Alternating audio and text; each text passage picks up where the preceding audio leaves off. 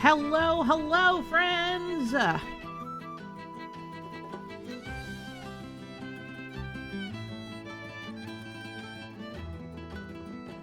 Hello! Hello to, oh my gosh, okay, all the people, so many people in the stream. So, okay, all of the usual suspects. AefirThrift, Matcha, Insight. Hello, Toon. Hello, Key Lime. I said Toon already. Hello, Mango. Hello, Tamash. Thank you so much for the lurk. Lily Kwan. Hello. Hello, everyone. Happy Saturday. Oh, Lily, thank you so much for the follow. Welcome in.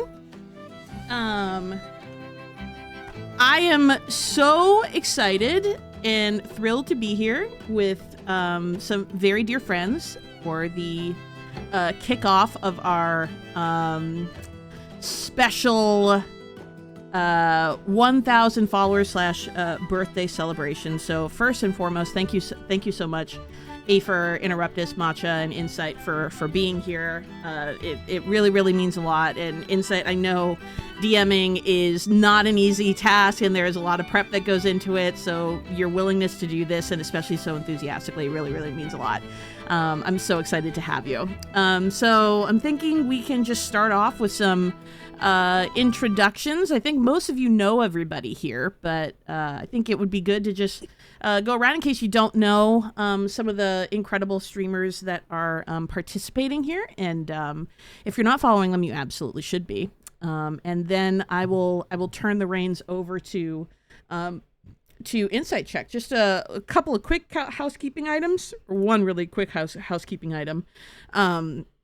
Alerts they should be present, but I think they're going to mostly be muted. Obviously, we're going to be focused on the game, so there won't be a whole lot of interaction with chat. When I'm able to post something in chat or say something, I will. Most of the time, it'll just be a quiet message in chat. So I appreciate your understanding on that. And yeah, I think that's basically those are the immediate things. So I'm going to turn it over to you guys. Afer, let's start with you. Okay, sounds good. Hi everyone, if you don't know me, my name is Afer. I do spooky scare games on Twitch Wednesday, Saturday, and Sunday. Claire, thank you very much for hosting it, and congratulations on 1,000 followers. Thank you. Nterruptus, how about you next? Hello, I'm Nterruptus. I'm one of Claire's mods. I play Baldur's Gate with Claire every Saturday on my stream. And I sometimes do other things on my stream. Play games, little programming sometimes, that kind of stuff. And so excited to be doing another RPG with Claire and Insight. Yeah, me too. And as a side note, join us tomorrow for Baldur's Gate 3 over on Nterruptus' stream / Nterruptus' birthday. So definitely don't forget to come hang out with us. Kimmo the Awesome Possum, thank you so much for the follow. Matcha, how about you? Hi, everybody. My name is Matcha. I use she, her pronouns. I'm a variety streamer. And in my free time, I enjoy thirsting with Claire about Halson and dying in video games. Some iconic activities. And Matcha is also playing Outer Wilds. So everybody should, if you have played Outer Wilds, then obviously you should be following Matcha and living vicariously through her, since that's all we have left. Since that is our sole great joy in life.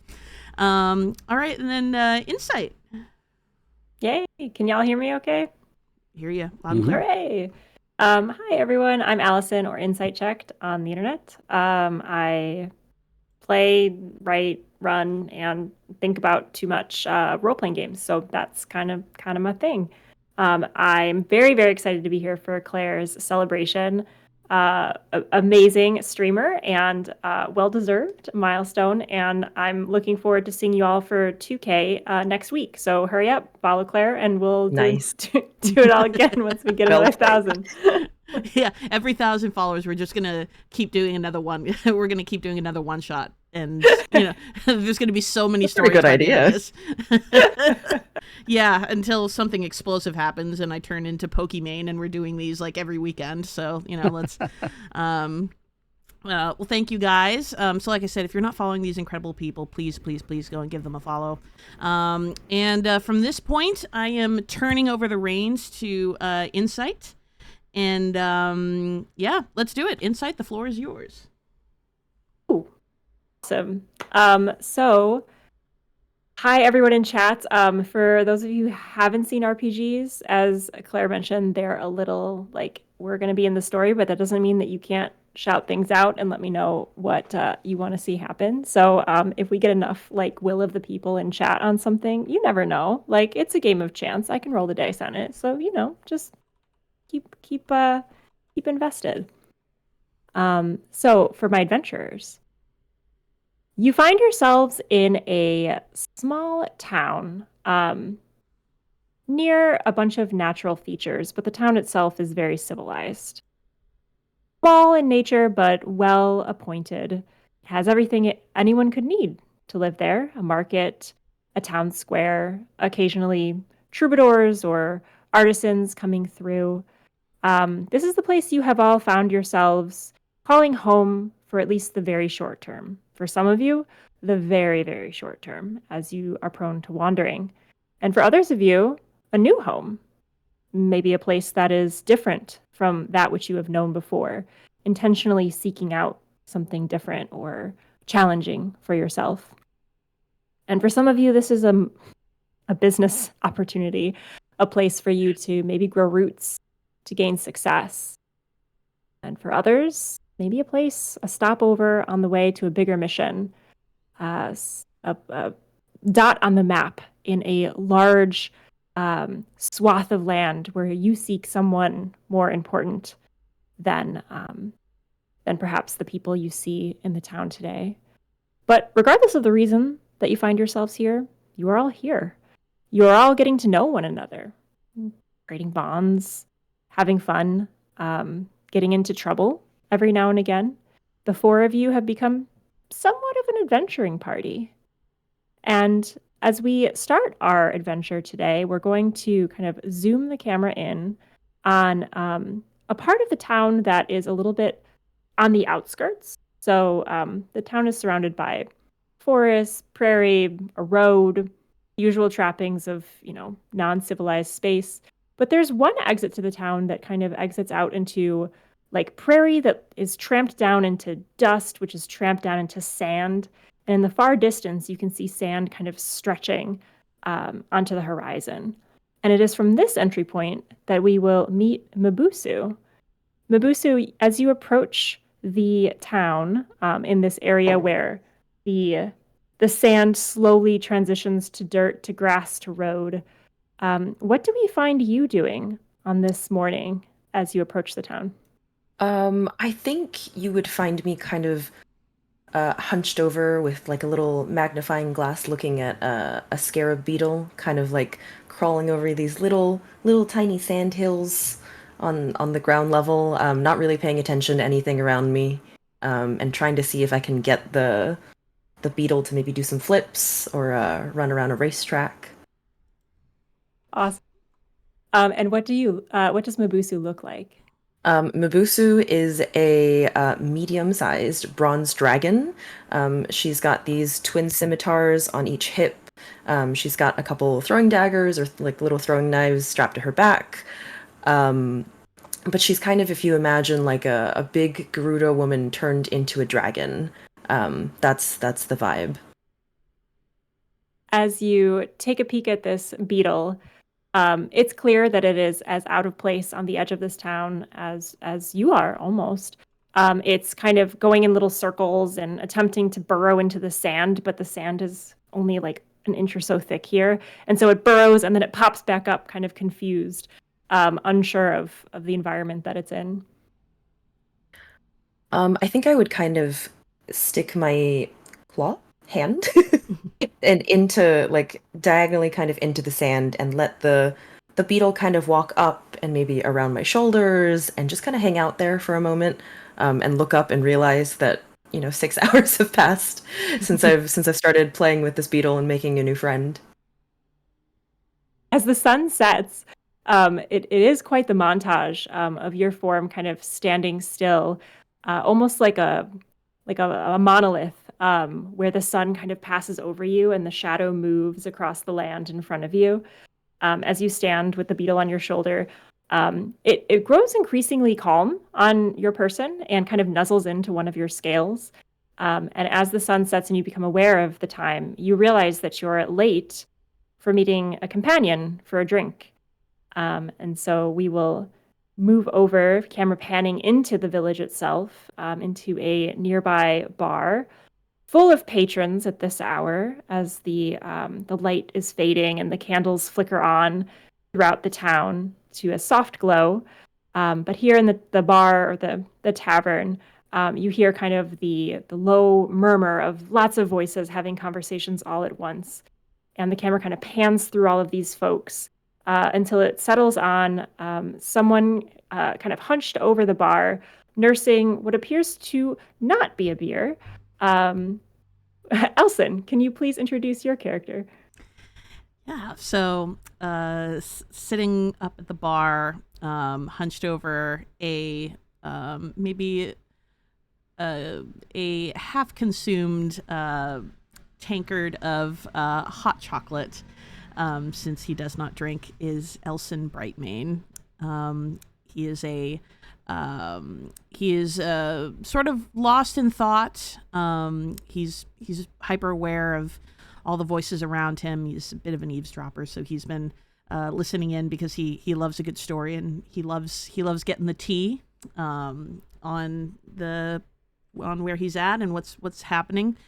He's also very hyper aware of a tankard of a patron next to him that's precariously close to the edge. So in natural cat instincts, his eyes have turned into very big black saucers, and he is very much resisting the urge to push it off of the ledge. He's just, a few times he's caught himself doing this and then just kind of like quietly put his hand back as if as if nothing is wrong, but very anxiously awaiting his friend to show up to somehow, some way get him out of this predicament, or for the love of God, for this patron to move their glass back away from the edge of the bar.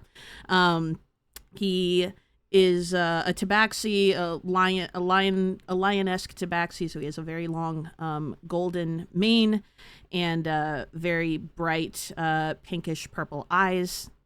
His mane is it's very long. It's tied back a little bit, like braided along the back. And he's wearing this bronze-colored breastplate with a purple sash over it. And the sigil of the god of justice, Bahamut, is across the front. He does also have his sword attached to his back that he kind of keeps like almost like backpack format, and he's consistently has a hand kind of clutched to the strap. So, yeah. To your dismay, Elsen, you see the patron next to you pick up the glass, and for a moment you're filled with relief. They take a huge swig, wipe the froth from their mouth, and then they slam it down with exuberance, kind of getting back into the story, but it's even further on the edge than it was before, and it's beginning to rock back and forth. At this point, Elsen is completely hypnotized. His eyes are literally glittering saucers at this point, and he's just like, "Fuck, please! Oh my god!" He's cleared his throat a little bit. He's just kind of like pulling at his collar, trying to get some air. But to his dismay, he is sweating profusely. At this, there is a cold blast of air from the winds changing as the door opens, letting some fresh air into the bar. Not enough to calm the cold sweat on the back of your neck, unfortunately, but announcing the presence of a new entrant to the bar as Miboosu. You make your way inside, spotting Elsen at the bar, transfixed apparently by a glass of beer teetering on the edge. What do you do? Oh, you're muted. I think I saunter over. I kind of sway my way into the bar, and Elsen, who has their back turned towards me, doesn't realize that I've entered. Absolutely. And so I kind of make my way over, kind of hunch over. I see this, like, I can tell my friend is in a little bit of internal turmoil, and so I reach over their shoulder and I kind of tap, because the patron whose drink it is, they're not really paying attention. They just took a big drink. I'm like, I'm gonna tap and see how far I can get it towards the edge, and then I plop myself down on a seat on the opposite side, take a swig of Elsen's drink, and then order myself another one. That's So are you cool. are you trying to tap it back onto the bar? No, Or tap it back off? as far off the bar as I can get it without it flipping torturing over the Elsen. side. All Yeah. right. I think that's definitely a dexterity roll because it was already rocking. So we'll see. Okay. We'll see how far you can move this Jenga block. Oh no. Okay. 9. Nine. Nine. As you move to take a swig of Elsen's drink, you hear a crash of pottery on stone as the tankard has kind of spilt to the floor, shattering with the handle kind of flying and skittering off underneath the bar. And you hear the patron who had been enjoying it says, "Ah, the second one tonight!" And proceeds to order another one. Nice. I feel like Elsen and I both kind of we make side eyes as the patrons noticed that their drink has tumbled to the floor, and we go, okay. And then I continue to drink out of Elsen's tankard while waiting for mine. At one point, I just sort of like reach for it, and I realize like I'm just kind of like reaching for it, and then like before I realize that it's not that you actually have it. Let's go. As you're both getting settled in, the barkeep comes up. She is a humanoid person, rosy, kind of red curly hair, and just a friendly demeanor, and gives you both a wink and says, "Are you back here again to talk about was it architecture, art, book? What is the thing that you two are always yammering on about?" I think I've only like I wave a cursory hello to the barkeep, but I'm immediately like, "Hey Elsen, did you hear about the bones that they found in the pyramid that's about 5 minutes from here, and how the bones came from?" Like the barkeep is already zoned out, just puts the tankard on the counter. And Elsen's just like, "No, 5 minutes? Tell me more." And it's just like, kind of like takes his tankard back from her and is now wrapped with attention. Okay, bones today then. I'll get you your usual. Please don't talk to me about the bones. Thank you, she says, and goes. It's a bones day. It is a bones day. It's a bones day. Every day's a bones day. Actually, let's see your passive perception. So, Elsen, you have a 13, and Miboosu, you do not see this. You only have a 9. But Elsen, you would see actually her write down, and where she appears to be keeping track of like tips and tabs and things like that. Mm-hmm. You see her flip to the back page and just quickly write bones on like a list of things that she's been tracking that you guys talk about. I wish cats wagged their tails. Like whatever the version of wagging a tail is for a cat, I would say that that Elsen is doing something of that nature, knowing that people are sort of intrigued by what they're talking about. Stand up on the bar and put your asshole in her face. Yeah, that won't get me in trouble at all. I mean, it might get you tips in this bar. This is turning into a very different one shot than That's performance check. Just getting started. Yeah, it's performance and athletics. Yeah. I feel like as a dragon, I'm taller than Elsen, or I might be taller than Elsen. So there's a lot of like, I'm not a small mouse or anything. She's got to really. Oh, sorry, he's got to really reach up to get to my face. There would be all kinds of problems with that. Literally everyone in the bar would have to roll animal handling, I think, at that point. Probably. Well, is there anything the two of you would like to discuss as kind of you get caught up on this bone pyramid situation? Are the two of you kind of having any other type of conversation or catch up as you connect on this dusky evening? I think Elsen would ask, okay, so are these bones the reason that took you so long? I almost knocked down at No. least 3 different different cups on the edge of tables tonight. And also there was this particularly enticing piece of yarn over by the outhouse that I've had to resist the urge to pull. So I'm curious what took so long. And then I kind of like I motion towards my shoulder to show Elsen the little tiny gold beetle who I've made friends with. And say, he "Look, kind look, of this is just-" he's reaching out with there's a little claw. Oh, these are particularly rare. Where did you find this little beauty? He was, just in the dirt. Don't get too attached though. He's gonna be a snack for Chompy. Oh, My Sans. He's hungry. every single He's so point- hungry, you and I've been always gone make all that- day. But this one's particularly endangered. Can't we just go find another snack for? Oh, he's so cute. Why would you do that to him? The beetle But it's rears dark back now. on its back legs and does that thing with the pincers where it kind of opens and This. closes them. Ow! Little agitated. Okay, never Um, mind. Maybe if Chompy wants to eat him, that's fine. I mean, we could go back out and find another beetle, but I was already so late for, our weekly book talk meeting, and I thought we should discuss where we're gonna go, for post drinks, or where we're gonna paint the pyramids red. You have me on board. I'd love to hear more about these bones. The barkeep comes back with your drinks as soon as you say that, and she says, No, I said don't tell me about the bones. No. And she just abandons your drink at the bar, hands up, and walks away.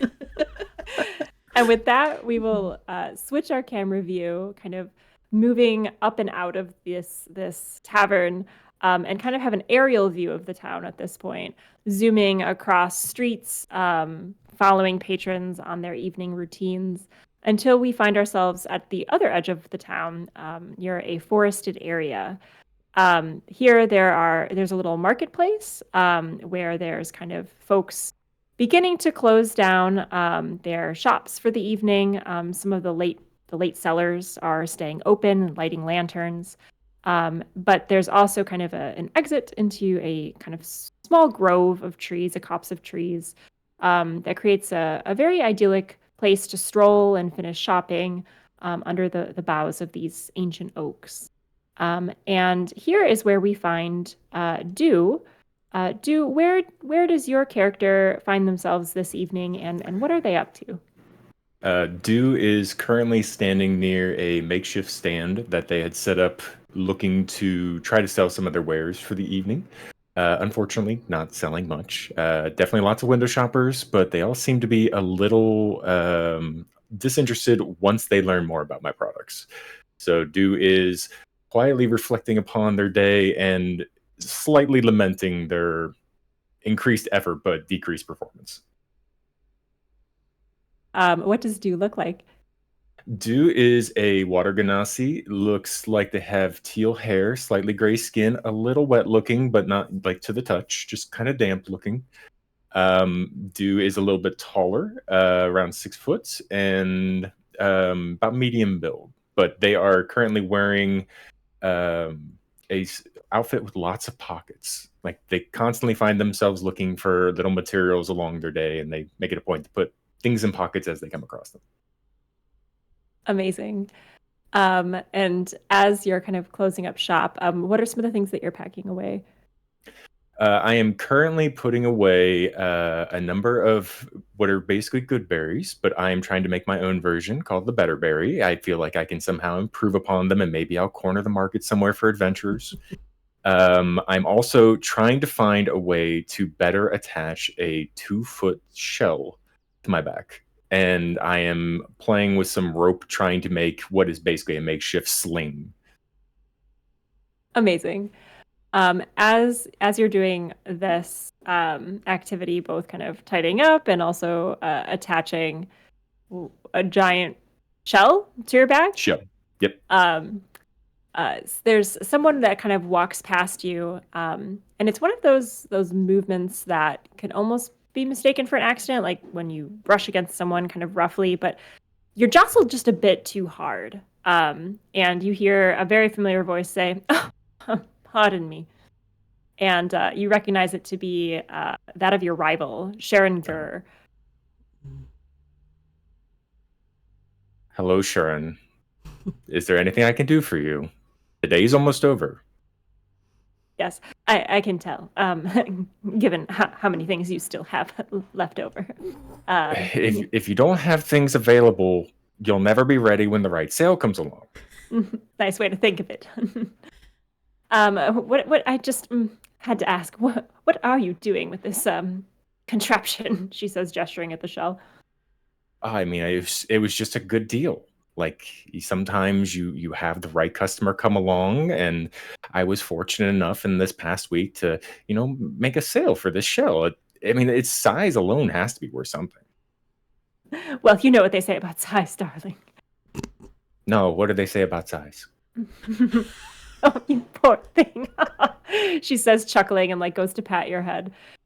She is a half elf. She appears to be like 6 feet tall. Kind of has some brown hair poking out underneath a hat, where she's kind of adjusted it so her like ears can kind of fit through as well. The hat is one of those like floppy, not a beanie.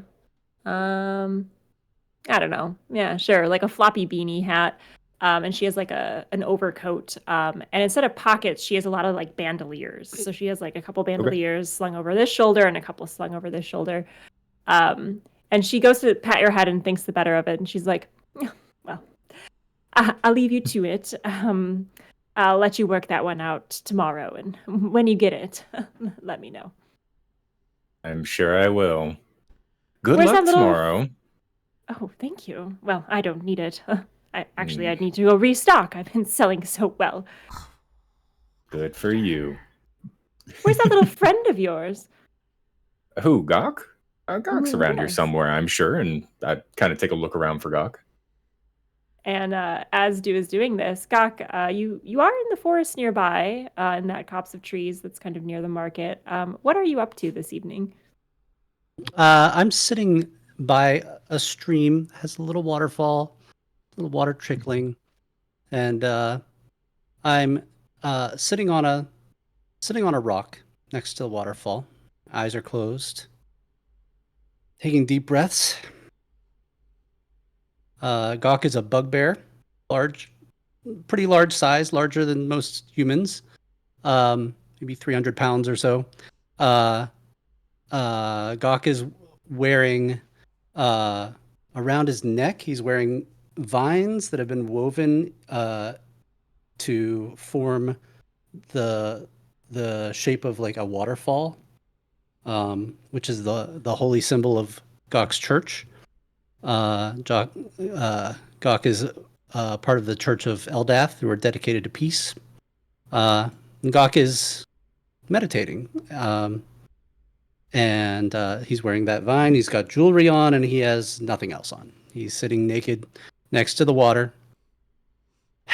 and just taking breaths. And as he's sitting there, there's kind of a fly buzzing around his head and twitching it away and taking more breaths. And the fly lands on his face and brushes it away and taking more breaths. Roll a constitution check for me here with your fortitude. Okay. 21. 21. The fly can do this all day, and it will not interrupt your practice, as you find yourself kind of achieving a deep inner peace here at the water's edge. Okay. Just keep breathing in, and the fly goes up my nose. But I'm still just breathing through it. Well, you rolled a 21. I hope you are. And as you continue your meditation, the sky darkens completely, and night has fallen. The flickering light from the nearby town reaches you through the trees, almost like a firelight, kind of creating shadows through the branches. And you realize it is time to return to the town, as Du has created a regular meetup for the two of you, given all the interaction you've had recently. Kind of a check-in almost, for a chance for you to catch up and chat. And though you don't have a timekeeping device, you're very astute with kind of the passage of time. And from the looks of the shadows, you might be even a little late. Okay, I realize this and jump up, climb down off the rock, walk over and pick up my robes. I have blue and green robes that I put on, and dust myself off and hustle off toward the town. And it's at this moment, gesturing for where Gok might be at. You see his form kind of lumbering out of the trees, as Sharon is giving you like a once over. Yeah, enjoy. I am of course going to see you tomorrow, but one of us will have a heavier purse string than the other, I suppose. So good luck. It's not about the quantity; it's about the quality of the sale. I'll see you later, Gok. Over here, and kind of like make my way, trying to evade the situation of this conversation. She sniffs and does that thing where she picks up some of your wares, like the good berries you're working on, and like shakes them kind of roughly, doesn't even really look at them carefully, and just kind of tosses them down again and turns on a heel and walks away. Hi, Sharon. Good to see you. She says without turning around. She's very nice. Hi, Gok. Sorry I'm late. I'm not sure that's the right word for it, but it is nice that you're good to her. I mean, it's always very nice to see you treating people well. Well, yeah. Like Ud always said, we can be a lighthouse or we can be a storm, and I'm just trying to be a lighthouse, That's a good way to be. That's definitely good of your teacher. Could you help me with this? Sure. And I kind of point over to the giant shell and kind of like motion at it, trying to lift it a little bit, trying to figure out a better way of like putting it away. But Doc, could you help me bring this into town while I work on the strap? Oh, okay. Pick it up easily. Where are we going? Should we go get a drink? Okay. Let's go. And at that point, just kind of motion towards town for a drink at the bar. I think at this point, this bar definitely needs a name. So I'm going to turn to chat and see if chat has an interesting name for the bar where these four characters regularly meet and spend time together. Ooh. So let me know, chat, what you're thinking. Yeah, the bar's name is. The immediate thoughts of chat are obsession with Gok. So I think we'll give everyone a second to get over how adorable Gok is, because oh my gosh. The bar and inn. Amazing. The bar and inn, it is. Love it. So the two of you make your way to the bar and inn, classically named establishment. Support. And the barkeep sees you, and she seems genuinely more pleased to see the two of you than she was the book club that she doesn't understand. Rude. I get it. It's fine, whatever. We're an acquired taste. I get it. Waves you over. Ah, there you are. Two folks with sun in their hair and dirt under their nails. You, I understand. Are you drinking tonight? Oh, I think a drink sounds lovely. What do you got on tap? Oh, the bar is special. It's beer. Okay, well, I'll have a beer. What about you, Gok? Oh, I'd just like some water, thanks. Of course, anything for you, hun. She gets the very generically labeled beer from the bar and inn. Beer. It's like in those movies where they can't put brand names, so it's just like the very basic. Kind of just like a little like basic scroll around the label and just like completely monochrome color. Hands that over to you. And gets a huge stein of water for you, Gok, just like pretty much almost a bucket. And it's clear that this is something that she has on the ready to serve you in, and hands that over your way and says, well, if you're all going to be having supper, table's prepared over there for you, the usual. And don't let me interrupt you. I really don't want to hear about Bones any more than I already have. Why would we talk to you about Bones? I gotta go, she says. Turns on Wait, her heel. what? Thanks, Chelsea. Appreciate you. Of course. Honey. Let me know if you need a refill, she says.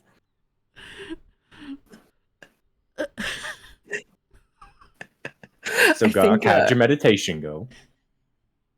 Oh, you know, it was great. It was great. Yeah. Did you learn Real peaceful. anything new about the Druid Circle? I mean, nothing I didn't already know, but it was just fine. It was good. There was a fly, which was nice. Anyway, Roll me perception, please. me? Yeah, everyone that's chatting with Gok right now. Are we with them? Oh. Are Miboosu Yeah, and I with? Okay. So, Yeah, Oh, you so all we're met also up. rolling perception. Yep. Okay. Yeah, so feel free to jump in and greet one another. 6. My perception was a D13. Or a 13 on the D20. Okay. Mine was an 11. 16. Oh, sorry, Gok. You don't need to roll. Actually, we'll take that. Gok, you are acutely aware that there's a fly still lodged in your nose. Oh, I am. I'm trying to. And everyone who rolled I'm above a still 10 breathing through it. can see it as well. It's fine. This is another one of those moments that Elsen is like, he's come over to say hi. He's holding his mug, but his eyes have done the saucer thing again, and he's like very hyper focused on the fly that Staring is sticking up out. the nostrils. He's just kind of like how's it going, Gok? And then just like trying to focus on his drink. Oh, Dude is just Elsen? pointing at his own nose. Miboosu's like just kind of confused, like, what? My nose? Whose nose? What? And then I'm like trying to sneakily pick my own nose at the bar, and I'm like, the barkeep's not looking. Okay, I'm gonna do this. You're like really a getting little in there. bit. Like this. I did this morning. It was fine. Dungeons and Dragons, everybody. Yep.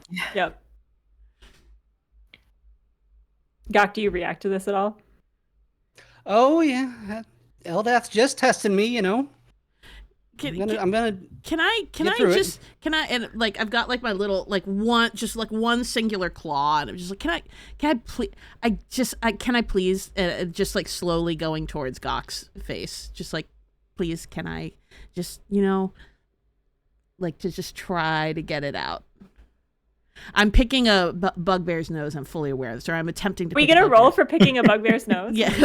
What is that roll gonna look like? Gok, do you allow this? Yeah, Gok.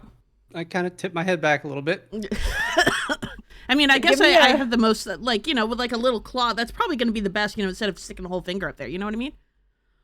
All right. This is the first time I've ever asked for this roll, but give me a dex roll with advantage for picking someone else's nose, please, Elsen. Dex roll with advantage. So that's I roll twice, right? And then take the bigger of the two rolls? That's correct. Yep. Okay. Wait, would this be F? Straight dex. So it'll be your straight base dex. dex score. Yep. Got it. For how carefully you're doing this. That would be a 17. Yeah. You get the fly out. It's almost as satisfying as if you had caught it in midair. It is still alive. And it buzzes on the end of your finger. And if this was a Disney movie, it would fly past that beetle, and they would like have like a little conversation before it moved forward. But as is, it kind of joins the rest of the flies and bugs in this establishment, as there are no real window panes, and things are just kind of like moving in the outside and the inside, as folks are kind of, dealing with the smells of the horses outside the window, and not a lot of like interior space here. But you have successfully freed Gok's nostril. Yeah, this is the first victory. Free the nostril. First victory. V says boogers and baddies, so I love that. That's now what we have. And I would say that Elsen, like, he's very satisfied with himself, but has now noticed that there is like some boogers on his, and he's just like, and like trying not to be like, but it's very like it's just he's very grossed out now, and is trying to get the boogers off his finger. How many XP are awarded for flying extraction? As this is happening, your group is kind of sequestered in a corner of the establishment. Your perception, your passive, Miboosu, not so much. Elsen with a 13, as well as Gok. Y'all have 13 except for Miboosu. So Miboosu, you are not known for noticing things. You probably notice things last, I would guess, in this group. I think so. But the rest of the party is able to see that the barkeep that served you your drinks earlier is in a heated conversation with someone who is coming through the back door. And like I said, this bar is kind of like not open air, but like, there's enough exchange from the outside that things are kind of like, people are coming and going, animals are kind of grazing in and out of this area. It's a little bit of a chaotic space. So it's not unusual for someone to be coming through the back door, but you do see her kind of like engaged in like she's gesticulating, like you see her arms kind of like moving up and down as she's talking to whoever is in the door frame. All of you would notice this except for Miboosu. I'm very interested in what's going on. Kind of sit up a little bit, ready to stand up, depending on what happens. Elsen's ears have kind of like flicked back a little bit towards the conversation. He's trying not to be, conspicuous that he's paying attention to the conversation, but considering the circumstance, he is alert to it. Dew's kind of acknowledged that it's happening, but is more kind of occupied with scribbling a little bit in a notepad about some thoughts of working on some of his shop stuff. Miboosu just thinks that everyone's mad and keeps trying to talk about bones, with increasing animation. No, but the bones, they found them, like kind of in the blocks for the pyramids, and Miboosu, you're trying your best. And I'm like kind of frantically looking around, still don't notice the barkeep, right? Still kind of looking from Gok over to Dew. I'm like, are they ignoring me? Should I just go? Are we friends? And then eventually I just stop talking because I realize. Will say, I'm very interested in the bones that Miboosu is talking about. Like every time Miboosu kind of gets excited, I kind of like lean a little bit closer, like, where are these bones? Yeah. Like trying to find out more. Really special bones. They're from a breed of dragon that we haven't seen in 12 generations. And then Dew is like taking notes and like kind of listening, but no one has verbally responded yet. And she's like, I guess Elsen's gonna kind of get the bones next week. Elsen's gonna kind of like look at you and like kind of like eyes like towards where the conversation's happening. To be what? What? I stand up from the table and walk away toward the bar. I'm trying to hear what's going on over there. You're heading towards the door? Toward the bar. I want to hear what the conflict is about. Gotcha. So Gok, you cut an intimidating figure in this bar, so people kind of make berth for you to walk through as you kind of walk over that way. Miboosu, as this is pointed out to you, so even if you don't see something originally because of your score or your role, if something's pointed out to you, it kind of becomes apparent to you. So you are able to clock in on it if you wish. As at this point, Gok, as you move closer to the doorway, the barkeep, who I think we've named Chelsea, is that right? That's what, yeah. Love it. Chelsea, you can see her kind of looking very agitated and like trying to do that thing where she's like looking around for almost like for backup, like for someone to kind of help have this conversation. And with your passive, you're close enough now to hear her say, look, I get it. We don't like to say we don't serve people, but you look contagious. So I'm going to have to ask you to not come in the bar. I'm really sorry, and you kind of hear whoever she's talking to on the outside of the door just go. Did that pick up? No. Or did Discord cut it out? No. Okay. Got noise It was filtered. a low guttural sound. Okay. Can we see at all from where we are what this person looks like, or are they from your vantage point? No, you can see Chelsea's back and kind of the exit to the bar. Okay, got it. Okay. Hey Chelsea, what's going on? Oh, it's you, Sugar. I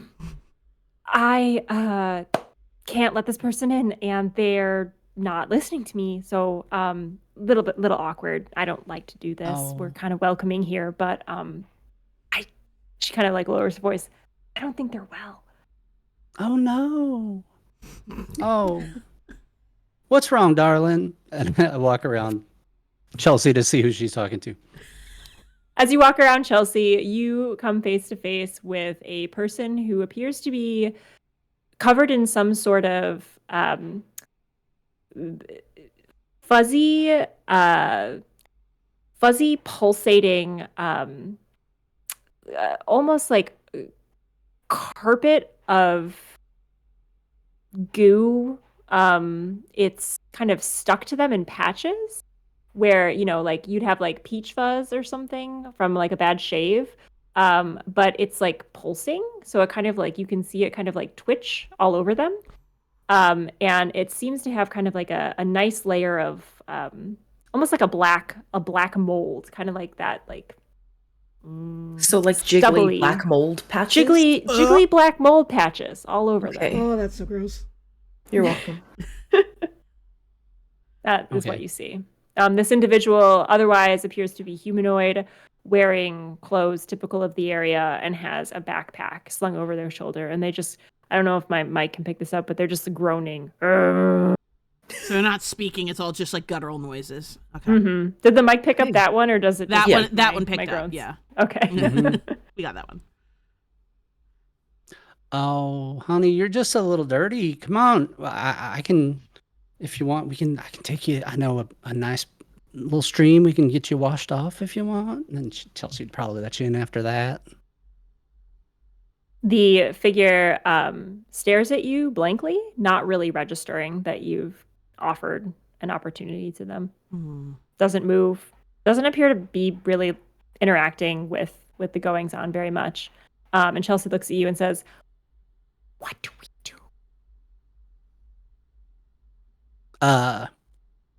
Don't worry, Chelsea. I'll take care of our friend here, and we'll get him all cleaned up, and then we'll be back, and maybe you can have a nice drink. Oh, you're gonna take care of him? Great. Oh, wonderful. Thank you so much. Oh, sugar, you get 2 buckets of water next time you're in here. I just anything you want. You're so sweet. You're All right, so come on, sweet. baby. You're the sweet one. She looks Oh, thank you. visibly relieved that she doesn't have to deal with someone unruly. What do you intend to do next? And what is the party doing as you see Gok kind of moving out towards the back door with Chelsea? I'm gonna kind of look over at Dew and be like, does he normally do this? Do what? And then as I kind of look up and see him moving towards being out of the store, quickly try to scramble some of my things, like, Gok, where are you going? Hold on. And like, because this is supposed to be our gathering point. I'm kind of curious why he's ditching us. Yeah, I think that I'm like, curiosity is like, dang it, chug the rest of my hot chocolate and I'm gonna go to follow. Yeah, I think I kind of like, I watch everyone pick up and start to shuffle off to leave. I'm like, I don't really know what, because like we didn't see the whole interaction Yeah. with Gawk and the barkeep. I'm like, I don't know where he's going, but I guess if we're all hanging out, I'll go, sure. Yeah. Party follows you, Gok. The 3 of you begin to see the same sight of the gooey, jiggly, mold-faced man standing in the back, just kind of groaning. He's doing that thing where he's like swaying on his feet as though drunk, but his eyes are very alert, and he kind of clocks all of you and just makes groaning noises. So now that the rest of us have kind of gotten a view of him, would any of us be able to determine what ailment he has? Or is it like Could I do like a medicine check? I was going to say, yeah, anyone who's interested in this can roll a medicine check. Okay. You can also assist someone else if you'd like to kind of help, or you can roll them individually if you'd like. If you have, I think it's if you have Natural 20. proficiency in it. Let's Nice, go. nice, I nice. think we'll rely on the Nice. natural 20. You're like, Yeah, we're I think that's good. good. Yeah. I'm not going to Amazing. roll because he's just a little dirty. Do you, Gok, as your friends kind of come out and start engaging with this individual, do you attempt to like rub the dirt off? Oh no, I'm gonna put my arm around him and I'm just gonna say, "Come on, honey, we'll get you cleaned up." How'd you get this goo all over you? My goodness. Amazing. So, Gok, with you studying this individual, it gives Elsen the opportunity to really kind of take a good look at it. Elsen, how are you investigating the patches? Like, what's your method? How close am I to him at this point? Like, assuming that we've like managed to, like, have we Close got, as are we you- outside? Are we outside the bar at this point? Yeah, that's up Okay. to you all. He was standing like right in the threshold, so it's Okay. up to you all if you'd like to be inside or if you'd all like to take this outside. I feel like at this point it's probably best to be outside since Probably. assuming he was outside, we've probably all gone outside too. So I would say I'm probably within like a couple of feet. Probably hesitant, like I don't want to get too close because I don't know if he's contagious or anything, but like close enough to be able. It's like 2-3 feet maybe to like get an idea of like what's on him, and maybe try to get a great. sniff in too. Great. Okay, so you're using your sense of smell. Yeah. Awesome. So with the visual look over and your smell, do you have any benefits as a tabaxi from like your senses? I think so. I know I have cat-like reflexes. Let me check just Nice. to double check. Cat's claws, dark vision, and feline agility. Okay. Yeah. Great. But we'll say, you got a good sniffer on you. Mhm. So with your natural 20, you take a look at this individual. It's clear that this is some sort of organism. It appears to have like a pulse. You're seeing that this like kind of throbbing is as easy to see as like the rise and fall of his own chest. So you're assuming that there's something that's like happening with this thing that is not entirely in his control. Mhm. And it appears to be impacting him in like a parasitic way. Like you can kind of see like around the edges of where these patches are, like little tendrils kind of like weaving their way into the skin and underneath the skin. And it appears to be some sort of like thing that's stuck to him, not really like a growth of his own making. So Elsen's kind of taking a look at this, and he sort of looks over at, looks back at the rest of the group. He's like, "This looks like a parasite. Not sure that I've ever read anything specifically about this kind, but there's something seriously wrong with him. Does he notice anything in terms of a smell of this?" With a natural 20, I forgot that part. Thank you. With Yeah, the no natural problem. 20, we'll give you some sniffer information as well. Ooh. So it smells damp, and it smells like a campfire, like wood smoke. How strange. And he takes a sniff. I'm presuming. I'm assuming just because like I have the sniffer on me that like I maybe smell what they can't. So I'm like it's sort of damp, like almost like a campfire, and like a campfire that's about to go out. It's not rotten, but something's wrong. And I've sort of looked over more towards Dew and Gawk, since this is, I would just assume that maybe it's this doesn't seem natural to me. Could I use my shape water to make just basically like a little water pick out of my water pouch, and then just try to like pull a little piece of it off to see if it separates from the host? Can try. Okay. Do you just want a d20? Do you need to roll for your spell? I think so.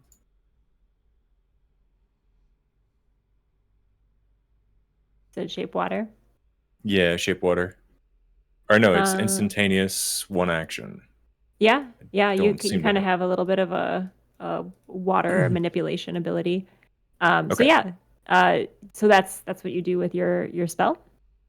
You just kind of make a little water pick and just try to see if I can pull it off of the host a little bit, see if it separates. Sure. Where are you going for? What area?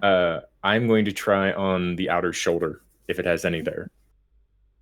Not that you would see. There's clothes there. The ones you can see are kind of like on his neck and face. Oh, okay. Cool. And in that case, I will look at the being and be like, oh, all right, now hold still, lift your head a little bit, and I'll try to get underneath for the neck, and try to see if I can pull some off of the neck area, being that it's a little softer than the face, probably. Okay. What does it look like when you use your shape water spell? Like, how does this look for Dude? Dude just kind of reaches down towards his water pouch and then kind of pulling his hand, sort of like he's drawing it out with his fingers, pulls it into the shape, and then moves forward like this, trying to pull the pick onto the mold. And Gok, you see this coming at you as well.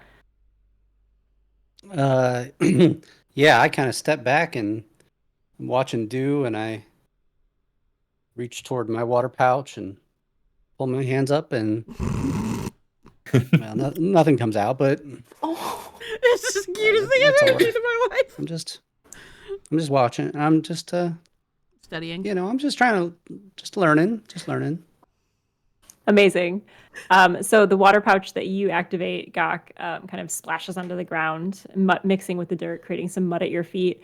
But the water pick that you've created with your spell, it's like kind of like a little, like at the dentist, like a little like motion, and you see some of those tendrils begin to kind of pop off in a small area. And the head swivels to you, and he goes, "Help me!" Oh no! Oh dear! At this point, go ahead, Afer. No. At that point, I would pull my hand back a little bit and just kind of keep my distance from the being that I previously hadn't heard speak before. So Elsen is gonna try lay on hands as an action. You can touch a creature restoring a number HP or 5 HP to either cure a disease or neutralize a poison affecting a creature to see if that works. So that would pull 5 HP or 5 from my lay on hands pool. Cool. You look at your so he's kind of like puts his hand like on his chest, like kind of towards where the sigil for Bahamut is, and like kind of puts his hands down to like kind of like conjure the energy, and there's a little glow, and he like takes that glow, he's like mumbling some words under his breath, and then he turns and like puts his I guess paw on the chest of this person and like continues to whisper these words to see if it has any effect. Interesting. So it says cure a disease or neutralize a poison. Correct. This is very specific. I will say with what's happening to him, you feel like the power of Bahamut kind of come through this creature, and it's almost like it finds no purchase. Like there's definitely something messed up with this guy, but I don't think it would it's not like a poison or a a disease. Got it. Poison or a disease, yeah. That's what we do. That's the detective work we're trying here. As you're all kind of investigating this individual, you did hear him speak to for the first time. Chelsea pokes her head out of the bar. She's like, "Are you guys good? Like, do I need to call like for help? Like, we don't know this guy." At this point, Elsen's definitely a little more concerned, having seen that the spell is having no effect, and that now that we've heard that this man wants help. They don't seem to be in a good way. No, that's why I don't want them in the bar. The bar and inn is like, we're a very like well-known establishment, and we don't want like an outbreak to happen. It's been 5 days since our last outbreak. Pointing at the poisonous side. It has been 5 days. It's just kind of like we should get away from here. We wouldn't want to tarnish the good name of the bar and inn. Where would you suggest taking them? Are you talking to me, Chelsea? No, anybody who wants to feed into this. Like, because I would say far, far, far away, like as far away as you can. Does our town have a doctor or a hospital, anything like that? Oh Town yeah, cleric. the old doc. Good old Fiona. We should go see Fiona. Can you point us in the direction where we could find her? Yeah, end of the street. Big house. Yeah, that's a great idea. I don't know why I didn't think of that. Yeah, all the gross people go there. Yeah, go for it. All the gross hungover people. So is this afflicted person walking of their own volition? They're on their feet. They're swaying a little bit. I would say after you kind of removed like the few of those tendrils, you notice they don't reattach. And Ooh. like you do notice like his eyes are moving around more and more. Maybe at this. Okay. Should we try taking off more of them? This is like. It seems if they're not reattaching, maybe this will help him. So what are like these? You know what you're doing, so I'm gonna leave you to it. Goodbye, Chelsea says, and closes the door as fast as she can. So what are these existing tendrils that we've taken off? What are they doing at this moment? Are they just like tendriling like independently? Like roll an investigation check. Let's see.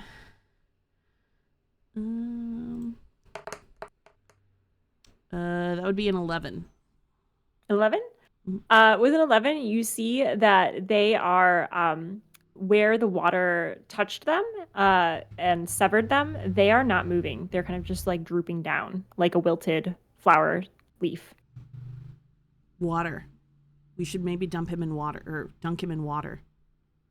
So maybe we should go with Gawk's initial suggestion. Take this person to a nearby stream. Gawk, do you know a nice spot to take our new friend? Great spot. Well, let's go do that. We can go splash around. Yeah. Let's go take a bath. Yes. Do be careful of touching them, though. We don't know what these things are, and it's clear that they're latching on to them. So if you do touch them, do it gingerly. Maybe we make our way towards the stream. I think I'll want to suggest to the group, what if we have the person dip, 1 foot in the stream, we're not in it with him, dip 1 foot in and see if the water seems to help, and then just dunk them. Let's get him to the stream first. Okay, come on, baby, this way. And I trot on ahead of the group. As Gawk moves forward, you do notice the individual kind of do a shambling walk, very wooden-legged, 1 foot in front of the other, his eyes kind of darting around, like looking at all of you, and occasionally he says, "Okay," which seems to be all he can manage, is 2 syllables. Oh boy. He will follow you to the water. You find yourselves at the site where Gawk was meditating not too long ago. The woods are dark. How many of you have dark vision? The age-old question. I do not. Kitty cat. I do. Do bugbears? Where do we find Yeah, that? I have 60 feet dark vision. Yeah, I think it's in features and traits. Yeah, I found it under features and traits. Okay, so would you be lighting a torch for those of you that don't have dark vision? I do not. I would definitely light a torch if I can't see, for sure. I'll also light a torch, yeah. So Gawk, you seem to be the only one that can see in the darkness. And so for you, that's probably why you're late to your evening meetings all the time, because it's like kind of not as relevant when the sun goes down. But for the others, you all have your torches lit. I have dark moving through vision the too, though. woods. Oh, you do? Yeah. Oh, you were Kitty Cat with Yeah. dark vision. Kitty cat, tabaxi. Yep, they have dark vision. Just checked. Nice. Okay, cool. So it's the 2 of you and then half of the party with torches. Correct. Moving towards the water. It's very peaceful, Gawk. It's reminiscent of your meditation earlier. The goddess is the goddess of water, correct? She's that a you worship? goddess of peace. Peace. Yeah. I think. But you find you're like, I think so. you find the water as a good conduit for the peace that she brings, especially where it's pooled like this. Water can be powerful and rush forward and be violent, but this particular area brings a sense of serenity, and it's that sense of serenity that you try to channel as the individual. You would have him dip his foot in. You said, Miboosu? I think I would have him dip, a foot or a hand into the pool just to see if any more tendrils detach from Okay. his body. He kind of tentatively sticks a foot in, and then a hand, and then he looks up at you with his eyes wide, and there's like a moment where you're all just like staring and waiting, and then he opens his mouth and just lets out a huge scream. That pierces through the night. As you see this kind of like goopy mold thing begin to quiver and move, and it starts to like move all around the face in almost like a panic. What do you all do? Can I try and grab hold of the person? What I want to do is grab him, dunk him in the pool, and kind of shake him, and then pull him back out. Yeah. Give me an athletics check as you move to do that. Okay, athletics is strength. Yes. No, it's athletics. It's its own thing on your list. Mm-hmm. Oh, okay, gotcha. 16. 16? Yeah. Nice. With a 16, you are able to submerge him, and he kind of thrashes a little bit, but then you begin to see as you dunk him. Your intention was to pull him back up? Yeah, like grab, the back of his clothes, kind of hold him, for like half a second as I swish, Yeah. and then pull him back out of the water. Yeah. Like you're A watching a mildly shirt. violent baptism. I know. Yeah. Like a little shake. Yeah, I was gonna say, Gok, like, what in the religious order of your mentor, like, are there any water related rituals? Like, would this be like, would this be a perversion of anything that you have seen before? I don't think it would be a perversion. Yeah, my goddess is the goddess of peace and calm waters, and these sorts of spaces are holy spaces for us. But we travel around to lots of them, so I think mostly Gok is just worried that Miboosu might hurt him. We don't want that to happen, of course. Oh, hurt the guy. Yeah. So as you see your calm meditative pool become a churning mess as Miboosu dunks this guy, it's like bobbing for apples but with a parasite. And as you pull him back up, you see kind of the moistness of this thing. It's soaked through like a sponge. Like the color has changed a little bit, and all of those little tendrils begin to pop off like window stickers. Boop, boop, boop, boop, and they all kind of pop. And it falls like from all over his body. This thing falls off, sloughs off, if you will, and begins to like float in the water, with all of the tendrils facing upwards, like a dead bug on its back. Oh my God. And the individual is still screaming. What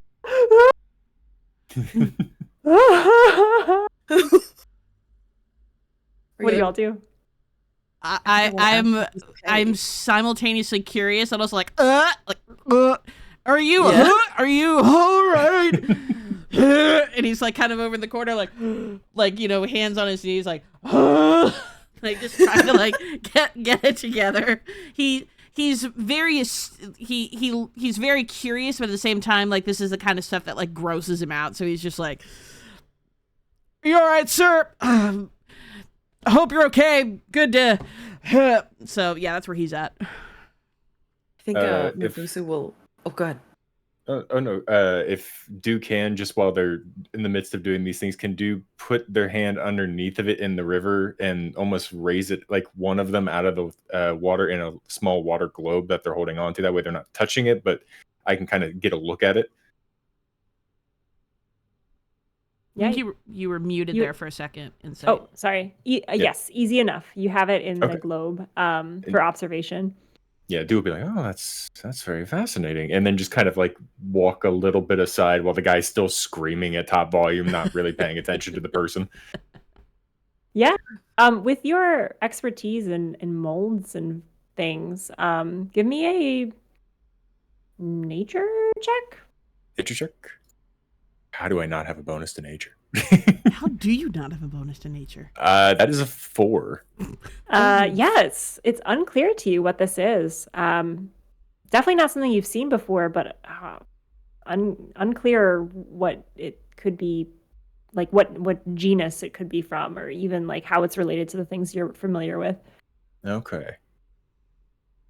I'm just giving the guy a hug. It's okay, baby. It's okay. You're all clean now. It's okay. Let it out. Just take some deep breaths. It's going to be all right. Amazing. Roll persuasion with advantage, please, Gog.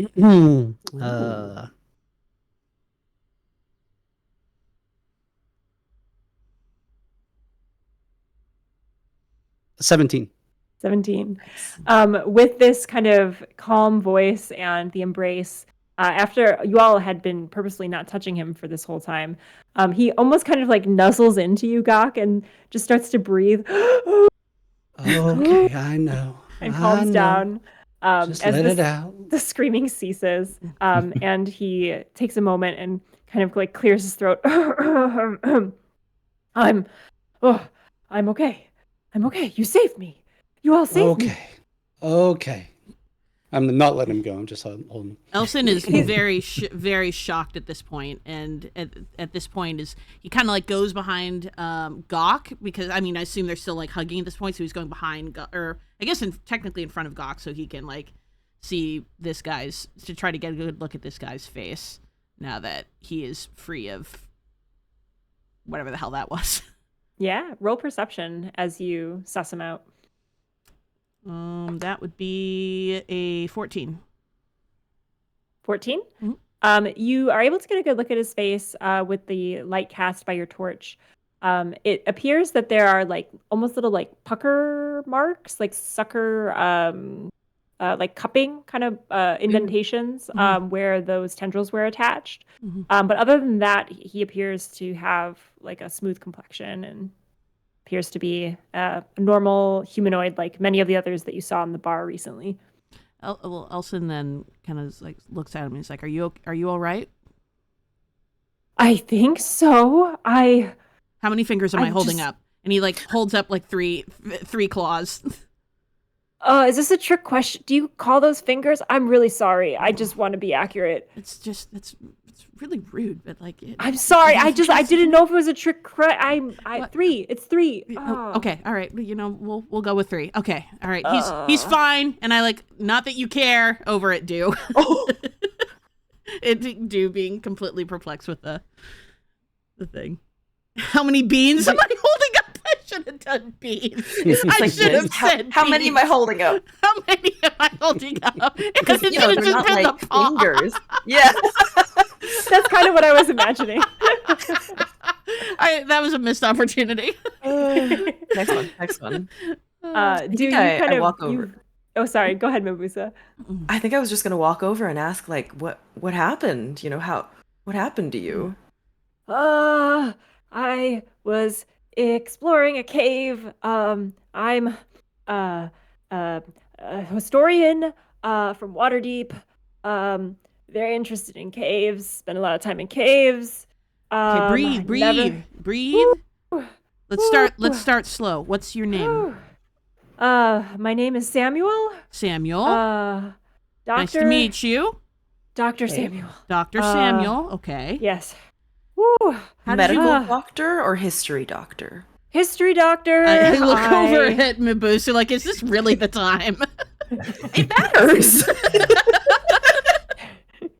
He nods. He's like, yeah, no, I always get asked to heal people. I'm not a cleric, not a medical doctor, just a guy that likes history and caves.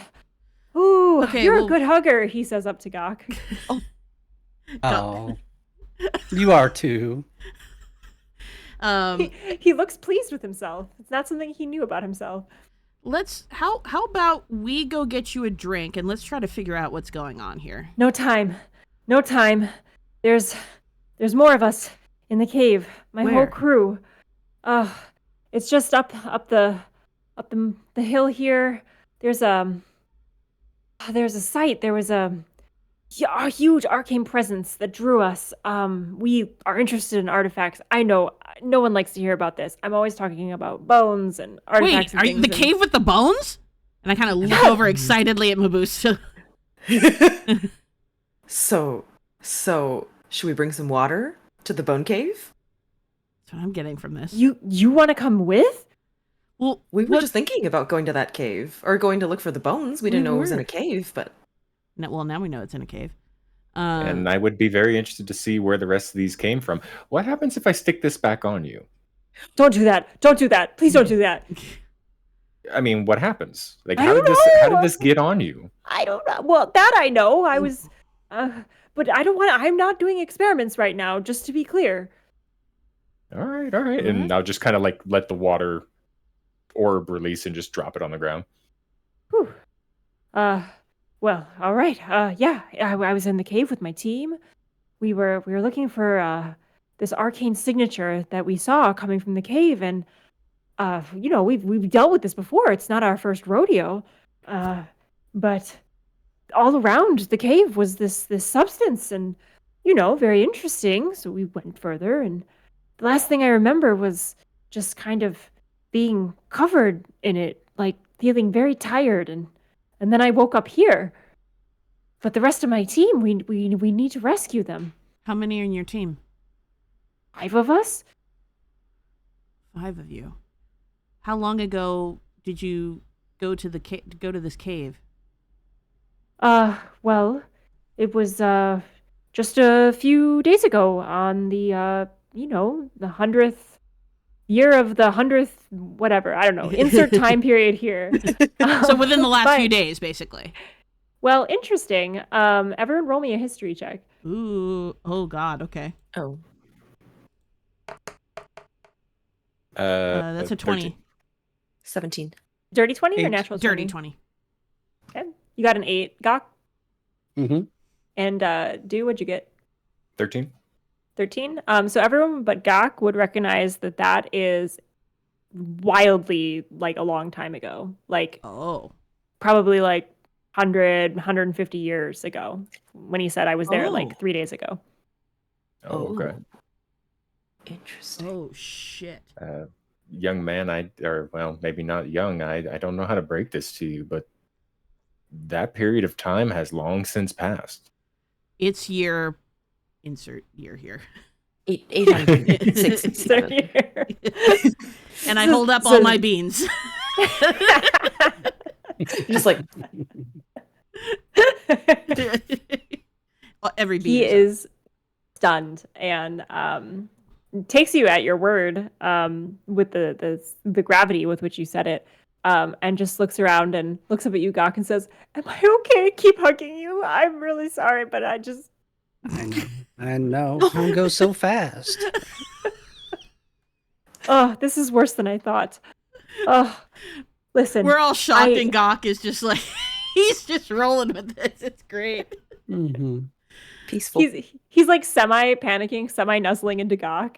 And he's like, listen, I know I don't know you, but I will pay you in whatever currency this time period has. I really need help. I'm very, very frightened to go back in that cave. Can you tell us how you got out? I don't remember. I just remember kind of falling asleep in a warm pile of moss, and then I was here. Oh. A warm pile of moss, and then you were here. So you don't just need... Wow, that's wild. Okay. But I was exploring the cave. We were there for the arcane signature. The arcane signature. Can I do an Arcana check to see? Yeah. What are if you there's interested that signature? See if like we can detect it, that signature, near us.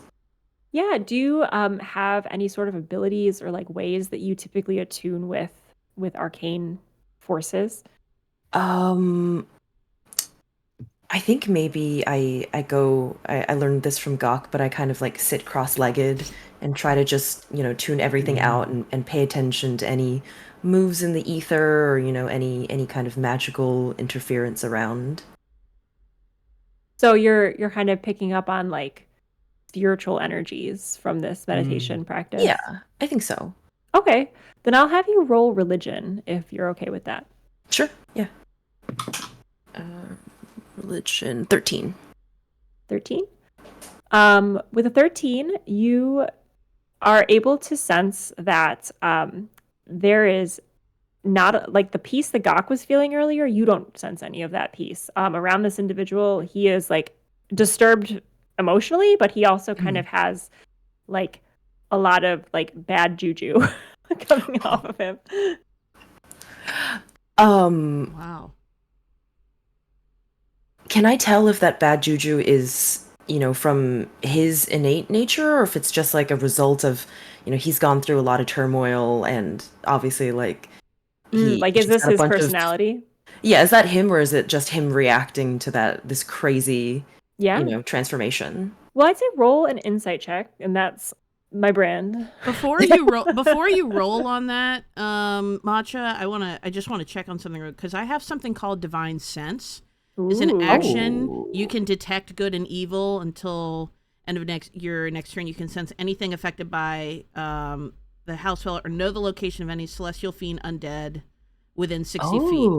That is not behind total cover. 60 feet. And I can use this 3 times per long rest. So I'm wondering if it makes more sense to maybe use my Divine Sense to kind of just suss him out to and suss see. this guy out. Yeah. I'm on board with that. I think that's a good idea. And it doesn't look like this is a roll. This is just like something that I just like check and I use it. Yep, it's like a celestial vibe check. Yeah, celestial vibe check. So I'm just gonna kind of like go over to him and like close to him, but I'm just gonna kind of do something like this, like awesome, like in front of him.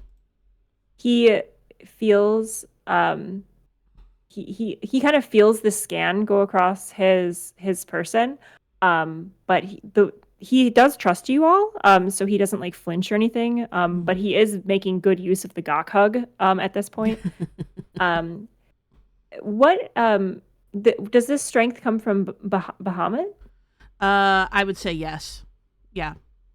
Okay, so you kind of like sense the information coming to you, almost like the sense of like dragon wings being unfurled, to like make this apparent or clear to you, like what is present in this area.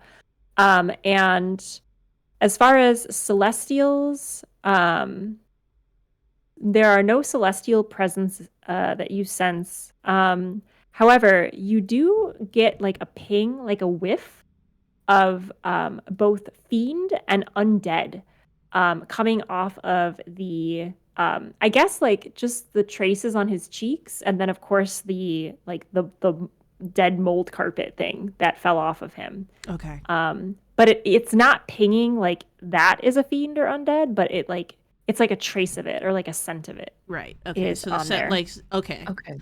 So it doesn't seem like he is innately impacted in a way, but like more like he was. So I would kind of do that and then look back at them and say there is a trace of something very evil that impacted this man. I don't know what it is, but it's undead. It's vile. It's dark. I'll pay you double.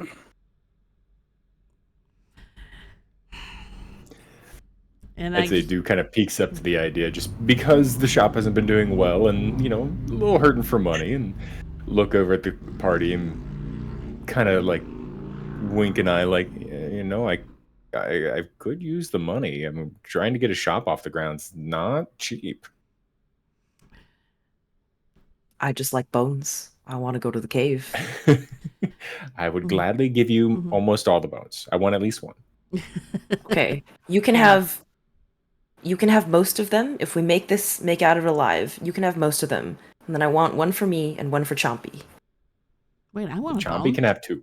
I have like a Chompy bone? can have 2. What the hell? You're a cat. What's your point? Elsen, now, I respect you and I love you so much, but, Oh, God. let's not prejudge someone as evil before we meet them. You don't know what people are going through, right?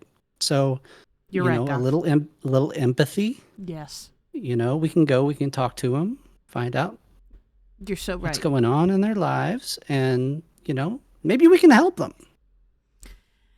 There's a part of Elsen that wants to be annoyed, but at the same time, there's so much wisdom behind those words, and he sort of just like pats Gawk on the shoulder, and he's like, always got an ear for the wisdom, Gawk, and like pats his shoulder, and he's like, all right, and he kind of like hoists his sword a little more, and then he looks at the guy. He's like, go back to the tavern and wait for us there.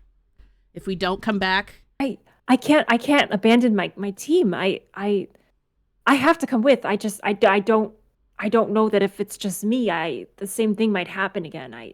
But I can't. you want to come stay with here us? safe. Of course, they're my team. It has been quite a long time since You they've entered the been cave. in this world. Leaving them on their own could be Oh, bad. that's a good point. Oh, me?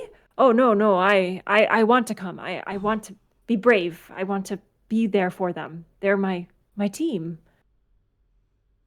Why? What's going on in this world? What's different?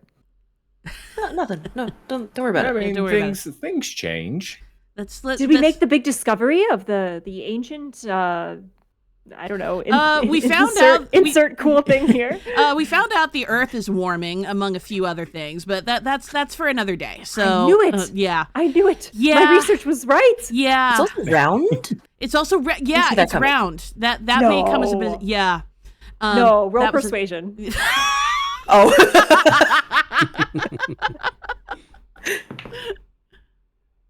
13. 15.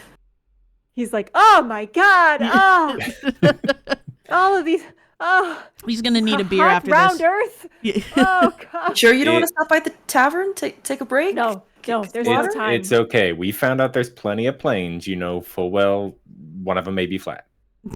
Okay, True. okay, that's good to know. That's good to know. That's- Maybe I can explore those with my team once I rescue them.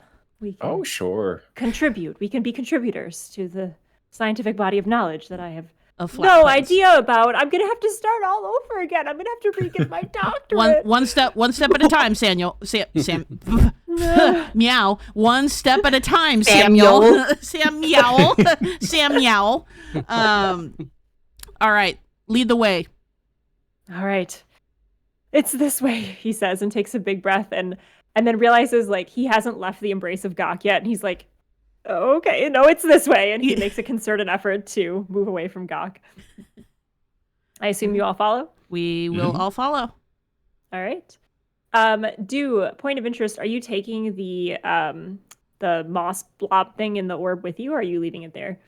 I'm not going to take it in the orb, but I am going, while it's still kind of damp on the ground, I'm going to scoop it into an empty pouch that I have. And take it with you in the pouch? Yep. Okay. Noted. Anyone else, would you like to do anything in this area before we transition to the cave? Can I just peek at the pool where he got dunked and see if any of those tendrils are still alive or if they're just kind of, floating? Yeah, roll perception as you peek in the water. 10. 10? With a 10, you see them kind of like floating on their backs, as it were, with the mossy side down on the water's surface and all the tendrils kind of curled like a withered plant leaf facing the sky. You, with a 10, would see that they are not moving, and you're unable to tell if like some of the like tendrils are like in different positions than they were like when they fell. Okay. They look like very askew, and you're like, is that just how they fell off this guy, or did they shift? Like with a 10, you really can't tell, but they're not actively wiggling or anything. Cool. Okay. Any other last order of business items for this area? Not from me. As we walk away, Gawk kind of drifts toward the back of the line, and I'm just back there reaching for my water pouch and pulling my hand repeatedly. Oh. Nothing. Attempting to make the same spell as do. Yeah. Is this something I see or no? It's up to you if you're looking. I would. You'd have I to would check look for over that. it. Yeah. I'm trying to do you're it trying to be sneakily. stealthy. Okay. Yeah. Then Oh, go okay. ahead and roll stealth. It'll be against your passive perception then, do. Okay. Unless you kind of try to keep an eye on Gawk. No. Just curious if I see it. Okay, so against your passive, go ahead and roll stealth then, Gawk.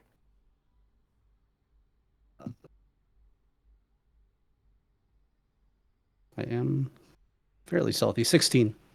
Ooh. Yeah. Okay. So Gok, you don't notice this happening. Nope. That's so No one sad. does actually. That's actually really sad. I'll actually have Dr. Samuel roll just because he's looking around at all of you. No, he has no idea. So you're doing this undisturbed, Gok. Gawk is a snack.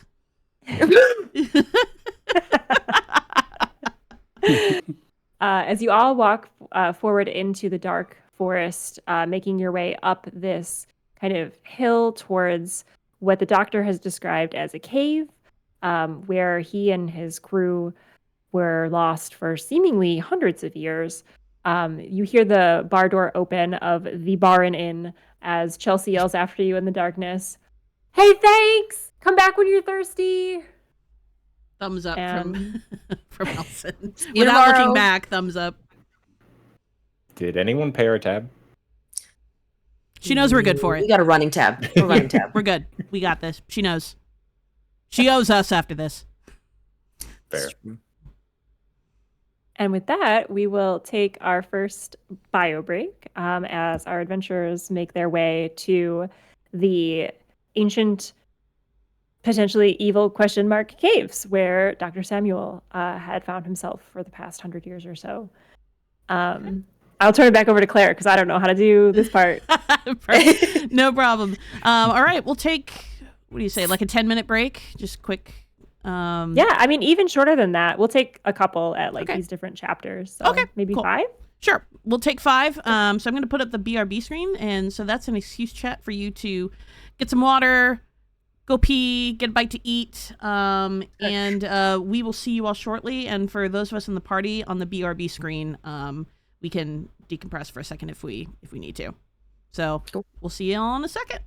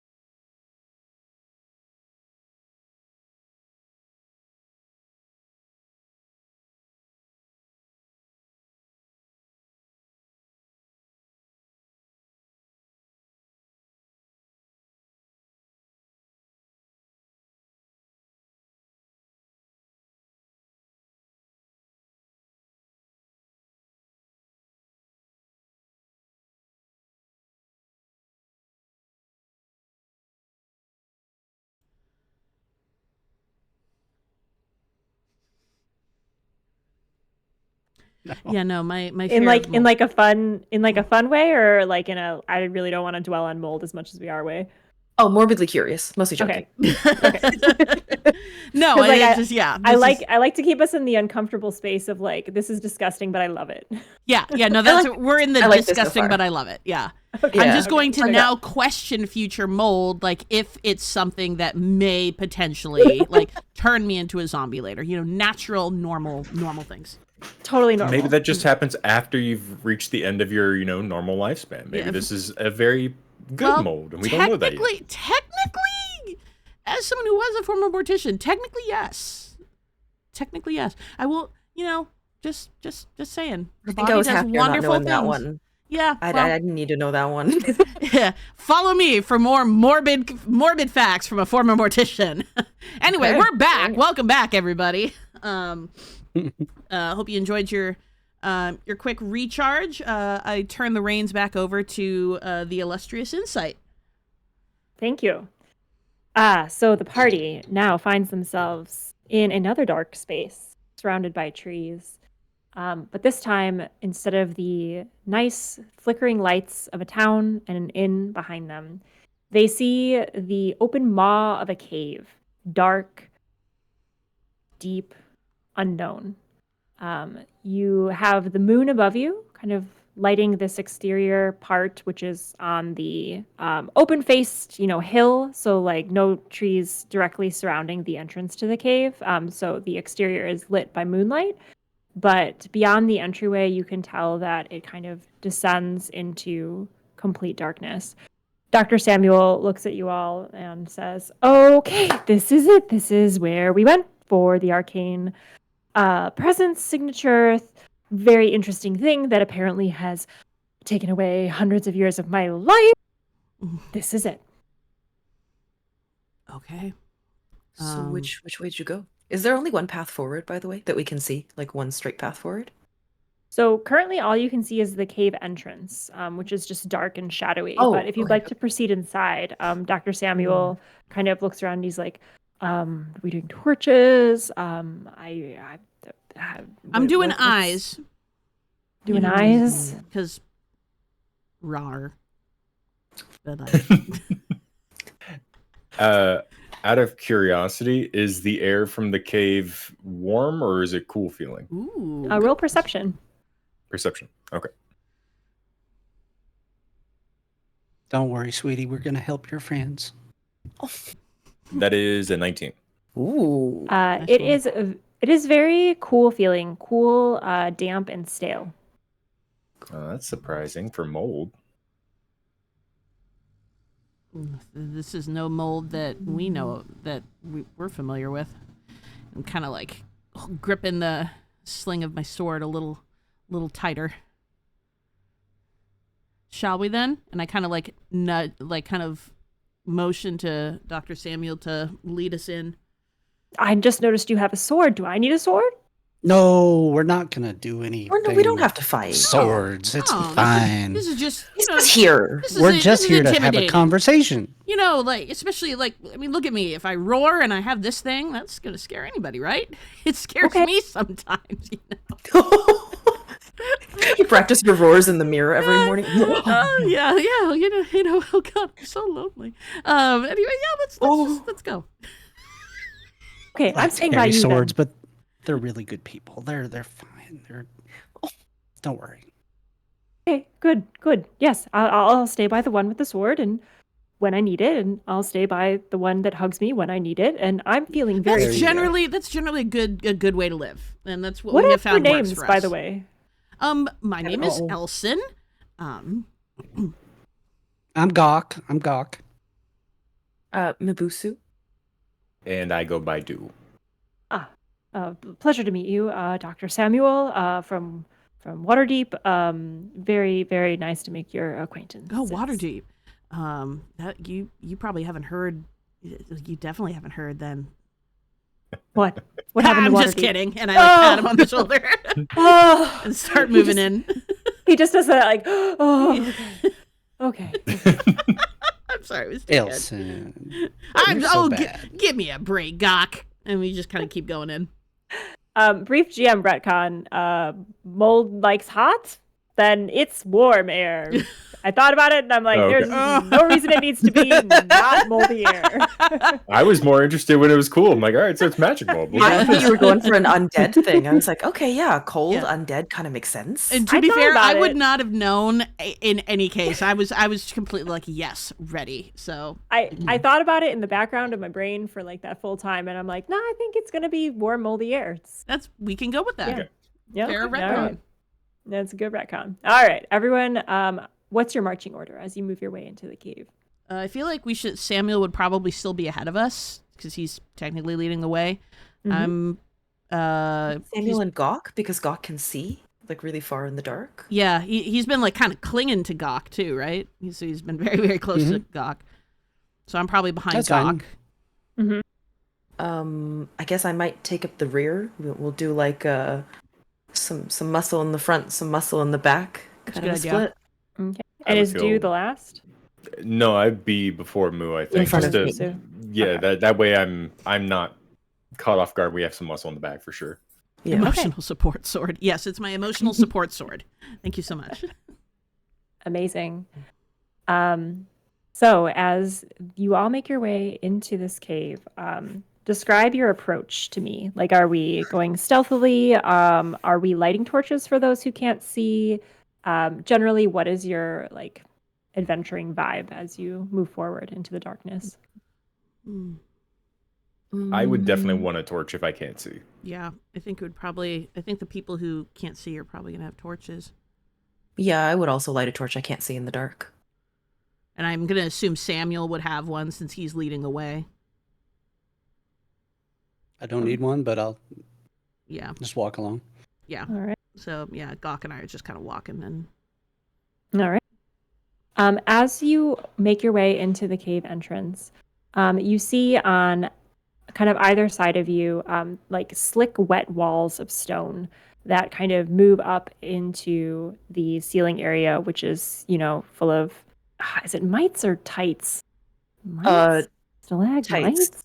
Tights? Tights. Glassitite ceiling. Yeah. Tights. Stalactites up above that kind of create an almost ulterior walkway up there for creatures that can skitter and bats and things. And you notice just like a whole host of life and cave-dwelling creatures kind of moving around in the rafters, as it were, as you all make your way through this cave entryway. But they seem to be reacting to the light of your torches. And so as you kind of move forward, you're kind of rustling things up and out of their hiding places. And you can tell that this area seems to have not been disturbed for any recent amount of time, at least in this kind of entryway area. As you move deeper into the cave, you begin to descend. And the air, warm and sticky as it is, gets even stickier and kind of like just a humid kind of soup in the air around you as you move through this kind of airless part of the cave as you descend deeper and deeper into the earth itself. Dr. Samuel is kind of looking around, and he's kind of taking this in as someone who, has had bad memories in a place, and he's like looking around. He's like, everything that we were so excited to see before, it's so stressful now knowing the fate that awaited us. I just hope my team is okay. I hope they're okay, like that you could help them like you helped me. That's what we're here for. I think Elsen's gonna take a second to look around because you mentioned that the area looks relatively undisturbed, and I think Elsen is gonna take note of that and look and see if he notices any disturbance at all, like footprints or anything that would have indicated that a person could have actually would have exited this cave recently, because it looks a little too undisturbed to seem like, did this guy really just come out of this cave, or are we being duped? Investigation. That is a 14. 14? With a 14, you look around. There's kind of like shallow pools of water on the floor from where like they've dripped down from the stalactites. It's a hard stone, so there's no place for like a soft footfall to like make an indentation or a footprint or anything like that. So from what you can tell, like there's no clear indicator of passage, but it's also a difficult surface to show that on. Okay, so, got it. With a 14, you don't notice anything that clearly shows you like, aha, I've seen a scrap of fabric, you know? Right. Yeah, it's just kind of like smooth rock all the way down. Okay. And a lot of bat guano also. Wonderful. So it stinks in here. It does. Okay, Very great. And it's humid. And warm. I'm loving this. So naturally, I have started panting at this point. Doctor, is there anything that stands out as something that's changed since last you remember being down here? 3 days ago, 200 years ago, you know, it appears quite similar to me, but let us wait till we get closer to where we started seeing the mold, and then I can advise you on that. As for the arcane signature, I am not the one in my team that senses it. That was a magic user among us that could sense such things. So I cannot comment on the status of it, but everything seems normal so far. And what was their name? Their name was Tula. Tula. I do hope she's all right. As you continue on into the cave descends somewhat steeply with the slick water and just the kind of lack of hard surface to grab onto to steady yourself. I need everyone to make dexterity checks as you kind of slip and slide your way down this tunnel. Just straight dexterity? Yes, unless you're doing something special like using your acrobatics or your athletics in some way. 7. Oops, sorry, I rolled the wrong one. 7. 14. 18. 18? Yeah, I had 18. Nice. I heard 7, 14, 18. I'm missing somebody's number. I also had a 7. It was two two sevens. sevens. Okay. For Gok and Miboosu, both of you kind of slip a bit. You're kind of tweaking an ankle, Miboosu, and Gok kind of just like throwing your lower back out slightly. Roll 1d4 of damage for each of you. But the others are able to. Well, actually, let's check on Dr. Samuel. 3. Go ahead and take that damage. Bludgeoning. Yeah, he stays on his feet. So the two of you have a slight tweak, but you're able to make your descent relatively undisturbed. As you get to this... Did you want Gok to roll, or did you want me to roll? I had the other 7. I rolled a 3. Oh, yes. Whoever had the 7. That's Okay. due. Yeah, Gok, you're good. Okay. Oh, I had a 14. Oh Okay, yeah, yeah. Gok, you're back. Yeah. You know, it's one of those you thought you tweaked it, and then you like wait for a second, and you're like, how bad is this? Yeah. And you're able to walk it off. What did you want to roll for the damage? D4. D4. And that's a 2. All right, go ahead and log that bludgeoning damage for you. As you steady Gok to make sure that he doesn't throw his back out, and you kind of do a little tweak on the right. But you're able to make your way down to kind of this circular area in the cave. And the first thing you notice is your feet no longer touch rock. They touch what appears to be something spongy, as the entire floor of the cavern is covered in that kind of mold goo substance that you saw on the shit. man's face.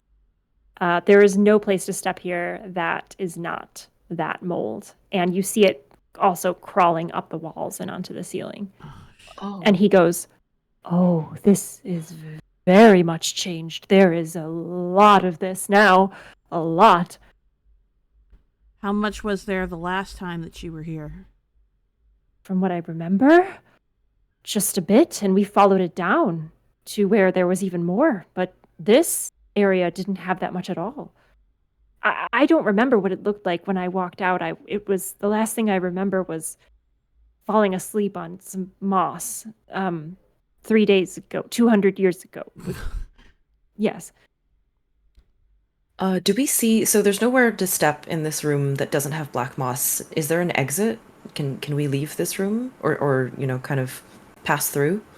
So it's a circular room. There is a entry or exit behind you where you entered, and then crossing the diameter of the room to the other end of the circle, there appears to be another tunnel that goes downwards, sloping down so you can't kind of see over the ridge. I see. Okay. Well, I feel like if we're all in agreement, we shouldn't touch the mold. Yeah, I like this idea. I am in support of this idea. How are we going to clean it? Gok, if you would try to do this with me, and I want to cast a cantrip called Mold Earth, and just try to have it basically till the earth and then put the mold underneath the portion that we till. Oh. I know how to do that one. You go ahead, and I'll just watch. Oh, okay. And at that point, almost like kneading dough, just kind of doing this motion in front of me. Good. It'll do roughly 30 feet in 5-foot cubes. Yep. It's the same way I do it when I do that spell. Oh, are you a druid as well? Oh yeah, yes. All my life, raised by a druid, spent my whole life doing druid things. That's wonderful. So you can both help. Gok is very seasoned as a druid. Yeah. Yep. Anyway, what we were gonna go somewhere, not touching the mold. You said. Oh, you're not going to help then. Yeah, we are. It's fine. Oh, okay. Right, he says, and just kind of like scratches his head. Yeah, kind of tucked my head quizzically. You are creating 5-foot cube turnover, correct? Yep, right, Okay. for 30 feet. So I'll go ahead of everybody for the moment and just kind of till the land and try to change. Either it says earth or stone. It basically just till it, let the mold portion go below it, and then bring that portion up above it.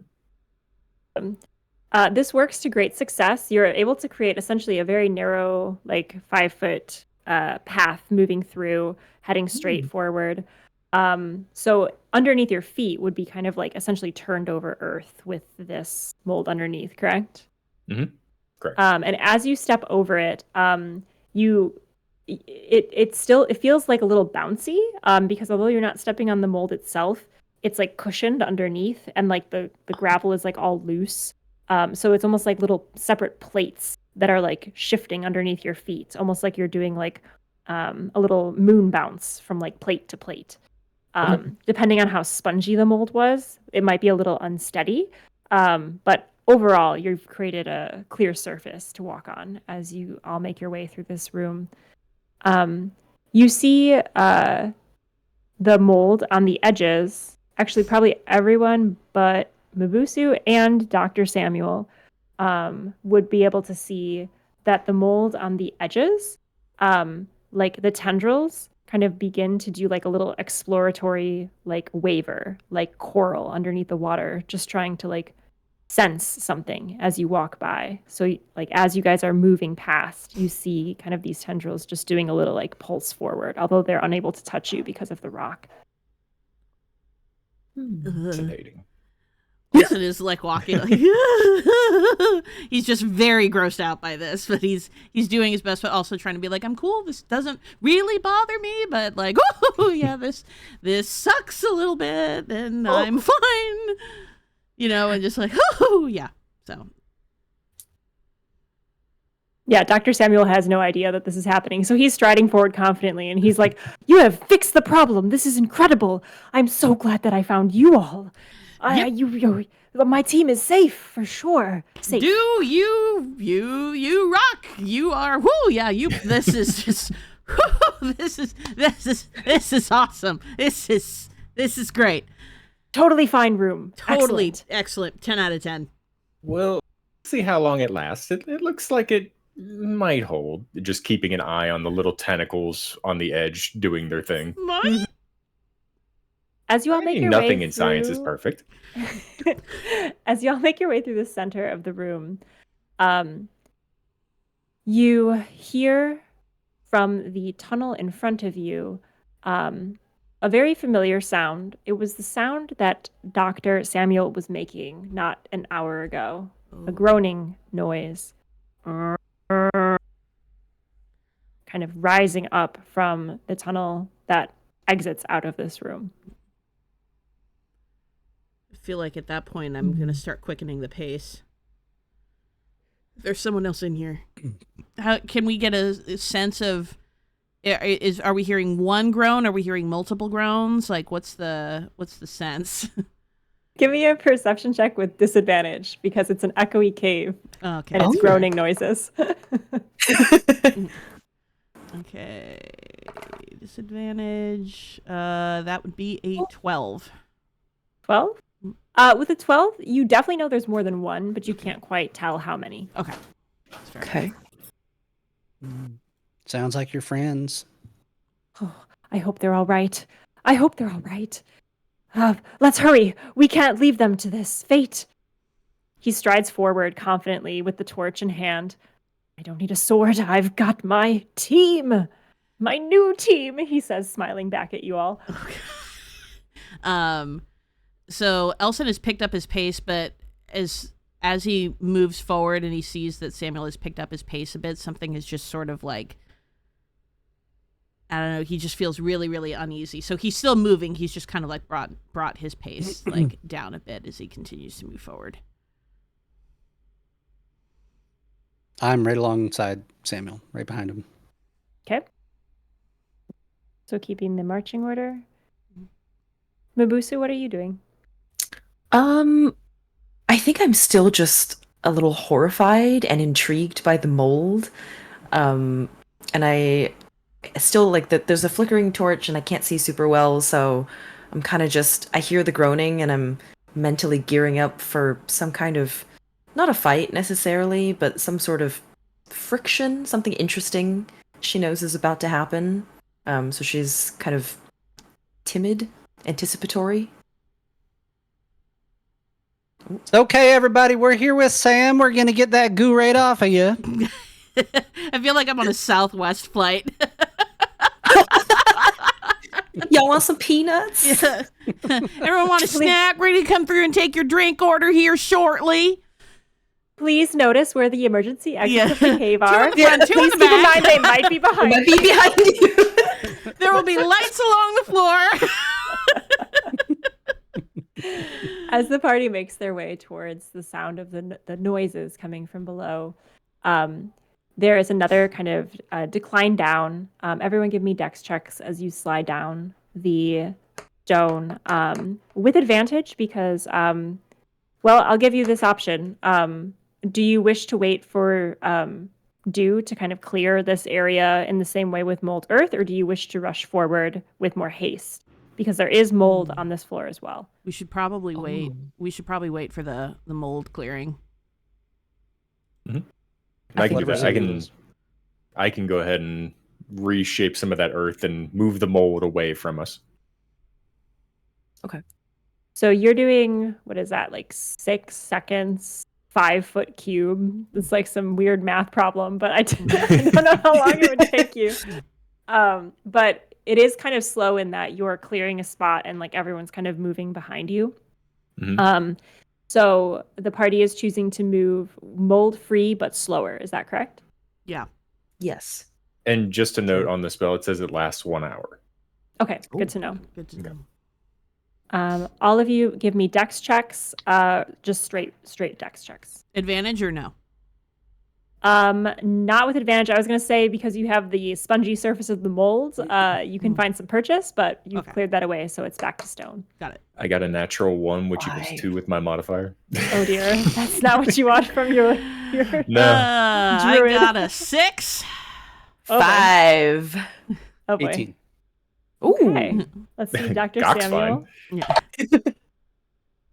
Oh, he also got an 18. All right. So at the front now is Dew, I'm assuming. Mhm. Followed by our two highest rollers, Dr. Samuel and Gok, and Elsen and Miboosu with lower than 10, correct? Yes. Yes. So what happens is, do you, as you're kind of turning over the earth, you got a natural 1, correct? Mm-hmm. You come across a pile of mold that you go to turn over the earth to kind of create that surface to walk on. And the tendrils of this mold are stuck into the floor on either side, kind of clutching into the tendrils that are next to it, much like a very tangled ball of necklaces. So you can't quite tell where one tendril is, stopping and starting. And you go to like flip it, and the earth does move. Your spell is successful, but the mold is so like taut against the mold around it. It's created a web, and it does not move. And so all the earth does is kind of like flip up and create a tripping hazard onto which you trip. And so the mold kind of remains there, still like taut, almost like a net stretched across this like little like plateau you've created. Your foot strikes it.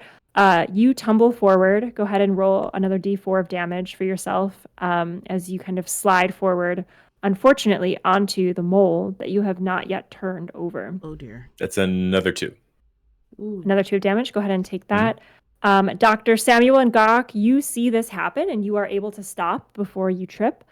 Elsen and Miboosu, you're kind of like sliding down the rock, and so you kind of bump into Gok's back. But you do kind of take another ankle tweak damage. So go ahead and take a d4 each of you. Okay. But you're able to stay on your feet. However, you are prone in a pile of the mold in front of you. Awesome. As you are both at the bottom of this little tunnel. What would you all like to do as the sounds of the groans are getting significantly louder? Oh God, dude, are you okay? And I jump straight onto the mold to help him up. Oh, God. I ahead. think I'm all right. I a little worse for wear. Armor seems okay. Just You kind gotta of be careful down in these caves, Could I ask Gok to help me up? Yeah, I'm Absolutely. trying to help him up. Mm-hmm. Yeah. So when I'm getting up, does it seem like any of the mold is attached to me? Roll a perception check or investigation, actually, as you're kind of like patting yourself down. Oh, good. I have good investigation. So that's 14. 14.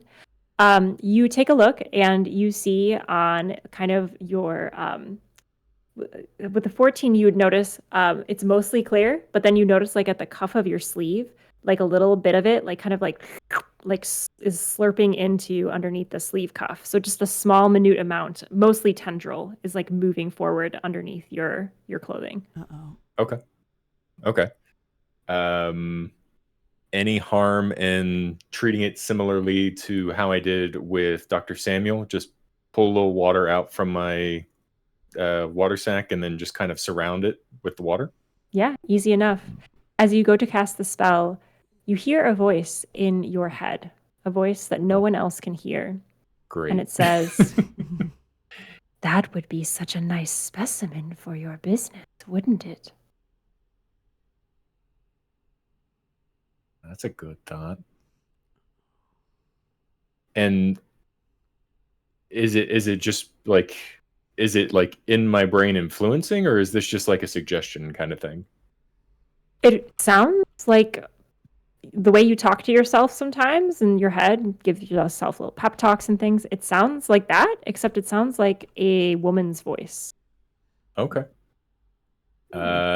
In that case, I will acknowledge that and just to myself, just think to myself, oh, that's a great point. And then store it with the other one, but not wet. Just kind of like using the water to transfer it off of me.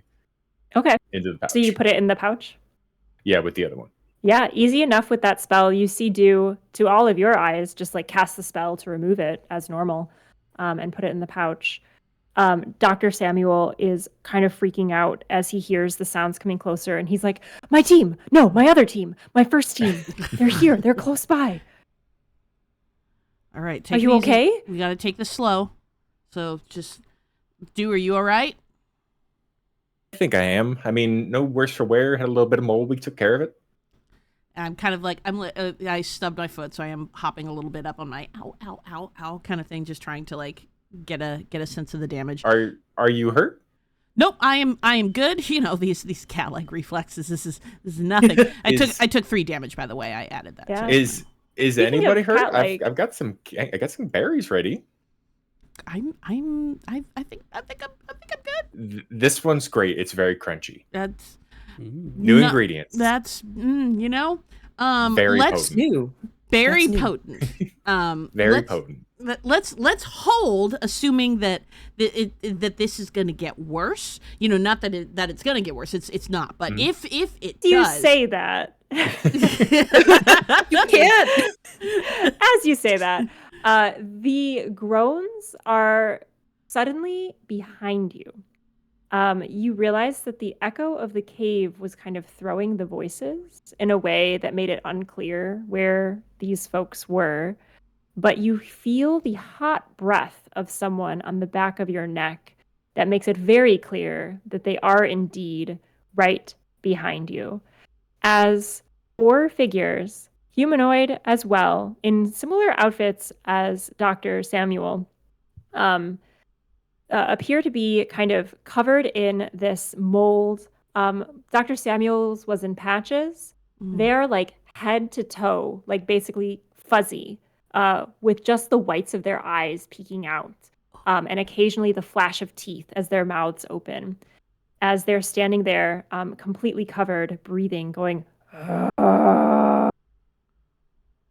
As that happens, behind you all, you hear the sound of shuffling of even bigger feet coming out of the darkness. What do you all do? You all are a mess. Oh my goodness, this is going to take a while to clean this up. I want to say that Elsen like kind of has his hand almost reached back on the hilt of his sword, and he's like trying to like assess it. Are these so I guess there's one. So just trying to get my bearings. In front of us, one big boy, one absolute unit, and behind us, you said 4 smaller boys.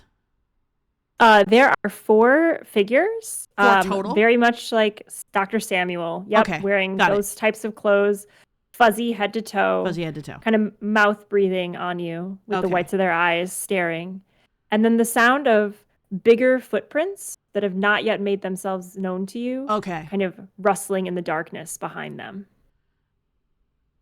Are Okay, these 4 figures aggressive, or like are they aggressively coming towards us, or are they just kind of in that same sort of stagnant state as Dr. All you Samuel? have is a sound. You Oh, have a sound okay. of Okay. Oh boy. which is definitely not Could- made by the sound of humanoids. Okay. Could I cast a spell? You can. I would like to cast a level 1 fairy fire. Go for it. Okay, it only just marks it. So What does it each look like? object, just kind of coming up from my like waistline, pulling my hands up and just making kind of a blooming shape to Mm-hmm. throw particles of what I would mentally consider like spores or mold in the air to kind of outline things. It says each object in a 20-foot cube within range is outlined in blue, green, or violet light. I'm going to choose violet. And Amazing. just to see if I can see a little better. Amazing. As you cast this spell, the figures, the Dr. Samuel's team, light up in this violet, as do all your teammates, I assume, right? In 20 feet. How big is 20 feet? Like a room? It's like a room. Magic says, room, but yeah. sorry, real quick. It says any creature in the area when the spell is cast is also outlined in light if it fails a dexterity saving throw. Oh, beautiful. Yeah, All right, so everyone, it'll make shed dex throws. dim light, so not huge light. So dexterity saving throws for everyone. What's our target? Your spell save DC? My spell save DC. Or is it in the spell? It looks like dex 14. Oh, there it is. Yeah, 14. Okay, great. So everyone make a dexterity saving throw that's in the upper left corner of your sheet. Mhm. And let me know if you get a 14 or higher. Oh. 7. I got an 8. Sorry, I missed somebody in there. Miboosu is lit up. 7. Okay. You're And I covered rolled in it a for my life. light purple light. I rolled a 10, so I'm also in purple light. Okay. I also have actual light. lighting. Do you're lit up as well? I got an 8. Gok, how'd you do? I got a 16. All right. So again, Gok and Dr. Samuel are not lit up. They are having some rolls today. We'll see about his team. I'll just roll for them all as a team. So they are also lit up. And as soon as they are kind of illuminated by this purple light, Dr. Samuel is like, "Oh, you're alive. You're okay. You're covered in mold," as he looks at his team. And the big figures behind the 4 are also not lit up. Oh my Great. god. Atlanta. Good. So sorry, can't do that reveal. But what you hear is so you see this purple light illuminating from the 4 figures of the team, and then you still just hear boom, boom, boom, walking towards your illuminated team or party, I should say, shrouded in darkness. As you all are kind of trying to figure out what is going on, you feel, let's find out who it is. The breath of, like the whiff of a like punch that missed go right past your face, Elsen, as out of the darkness. DM, just real quick. I'm sorry, Elson. I'm noticing go more for about it. my spell as we go. Any attack roll against an affected creature or object has advantage if the attacker can see it.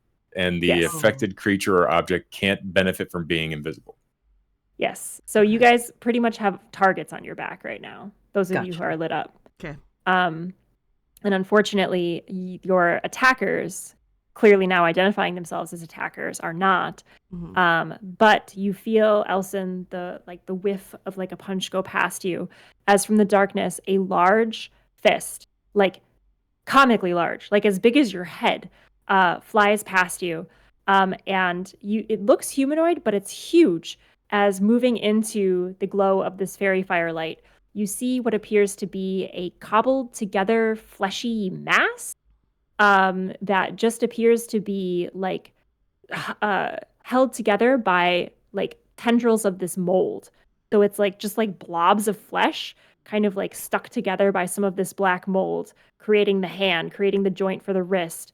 As it moves forward, another one emerges from the darkness as well. They're about 8 feet tall, and they look like linebackers. I need everyone to roll initiative, please. Oh boy, here we go. Here we go. Here we go. 13? Remind me where in. Oh, I see it. Never mind. I got a 19. 9. 15. Nice. Okay, I did not pay attention to you guys at all. I apologize. Please tell me again. Do what you got. I got a 19. All right.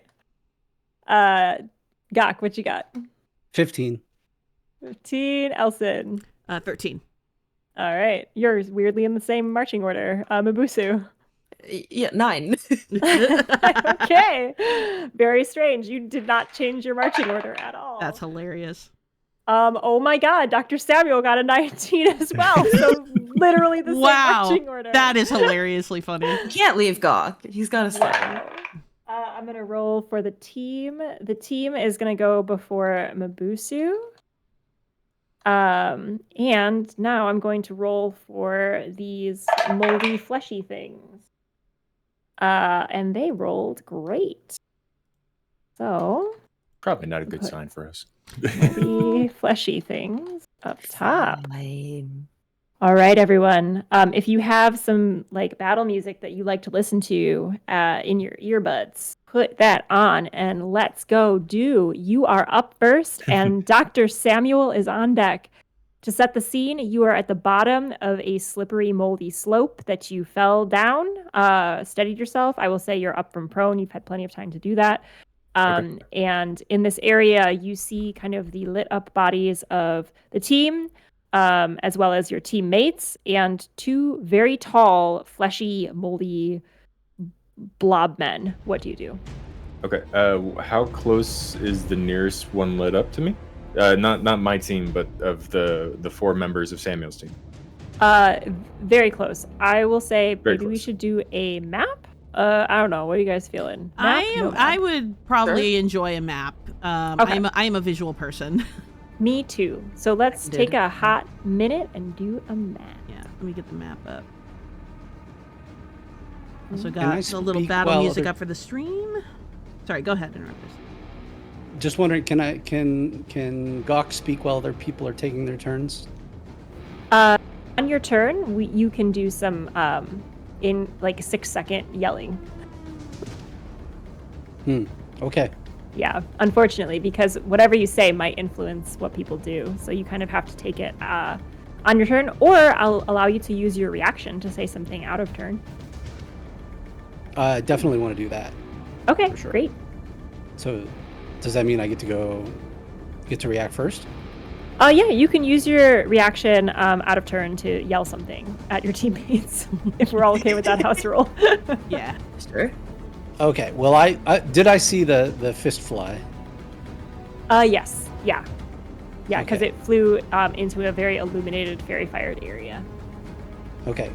Whoa, friend, hold on now. We're not here to hurt you. I know you've been in here a long time, probably startled to see a group of people come in here, but we're here to help you, okay? So if everybody just wants to line up, we're going to take you out of this cave. We're going to take you to a nice pool. We're going to get you washed off, and it's going to be great, okay?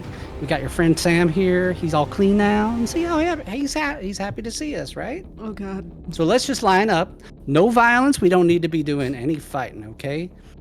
Team, put your swords away. We're not fighting today. We're here to help these people.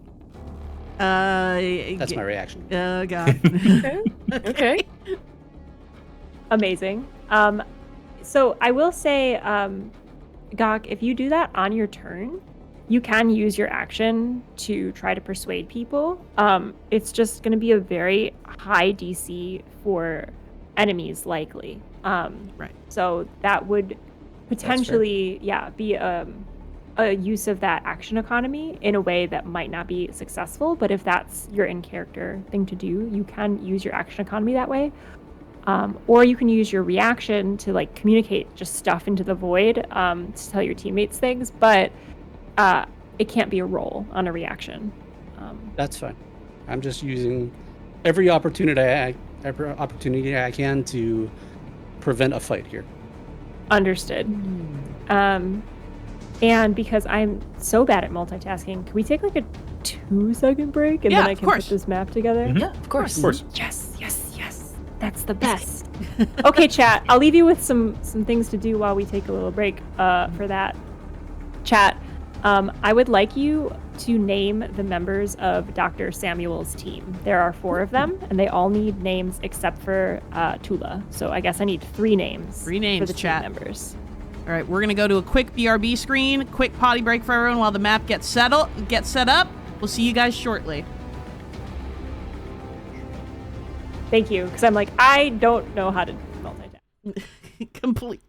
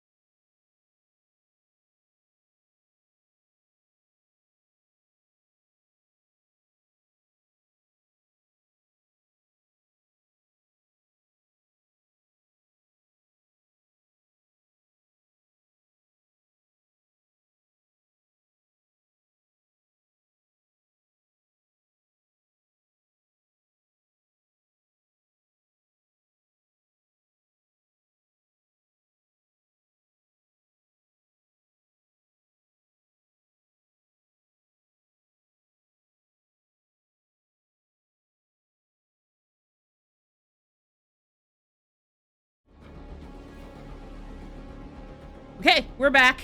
The screen. Apologize to chat. I know the map is a little bit small for on your end, but it should at least give you an idea of what we are seeing on our end. So better than nothing. All right, and then I turn it back over to you, Insight. I'm ready. Let me. Do I need to move the map at all, or is it? No. It's all good on all good on my end, so we're good. Amazing. All right, and everyone has control of their tokens. Okay. I kind of put you on the map where I thought narratively you were, but feel free to move yourself if you feel like narratively you're not there. I just think I need a giant cobbled together fleshy mold monster near Elsen. And since they came from the darkness, I have them kind of behind the team members. But I don't really know where the rest of you are. So feel free to move yourself around if you don't want to be standing exactly there. Oh, this seems... Is Samuel not... Am I just missing Samuel? Am I blind? Oh, yeah, I didn't put Samuel.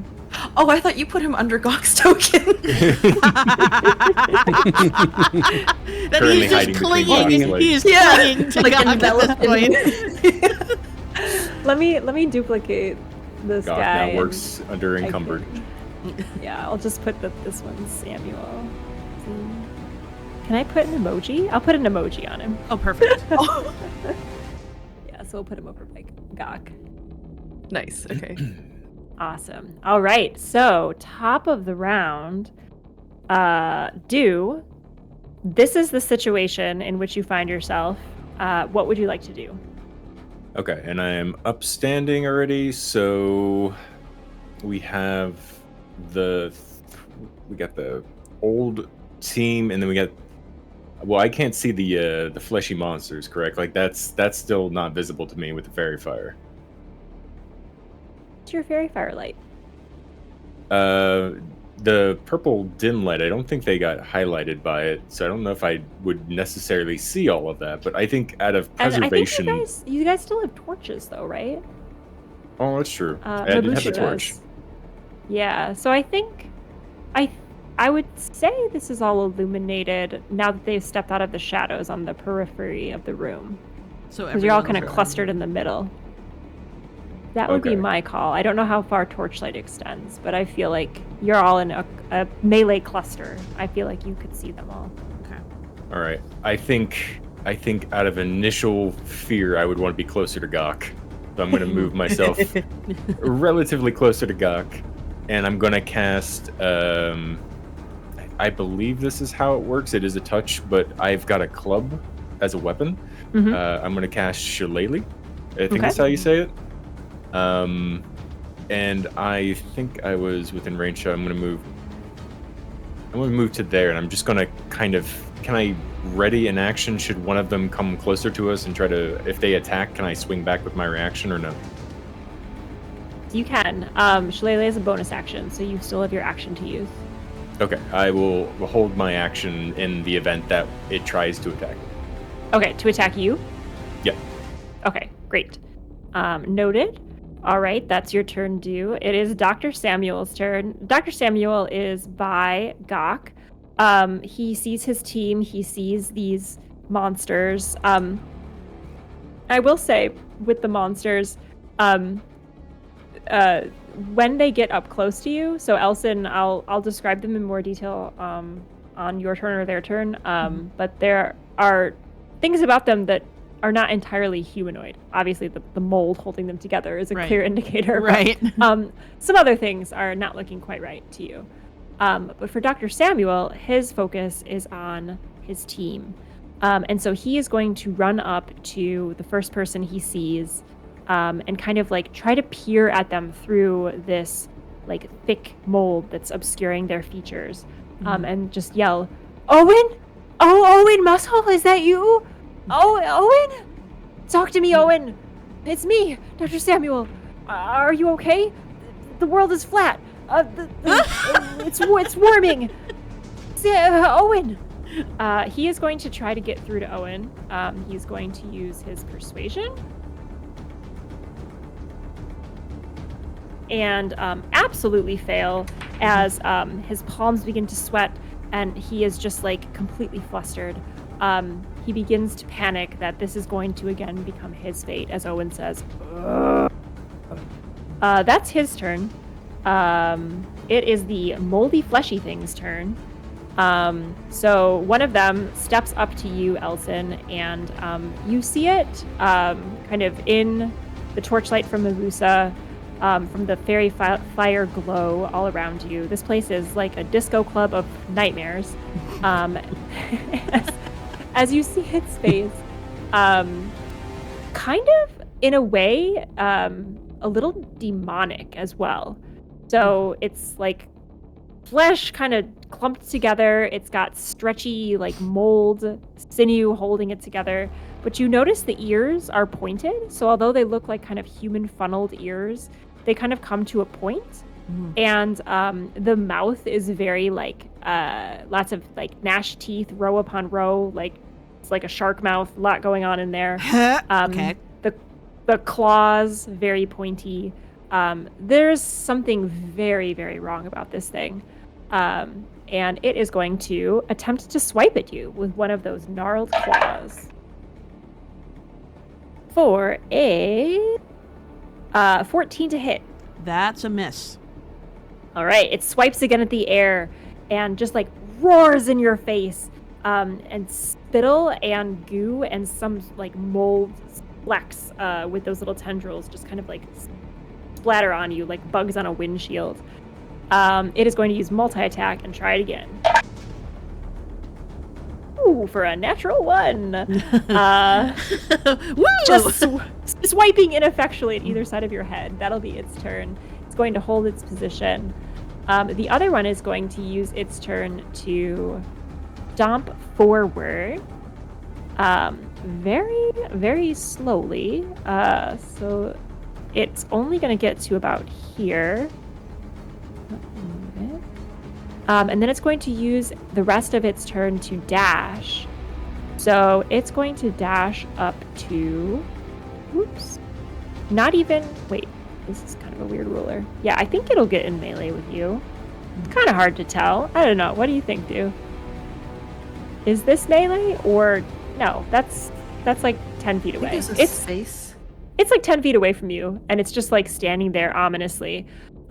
It does that thing where its shoulders kind of slump as it like relaxes after it like dashes forward animalistically, and its shoulders slump, and the mold sinews kind of stretch so that the arms themselves are kind of like hanging down off the body a little bit before it yo-yos back up. But that's all it can do in its turn. Gok, you're up. What do you do?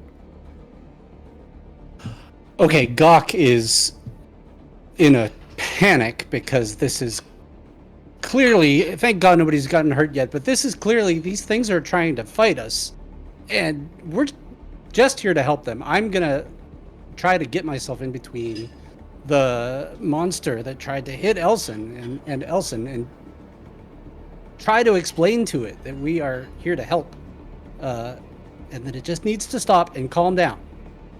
So, I can only...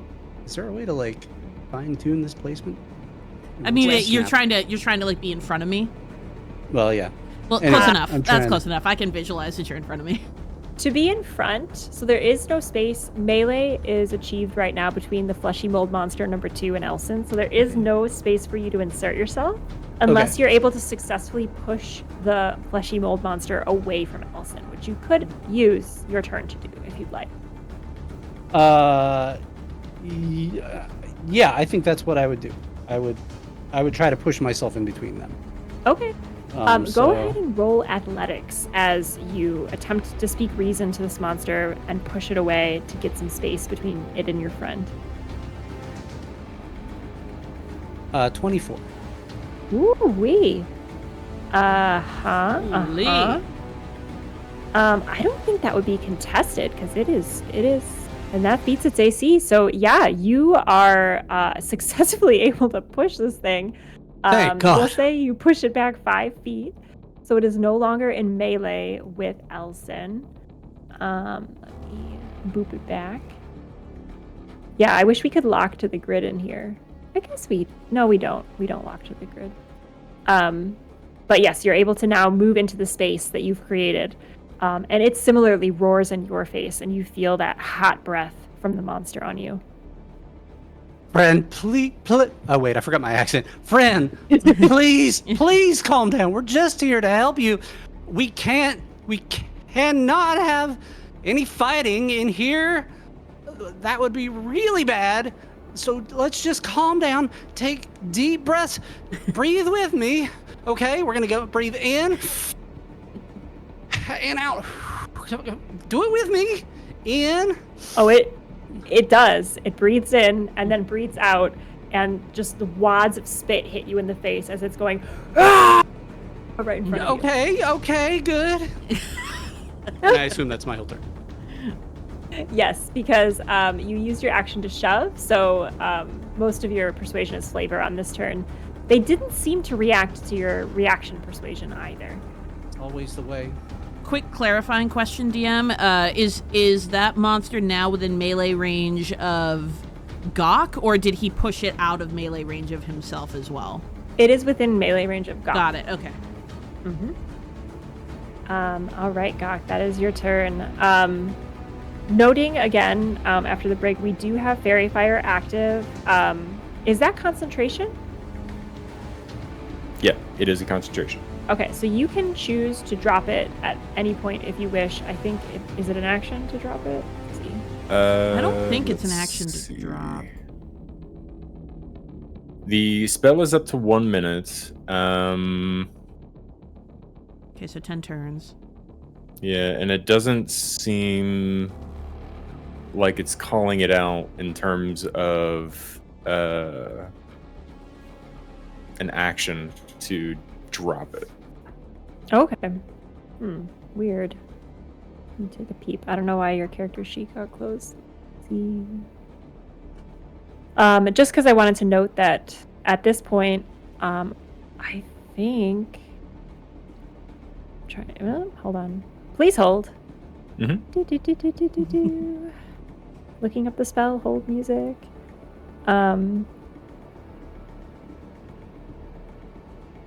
For the duration. Oh, I guess you can't drop it then. How long is the duration? No, you could. I think because it's concentration. So if you start concentrating on another spell, that would drop it. It can last up to a minute, but yeah, you may have just said this. Sorry if I'm re-explaining it. No, you're fine.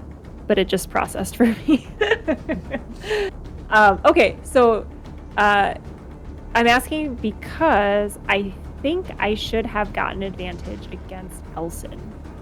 You should if Elsen's lit up, yes. Yes. Okay. So I will remember that next time. But folks are a little vulnerable right now that are lit up, which would be And if the torches are enough to light the area, then yeah, I'm fine with dropping it. Okay. So that is just a little note for all of us. It is Elsen's turn. Okay.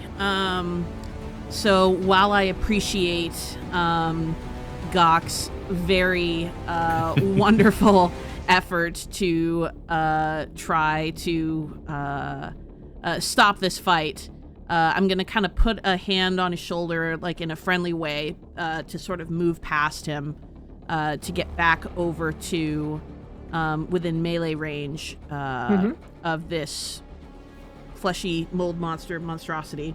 And I am going to hit it with my greatsword, but I'm going to add Divine Smite to that, which is when you hit with a melee weapon attack, you can expend a spell slot to deal 2d8 extra radiant damage to the target, plus 1d8 for each spell level higher than first. So I'm going to do that at level 2, so that would be 3d8 radiant damage. But let's just start with the greatsword hit first. So that would be 13 to hit. A 13 hits. Sweet. Okay, so the slashing damage on that is going to be 13, and then if I add, let's see, 3d8. So please excuse while I do math. That's why my calculator. Oh wow. Okay, so that's gonna be an additional 19 damage. Holy shit. So what's the total? So 19 plus 13, 19, 31. 32. 32. So Elsen's gonna come in and with just channeling the power of his god, his sword goes alight with this radiant glow and just comes down with a slash, a powerful slash on top of this this being. So I used a level 2 slot for that, and he also has an extra attack. You can attack twice instead of once whenever you take the attack action on your turn, but this will just be Wait, what's your damage on that sequence? So that was, I haven't done the second attack yet. Give me your first damage first. The first damage was 32 total. Okay. So that's some juicy damage 13, it was 13 slashing damage and then 19 radiant damage. Okay. And then his second attack, he just is going to swing the greatsword, and that is an 8 to hit. 8 misses. Okay, then that's that. Okay.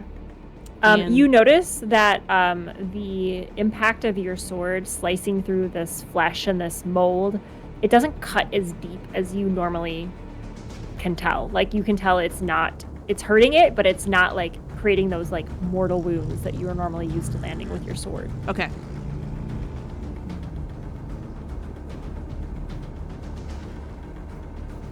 Anything else on your turn, Elsen?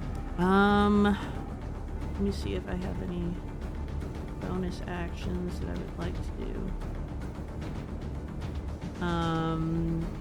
No, I think I'm gonna just stay where I'm at. Okay. With that, Gok, you see in front of you, Elsen kind of stabbing or slashing at the creature that you were attempting to pacify. It roars in pain and blood hits the stone below. It is the team's turn. The team is going to do the following.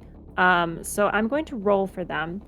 I think 3 things could potentially happen with the team on a D4. Where's my D4? On a 1, the team is going to groan and do nothing. On a 2, they are going to lose more of their humanity as the mold will begin to grow over their eyes and into their mouths. Oh boy. On a 3, they will run in a random direction, potentially helping or harming wherever they end up. What else would the team do? That seems like a good menu of options. Let's roll. That's a 3. So the team begins to run in random directions. Oh, great. I like it. All right, so they're going to run. How far was that? That seemed very aggressive. No, that's fine. Let's say they run 15 feet in random directions. This one would take an opportunity attack from the monster as it goes past.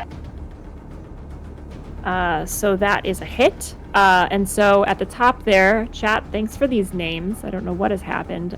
But Hugh, is it Janus? Is that how you pronounce the last name? Hugh Janus is going to take a hit from this monster as they shamble past. You now understand, as these folks are running past in all these directions, and as the doctor is standing there yelling at his team to try to wake them up, that those groans you heard were the sounds of their muffled screams. And they don't have the voice to voice them, but they're all screaming every moment of their time. Shit. Oh, okay. Oh, that is so... Oh, God, I got chills. All right, Hugh takes some damage there. All right, that is their turn. Miboosu, you're up. I think I'm gonna cast Magic Missile. On the one I think the one on my right is Samuel, right? So the one on my upper left of me. Yes. Mm-hmm.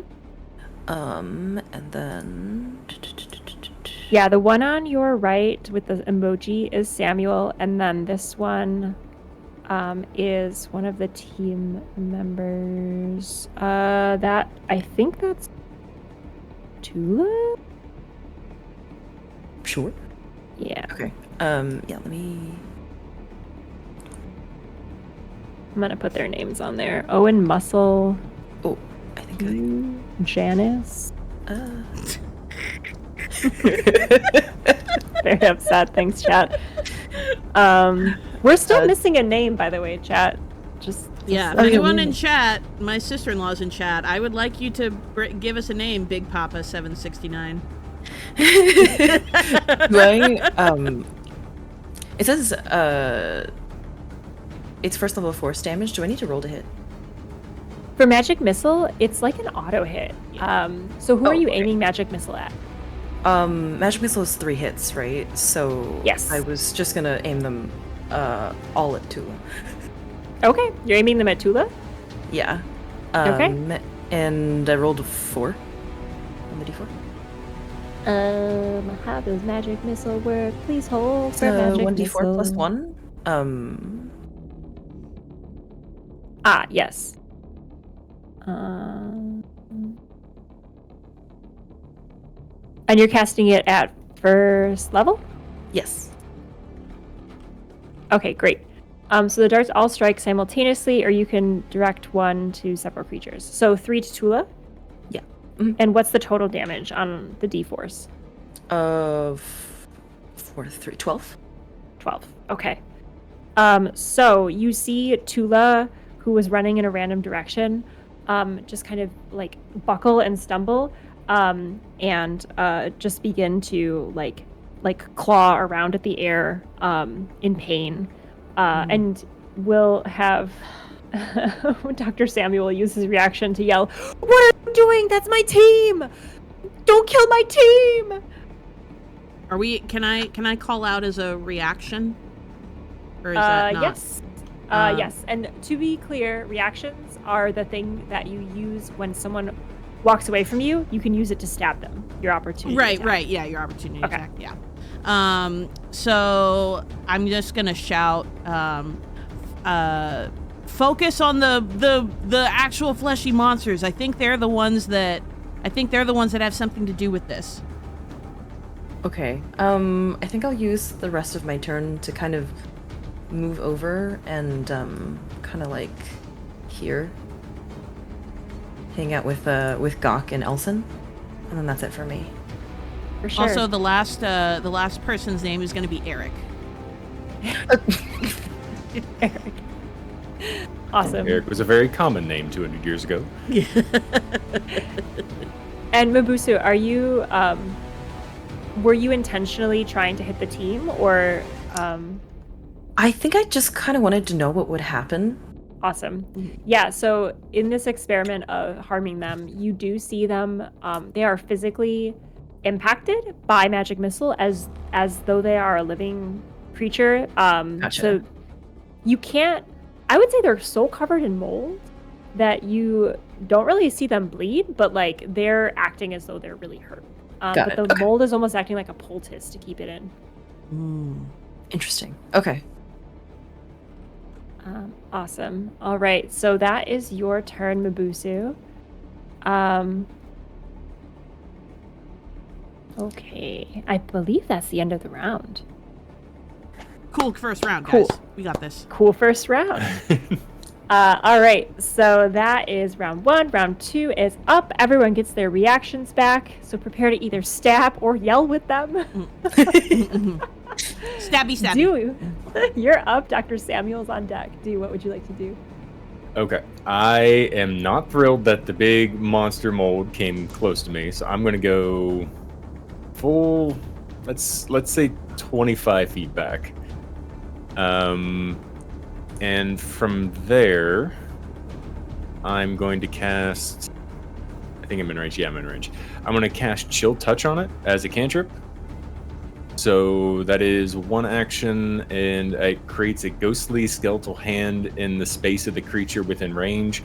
It does a ranged spell attack against the creature to assail it with the Chill of the Grave, and on hit, the target takes 1d8 necrotic damage, and it can't regain hit points until the start of the next turn, and the hand stays clinged to it.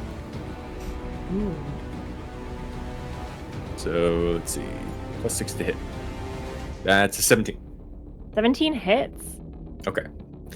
And I gotta roll 2d8, which is 8. 8 necrotic. I think it is necrotic. Yes. Okay. Let me find its character sheet. Okay. So, unlike Elsen, who felt like the sword was not cutting deeply, this does impact the creature with the full force.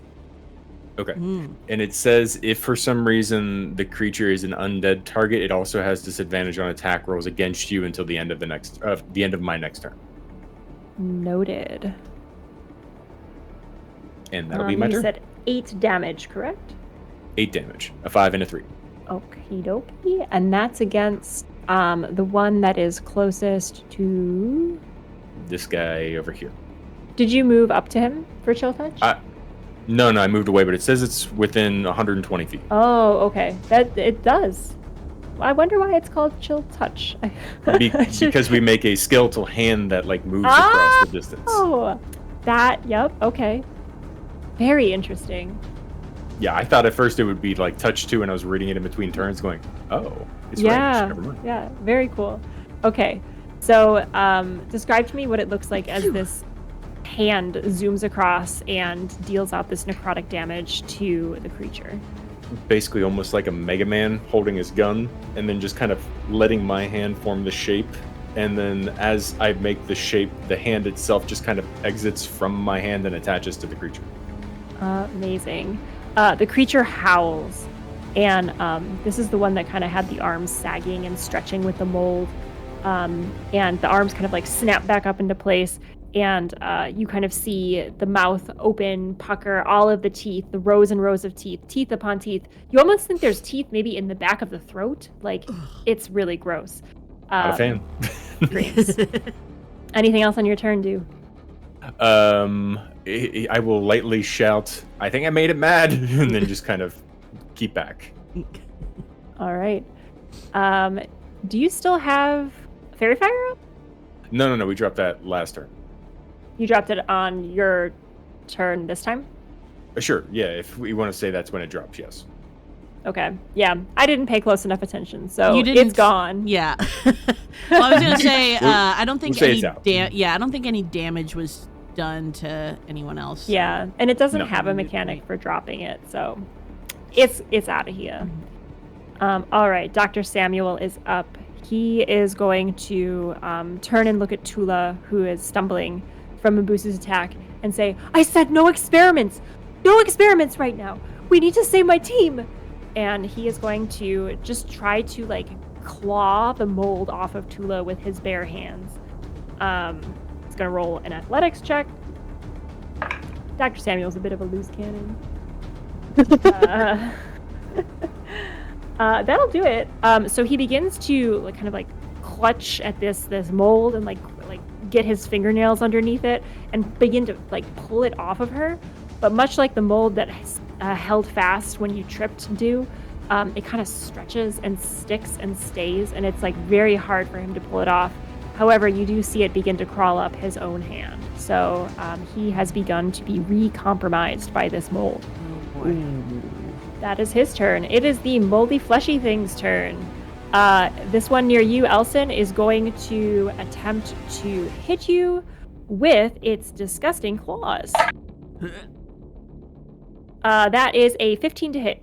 That's gonna miss. All right, and it's going to use multi-attack to swipe again for a natural 20. That definitely hits. All right, let's see. Where is its damage? Holy shit. Okay. Noted. Ooh. All right, that's not too bad. That is 14 points of bludgeoning damage to you, Elsen, as one of its hands, boom, whacks you right in the face, and you feel your jaw kind of click as it impacts. That is monster number 2's turn. Monster number... Why do they both say 2? That is going to be very difficult for me to track HP. Monster number 1, newly renamed, is going to go after... I'm going to say roll a d4 evens. It's going after the party. Odds, it's going to go after these team members. And it is a 1, so it is going after Hugh Janus. Thanks, chat. Oh, Hugh. It is going to kind of walk up to him and very animalistically, like you imagine, like that these presumably have been here for hundreds of years. It is in kind of like a heat of battle, and it is just going to swipe at Hugh. That is a 17 on the die. That is going to hit Hugh.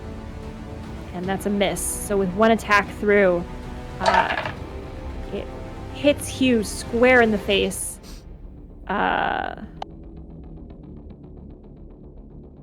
For 12 points of bludgeoning damage.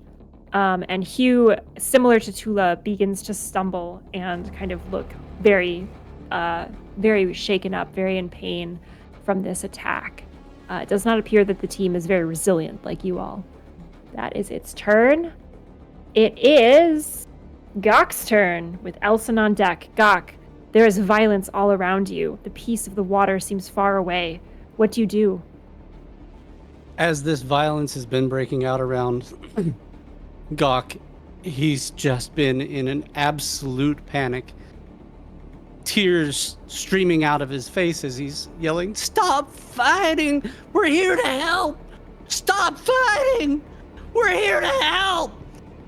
And as he's yelling, his mouth begins to grow into this large muzzle, and it keeps growing, and it keeps growing to grotesque proportions, and huge fangs emerge from the front of his muzzle, and there's spit flying off of it as he's yelling, "We're here to help! We're here to help!" And spines grow out of his back, and his fingers start to grow long black claws, and a long tail grows out of his back, 15 feet long, with spikes coming off of it.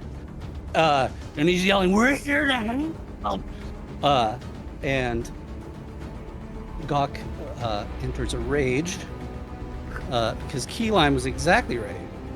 Gok is a barbarian. He was trying to control his rage, and he's no longer controlling it. Keelan nailed it. I couldn't say anything, but I was like squirming in my chair when they said it. So with bonus action, I enter rage. Let's see. With my action, I'm going to do Form of the Beast, using my newly found claws, which it says I get 2 attacks per action, once per turn.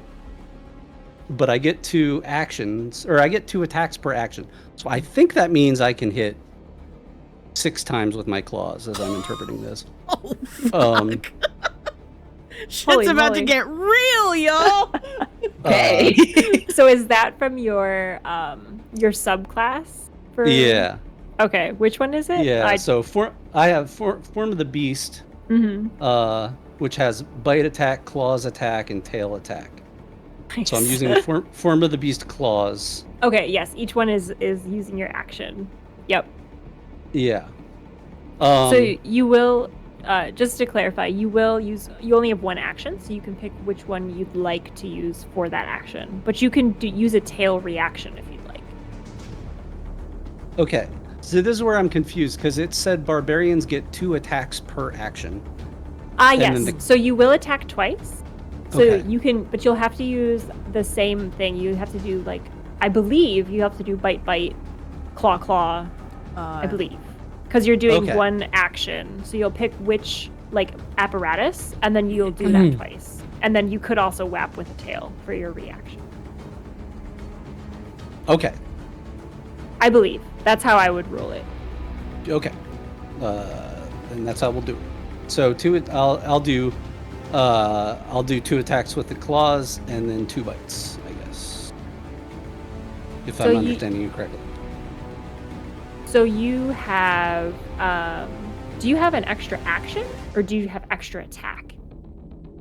It says barbarians get 2 attacks per action in general, Yes. but claws are special because claws also say 2 attacks per action. So I think I could do 2 bites, Oh. but then claws also have 2 attacks per action. Interesting. Where do you see this about claws? And sorry to get in the weeds, but I just want to make sure that you're properly stacked. Let's get it right. It's. Let's see. Yeah, at the end of the I see. description. Mm-hmm. You see? Yes. Once on each of your turns, when you attack with a get out of the way window. When you attack with a When you attack with a claw using the attack action, you can make 1 additional claw attack as part of the same action. Yeah, so with a claw attack, you're right, you would get your extra attack, so you're attacking twice per action, and then you get your like claw thing. So you're doing 3 claw attacks per action. Is that how you're reading it? I get. Yeah, I can only do a double attack with claws once per turn. Math. So there's two claws for that, and then. And then you're like bonus claw. So like But basically then when yeah. you use your attack action, and you choose your claws, you can have 3 claw attacks. Okay. And That's then what you I'm can doing. hit him with your tail as a reaction. And then if you choose your bite, that would be 2 bite attacks. Okay. Because you get 2 attacks per action, and claws are special. You get 3. Okay. So yeah, I'll do 3 claws, and I'm gonna do. Oh wait, no, I can only do a surprise attack against a creature that hasn't taken its turn, so I can't do that. Yeah. So yeah, just rage, and rage gives me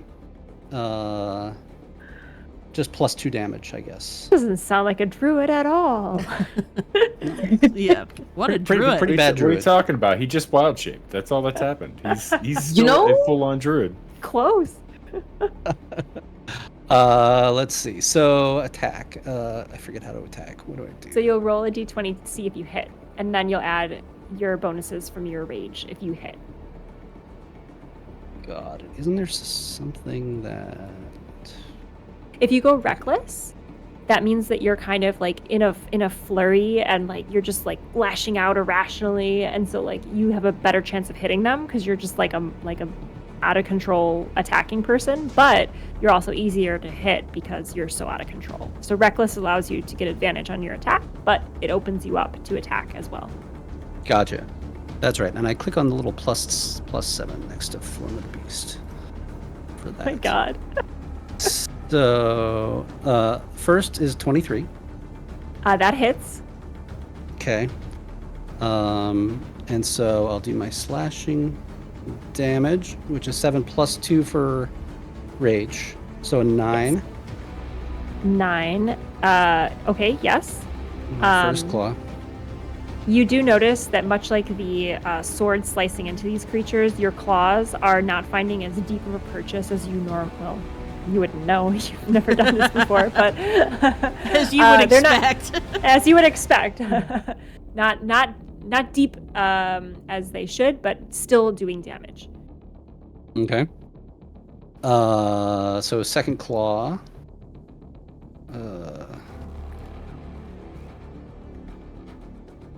That's just wait. I don't have it. I don't have advantage, right? No. Unless you're so going this- reckless, which I will allow. Would you like to attack recklessly? I feel like narratively that would make sense. Oh, yes. Sorry. Yes, you're right. I meant to do that. Yep, So let me for sure. let me reroll.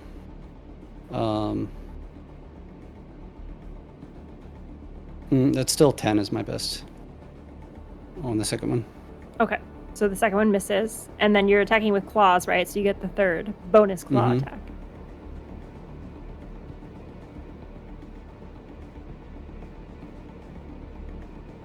24 with the third. Hits. Okay. That was with advantage, correct? Yes. Great. And that's 12 damage. Great. Your claws sink into the creature and kind of get stuck in some of the mold and like drag through it and ripping some of those tendrils apart. Anything else on your turn? Stop fighting! That's it. Do you want to use your reaction?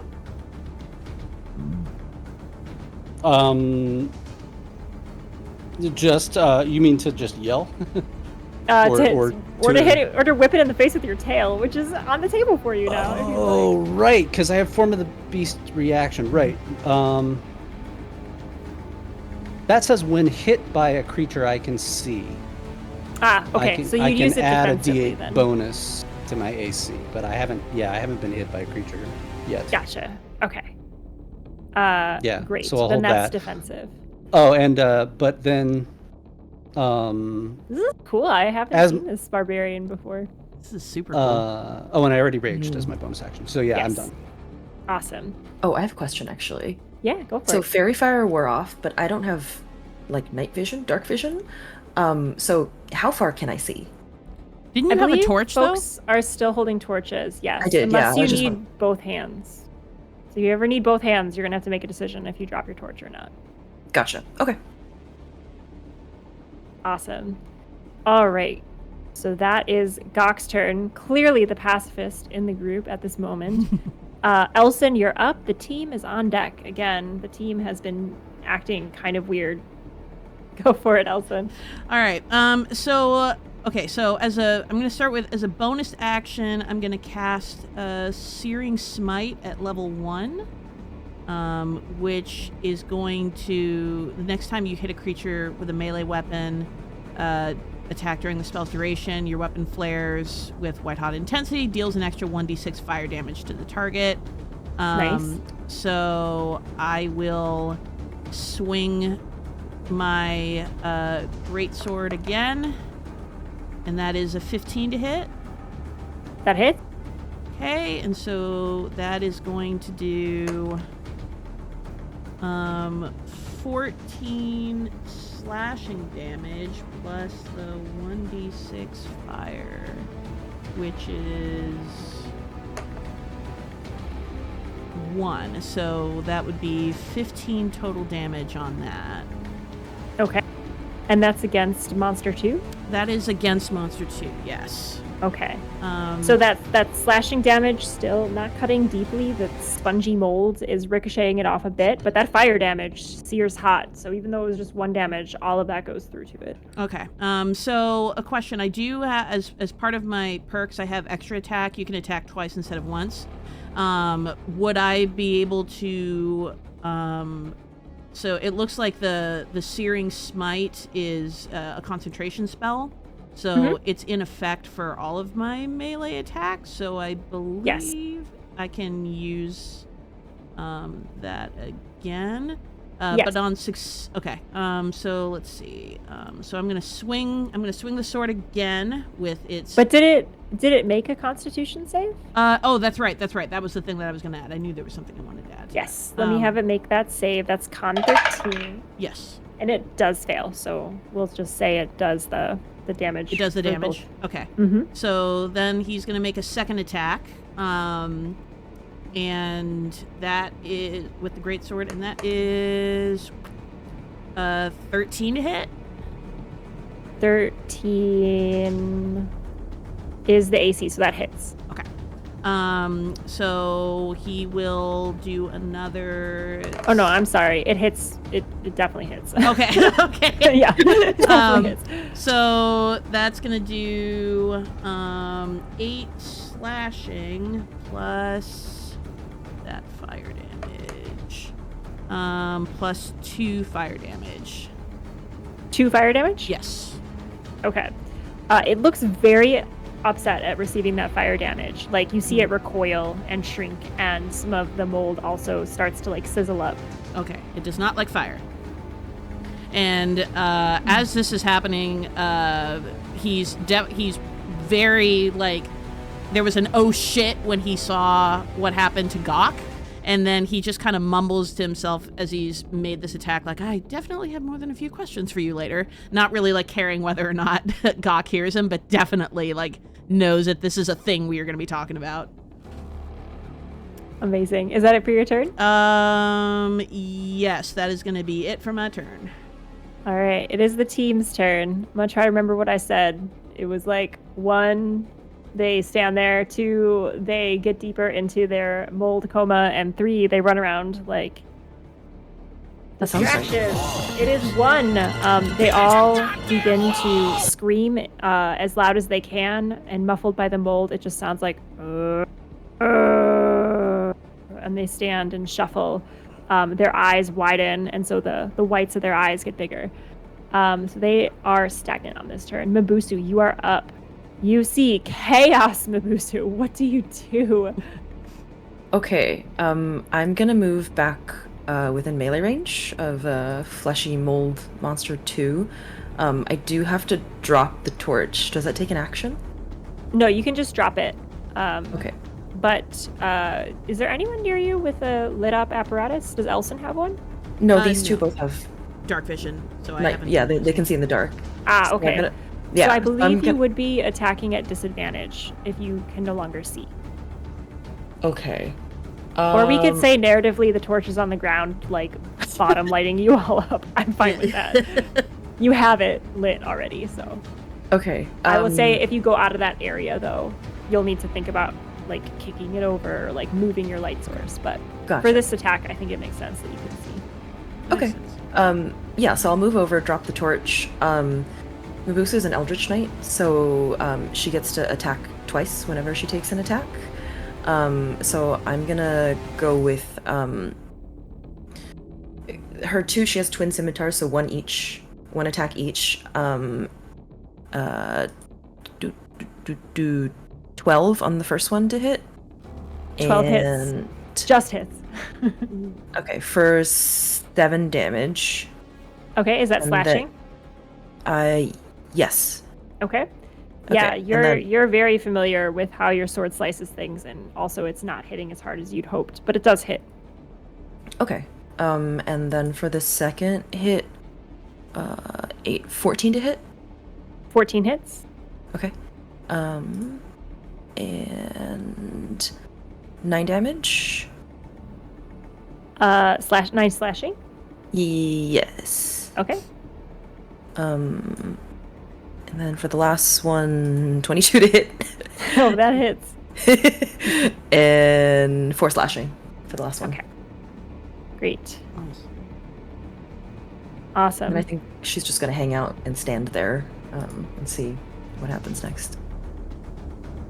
Amazing. They do not look happy by being sliced up like a julienne fry by you, and appear that they want to hurt all of you in equal amounts. Yes, and the torch, I'm going to mark a little thing for the torch here. Doop, Good doop. idea. There's your torch. It's Awesome. just a little guy. He's just a little guy. Miboosu, that is your turn. It is end of the round, top of the round. Everyone's reactions renew. You are kind of away from the fray. You see like the silently screaming team and a monster that is slashing at one of them. What do you do? I am not thrilled about being on my own. I actually noticed that for myself personally, like right at the end of the round. I know the skeletal hand has disappeared at the beginning of my turn, so that's no longer there. But I am going to cast it again as a cantrip. Mm-hmm. So I'm going to attack the same big fleshy monster that I attacked before. And that's a 19 to hit. 19 hits. Okay. And it takes 6 necrotic damage. All right. Okay. And can I use my movement afterwards? Yeah. Okay. And then I just want to move myself. Max distance, I think, is 30 feet for me. Yeah. Yep. So I'm gonna move myself this way just to get closer to everybody, and I'm kind of following that light that Moo had dropped on the ground. Mm-hmm. Okay. Understood. That'll be my turn. Yeah, as you skirt around the edge there, you kind of you pass the path that you had created with the mold earth. Mhm. And you see that around here, the mold on the ground is like very thick and spongy. And you're just remembering like that weird voice that you heard in your head. It hasn't spoken again since you initially heard it, but it's very disconcerting, especially here alone in the dark with all this mold surrounding you. Thank you, Chilate Nebula, for the 10 Dr. donations. Samuel's turn. Dr. Samuel is going to continue clawing at Tula, looking around frantically. My team! I didn't survive this long just to lose them! He is going to keep clawing at her. Oh, he gets a natural 20. Look at that, Oh. Dr. Samuel. Dr. we'll Motherfucking say- Samuel. Dr. Motherfucking Samuel claws a piece off of her face. And she, like, the middle of her face is revealed. And you see a person that is like just like communicating with their eyes, like so frightened, with her eyes like wide open. But you know, the little pucker marks where those tendrils had attached, but she begins to, like he did earlier, just scream directly into his face, scream and scream. And Dr. Samuel's like, oh, where's the guy with the hugs? We need you to get a hug soon. I have some devastating news. That'll be his turn.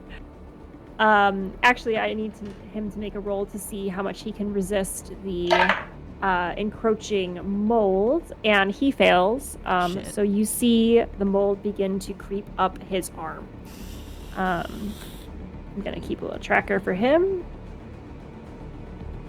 All right, it is the moldy fleshy thing's turn. The one that's near you all is this thing. Sorry, I lost my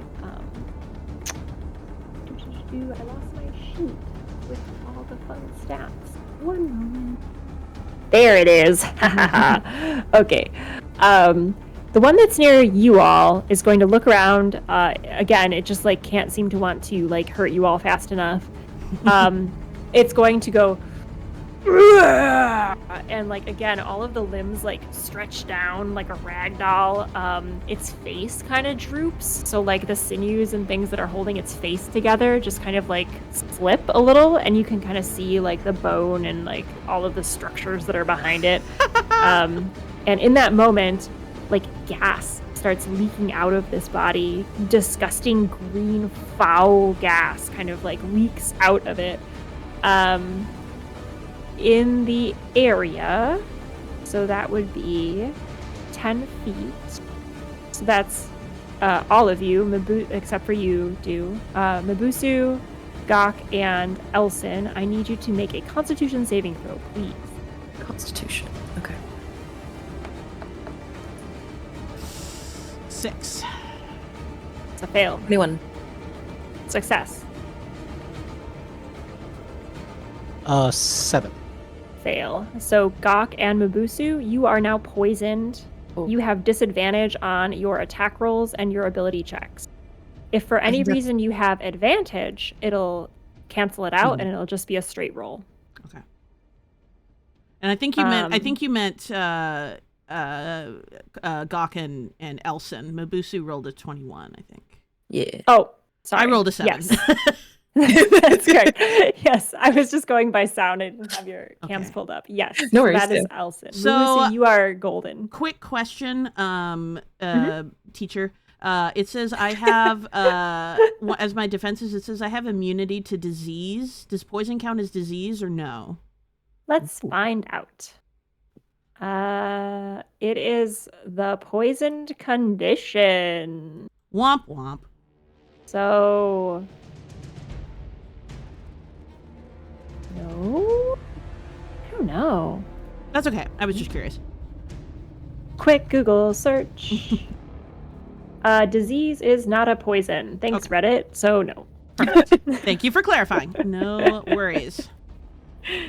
So well then. Welcome to being in my D&D games. Like, let's find out. First answer on Reddit says no. Second question. So I would like to use my reaction if I can, which is rebuke the violent. Immediately after an attacker within 30 feet deals damage with an attack against a creature other than you. I mean, and this creature technically damaged multiples of us. You can use your reaction to force, I don't know if it would work, to force the attacker to make a wisdom saving throw. On failure, the attacker takes radiant damage equal to the damage it just dealt. But I don't think it dealt damage, did it?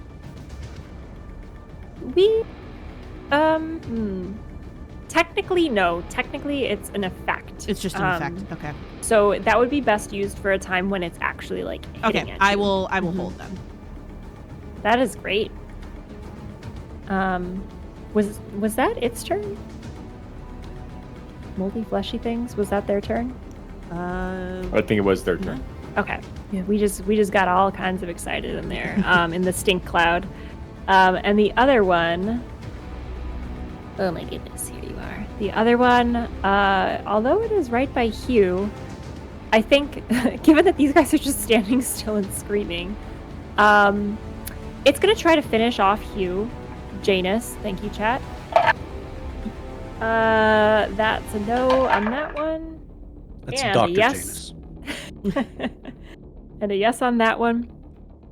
Hugh Janus is no more, as he slumps to the ground, kind of like curled over in the fetal position. Not Hugh.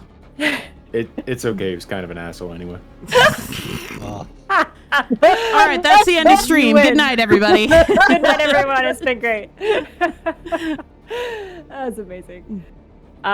He's going to run this way, away from Hugh's corpse, and head towards you, Do, making a beeline for you. That'll be its turn. Gok, you're up. Elsen, you're on deck. The moment that Gok's claws plunged into the fleshy mold monster 2, there's a flash, and he, in his mind, was transported. He's no longer in this cave. And he has a sudden memory of a scene that he'd forgotten. Of a band of ruffians in the process of killing his mentor, Uda, whatever I name her, Uda Tura. They're attacking her, and he's screaming, "Stop fighting!" And he went through that same transformation at that time, and he remembers himself plunging claws into one of these ruffians. And now he's back there again, and the ruffians are in front of him. And so Gok is going to try again to save Uda by, let's see, how tall is this thing? 8 feet. Fleshy mold? 7-8 feet. Okay, so I can definitely jump up and try to bite its entire face. So I'm gonna You do can that. certainly try. And I have advantage because of reckless attack, but then disadvantage because of poison, right? So they flat. cancel each other out. Mm-hmm. Got it. All right, so bite the face attack. Let's see.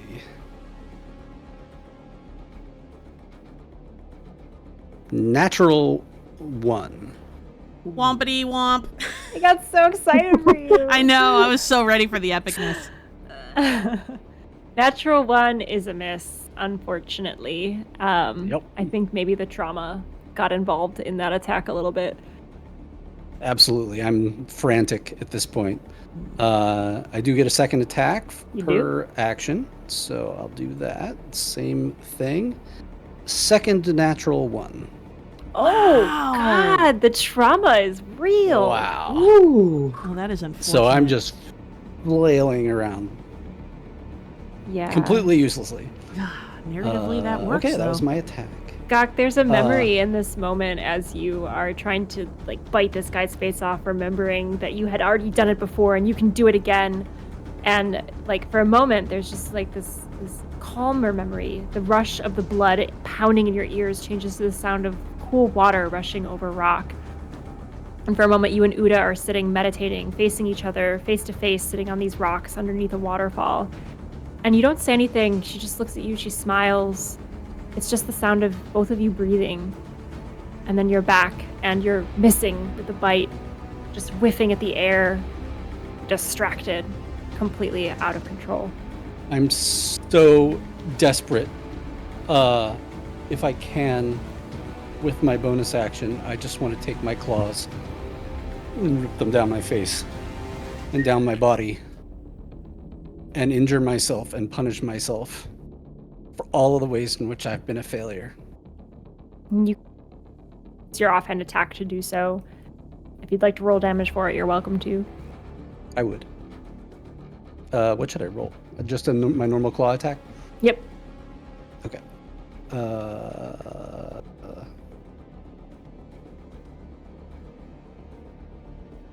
That's a 13 to hit.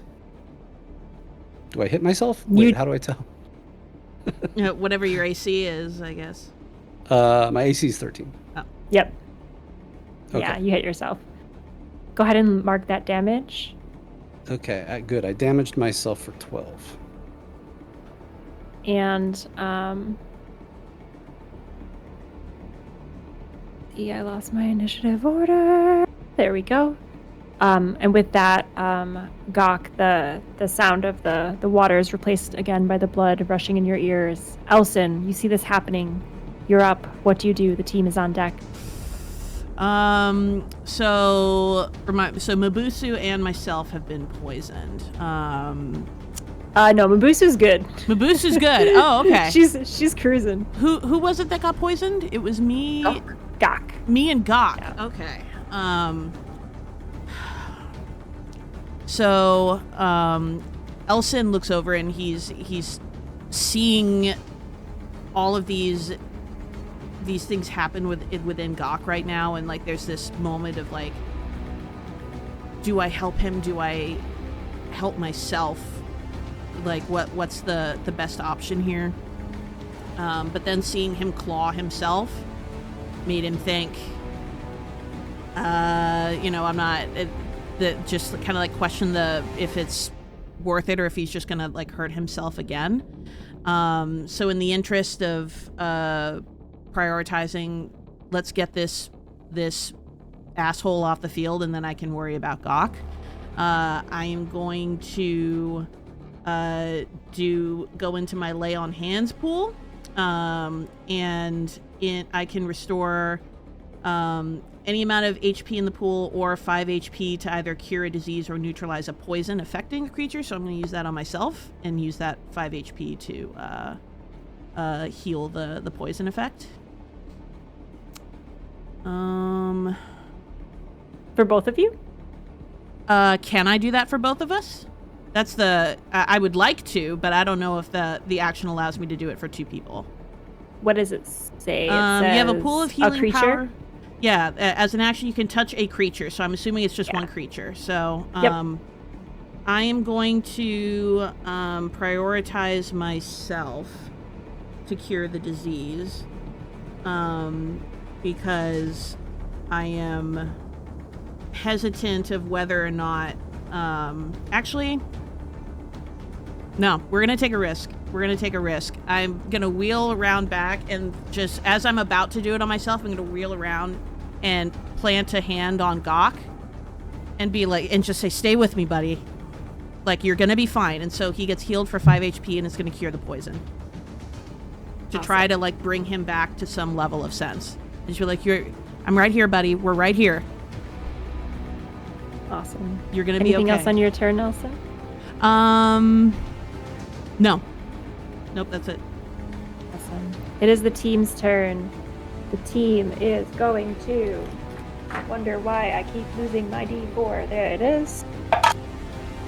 That's a 4. I didn't assign anything for that. And again. It's a 1, which is the stand there and scream? Yeah, I think that was stand there and scream. Okay, so they stand there and scream. And this time you can hear Tula because the moss was ripped away, so her mouth is uncovered. And you just hear her screaming and screaming. And just like Dr. Samuel earlier, she gets a word in, and she just yells, "Where is the artifact?" And that's their turn. Miboosu, you're up. End of the round. Miboosu, you see your friends in a stink cloud.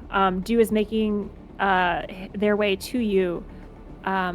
There's a monster that is just disgusting and will not die. What do you do? I think I'm gonna use Booming Blade. Same monster. And it's 6. It doesn't say what type of damage. Might be 4s.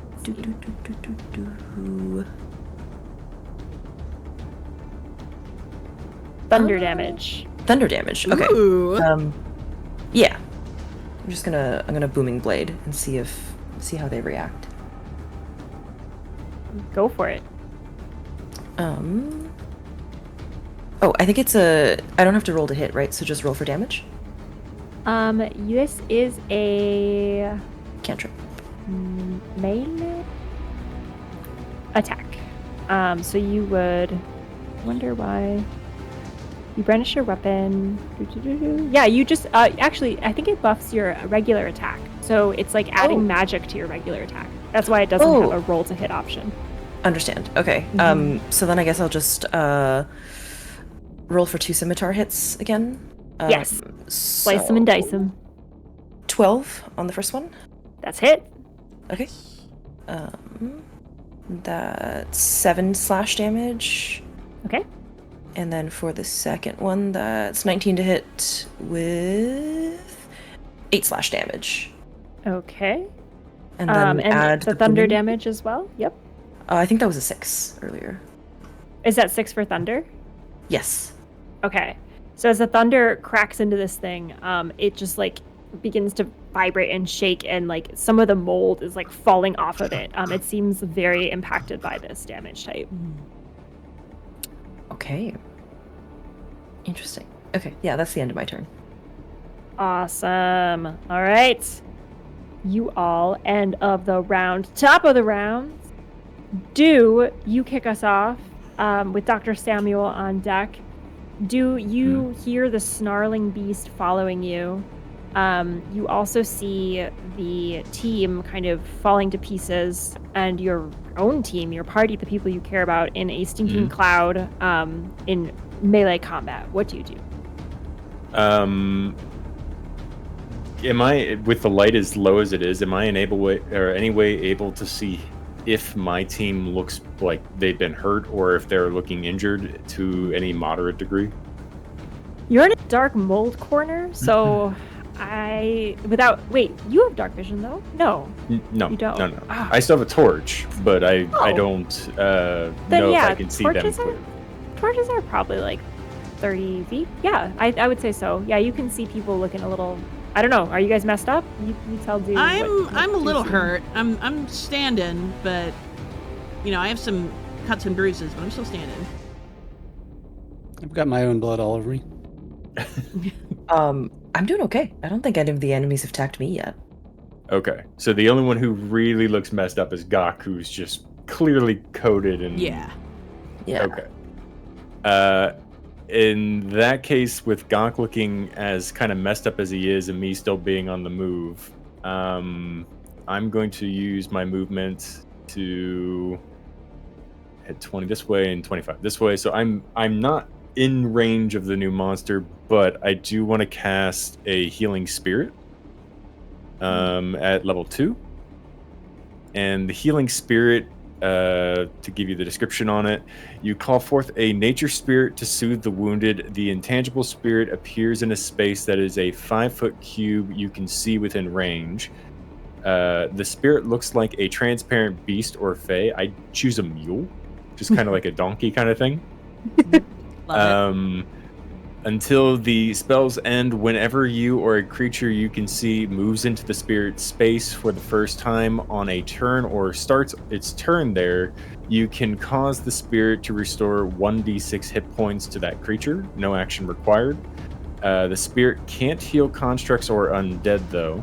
The spirit can heal a number of times equal to 1 plus the spell casting ability modifier, minimum of twice. And I think my modifier...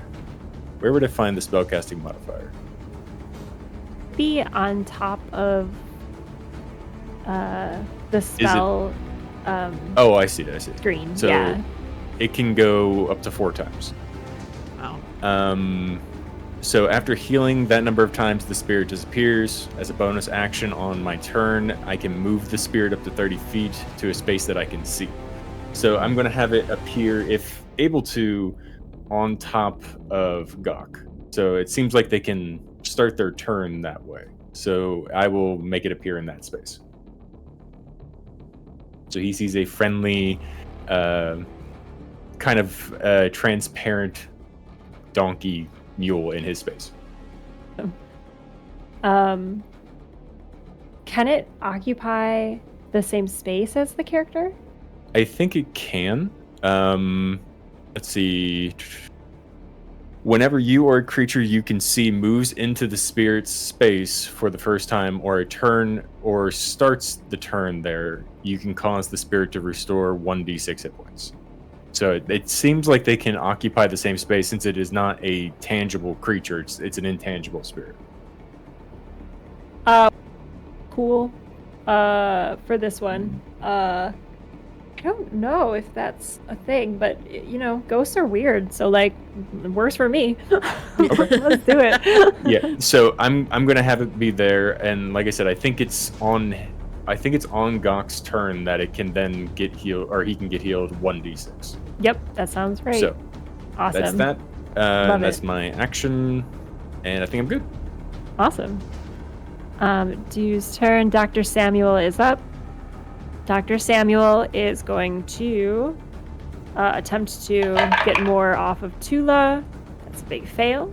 And is going to roll to see about this spread of this thing. And it spreads. Gosh. So Dr. Samuel is not having a good day. He's shaking Tula's shoulders to no avail, and the mold begins to creep up his neck. Moldy fleshy thing. Moldy fleshy things. This is Let's great. see. Stinky Cloud. How are we doing with that? Why do I keep losing it? There we go. Maybe? Where's my Stinky Cloud stats?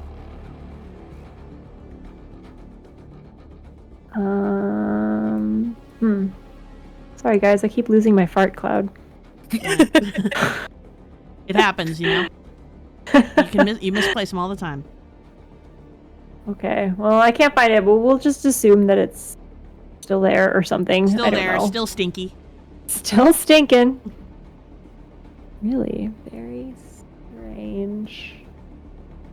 I have like 7,000 windows open right now. It's awful. It's awful. Every time I click out of one, like another monster pops up. I'm like, not that monster. No, the other one. I love it. All right, fart cloud's still there. It's gonna try and slam somebody. It's ooh, what's this? That's cool. Okay, it's going to slam someone. And it's at the point in its hit points where you see it begin to kind of like lose control of itself. So you guys have kind of whittled this one down. So it is going to see if it's able to keep its shit together, much like our friend Goth. And it does. So you don't get to see that this turn. However, it is going to still slam into Elsen. Actually, I'm going to roll because everyone's near there. We'll see if Miboosu gets some love here. some pat Some pats. love. We could not. Yeah, we could not. Miboosu's a 1, Gok's a 2, Elsen's a 3. Ah! That's a 1, my friend. All right. Ayo. Okay. Con save? It's gonna whack at you. So it misses you with a 3, I assume. Yes. Okay, you're good. It misses you with a 4 as well. Yeah. So Miboosu, it's just like trying to hit you. It is looking like if a monster could be like exasperated, especially a monster that's like made up of different parts and like parasitic mold, like it's not having a good day. parasitic exasperation. Parasitic. Okay. All right. This other one's coming forward. Coming for you, buddy. Oh yeah, there you are. Runs up to Do, and is going to slam him in the face. Wow, rolling like garbage now, you guys. For a 14 to hit for Do. Is Do here? Oh, he said he had to run to the bathroom. Okay. Or excuse me, run to take the dog out. Oh, okay. So He has 18 AC. there you No, go. that does not hit. No. So the answer's a hard bounces no. off. That's a hard no. All right, that is their turn. And it is Gok and Elsen. Gok, you're up. What do you do? Okay. Gok is still, and when he looks around and sees his friends, he just sees Uda being attacked. He sees those ruffians, and he's still just frantic to save her. So he's gonna try again to bite the face of this thing. Let's see. And I'm no longer at a disadvantage because I got my poison. You got your healed, I poison think. healed, yeah. So you can go full advantage if you'd like. Yep. So that was a 15. Okay, so that's a 15 to hit, I guess. That hits. All right. 5 plus 2, so 7 damage on the first What kind of attack. damage? That is piercing damage. Piercing? Okay. Mm-hmm. Does not pierce as deep as you thought it would. That's, yep. Just failing. I mean, it hits. It does go through. It's Oh, just yeah, I know. not as deep. This one's 25 to hit. Hits.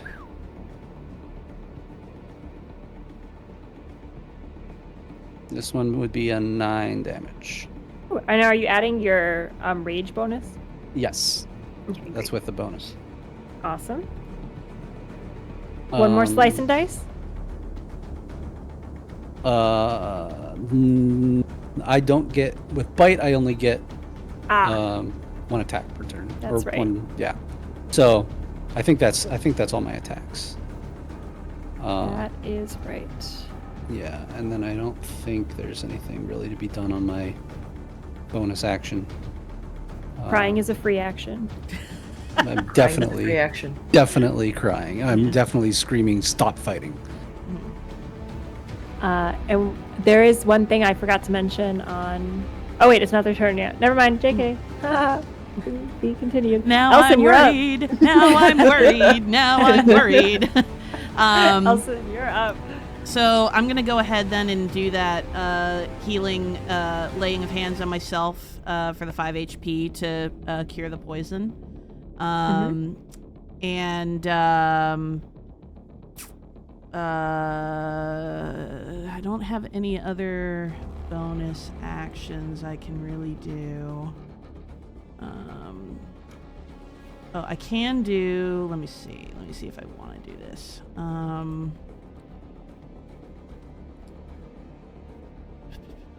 I am going to cast Is this worth it? I'm thinking of casting Sanctuary. You ward a creature within range against attack. Until the spell ends, any creature who targets the warded creature with an attack must first make a Wisdom saving throw. If the warded creature makes an attack, casts spell effectively, or deals damage, the spell ends. I'm gonna go ahead then and cast Sanctuary on Gok as my bonus action. So, Gok, you would understand the nature of this spell. I assume you all have kind of chatted through your different abilities in the past. So just can you let Gok know kind of the stipulations on that? Yes. This is because Elsen is aware that Gok is like losing control in some sense, so he's sort of turned to him and grabbed him, and in the process of like grabbing him and is like casting the spell and saying like, this thing is trying to hurt you. I know you can't see us right now. You may not know that I'm speaking to you, but I am speaking to you. I love you. And I'm going to protect you. I'm going to try to protect you. But if you move from here, I can't promise that I can keep protecting you. Which is kind of because like if he attacks, the spell is going to, his protection essentially goes away. So I don't know. It's like almost like a kind of not a half-ass, but like almost like a last-ditch effort, like to try to get Gok to sort of come to his senses by casting this spell on him. And I'm casting that at level 1. Awesome. Anything else on your turn, Elsen? No. That'll be it for me. All right. It is the team's turn. Team runs in random directions. Thanks, team. So they are going to begin moving here. Well, that's Samuel. Here. Well, Hugh's sure. dead, so unless Hugh is... So back. Interesting. Interesting. Hugh, who had fallen to the ground in death as it took him, you see the body kind of jerk up and stagger to its feet. Oh, fuck me. And the eyes open again. Oh, great. Eyes white and wide. And he just shambles forward. It appears like he's very, very injured, but he has returned from the throes of death. And you see, as this happens, the kind of mold and tendrils that are attached to him, they're pulsing even more. Like oh my god. Oof. Oh. And he starts walking towards you guys! Yay! It just keeps getting better. Miboosu, you're up. You see all of this happening. The team is beginning to scatter in different directions, including the one that was recently dead. Your party is in close proximity with these fleshy mold monsters. What do you do? I think I'm just gonna use that same use the bonus action to do 3 scimitar slashes on the fleshy mold guy in front of me. So that's 9 to hit on the first one. That's a miss. Okay. And another 9 on the second. Oof. That's a Swoosh, miss. swoosh. Please. 12 to hit on the third one. That hits. That hits. Okay. 12 to hit with 8 slash damage. All right. As you're hitting on this last strike, describe to me what it looks like. You've got that torch right below you, so I imagine it's like doing cool firelight things as you're like slicing. Like, what does this look like? I think I take a step forward to try and do my first slash, but I kind of kick the torch and I trip a little bit. But I had tried to do like this theatric, 2 at the same time, missed both of those, kind of put my foot down, gain a little composure, and then actually swipe again. For the third time, manage to slice, I don't know, like their shoulder. And it's kind of like in Lord of the Rings where that one Urukai like pulls the sword in closer, and he like has it in his shoulder, and he like grabs it and mashes it in and gets really close to you. Oh. Oh, that's... Am I allowed to use a reaction on that? That doesn't count as their attack, does it?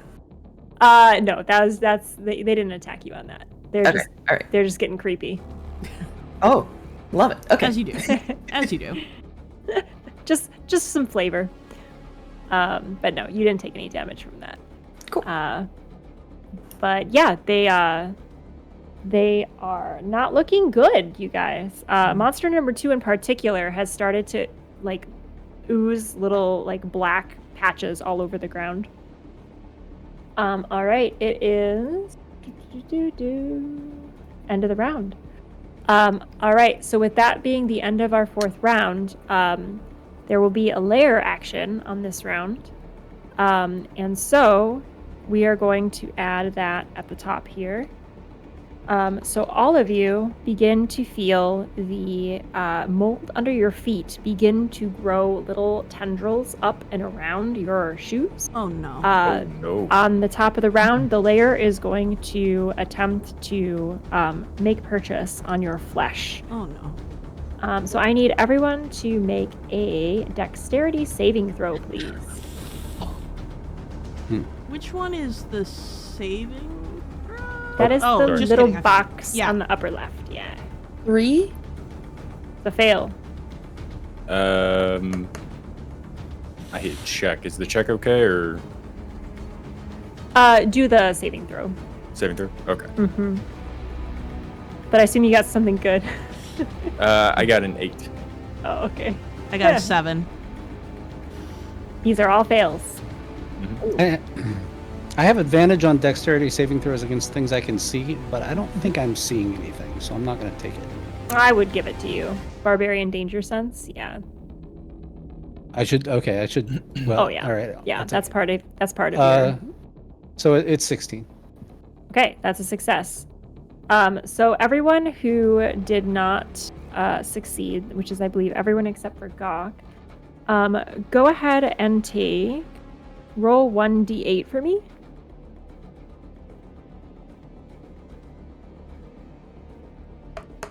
8. Ooh. 7. 5. And take that as what would this be? I don't know.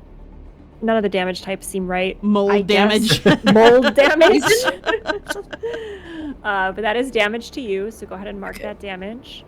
And then if you could keep track of this, you are, much like a death saving throw, 1 out of 3 on mold tendril progress. Oh, Oh, okay. God, okay.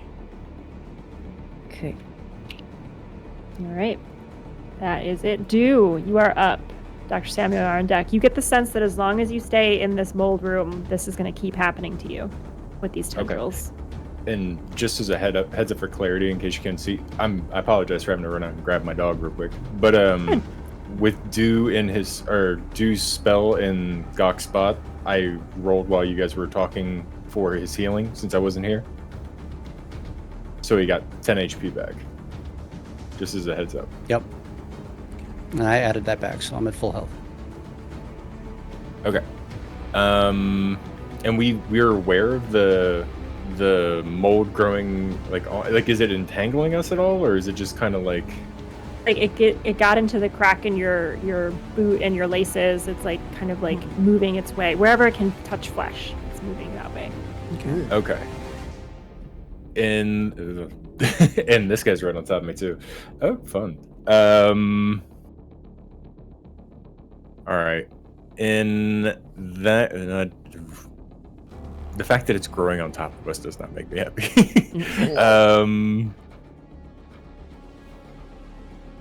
Okay. In that case, I'm going to use...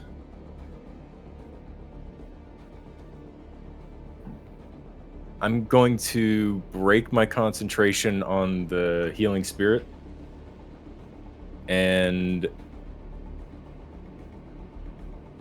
cast Bless on Mu, Elsen, and Gok. So I should get... I think I get 3 creatures. So you bless up to 3 creatures of your choice within a range. Whenever a target makes an attack roll or a saving throw before the spell ends, the target can roll a d4 and add the number rolled to the attack roll or saving roll. So I hit all 3 of them with it. Great. Okay. Can you On the describe saves. what magic you're tapping into for that? Like, what does that look like for Do? Since it's a cleric spell, it kind of comes down almost like a halo-y light and leaves kind of a light shine just above their heads. Awesome. And does that come from the god your family worshipped, or? That one would be coming more from Shanti, yeah. So that Awesome. would be a light touchback to the family magic that I grew up with. Awesome. Afer, can you like one more time repeat the spell and the like what happens with it? Sure. Yes. So when Bless is on you, you get an additional 1d4 towards attack rolls or saving throws. Got it. So I would assume it might help with the mold Yeah. growing on you, but also while trying to take down the monster, hopefully add a little bit more to it. Got it. Okay. Awesome. Yeah, and I will hold that as my turn. I'm not gonna run closer to them, and I do not want to accidentally get slammed by this monster. It's fair enough. Fair. Dr. Samuel, who has already gotten 2 mold fails, is up, and he is going to like desperately try to free Tula, the one who was able to find this arcane source that they had been chasing. And he is able to kind of pull a little bit more off, not as intensely as the natural 20, but a little bit. And she kind of like is able to utter more words to him as a result. On her turn, he is going to try to save against the mold. He got a natural 20. Wow. Wow. So I'm going to take away one of his fails for that. Nice. And he looks a little bit more like himself. I think I'll also say on a natural 20, he can make a little discovery about himself.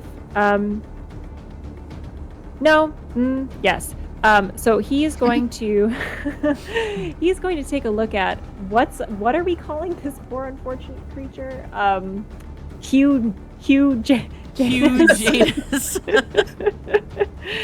He looks at Hugh and sees him basically rising from the dead, and like looks back at Tula, and he's like, I don't understand.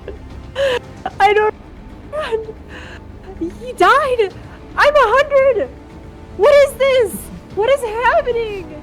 And Tula, because she now has a little bit more of an ability to speak, looks at Dr. Samuel and just says, we did die.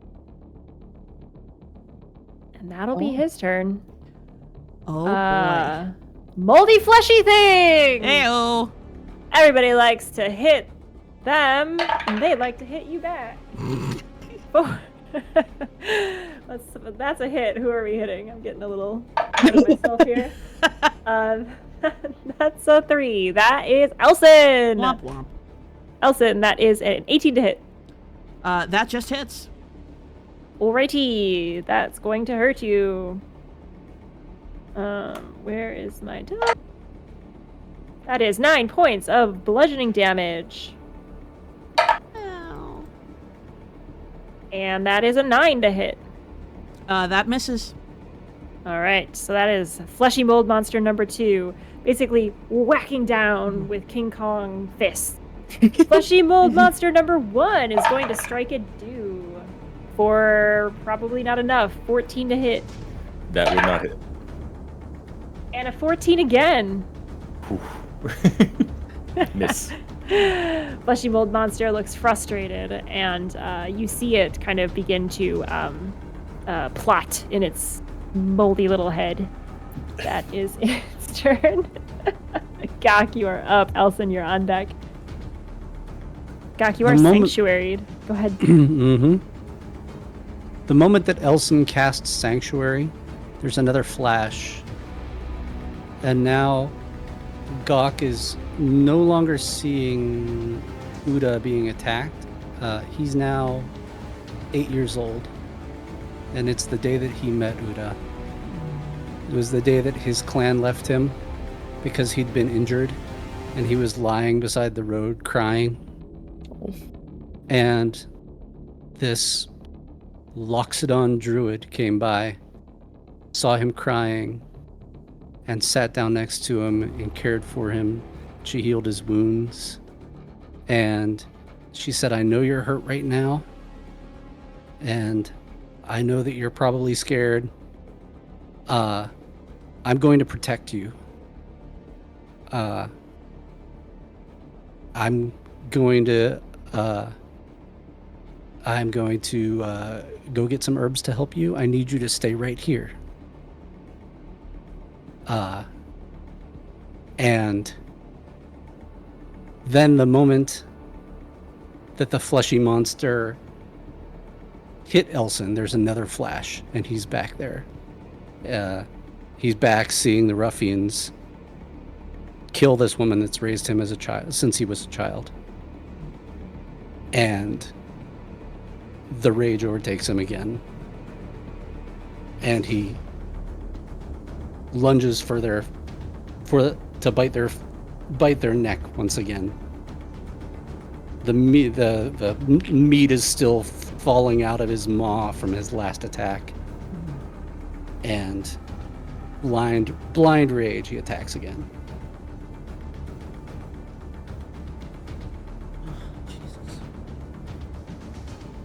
Elsen seeing this Elsen is hurt, and seeing this, there's just kind of like this look of defeat on his face, almost like he has failed as he watches this happen. First hit is 26. That would be, wait, I add 1d4 additional damage, right? You 1d4. That's not on attacks. No, he does get an attack. For bless. Is it on an attack roll or is it damage?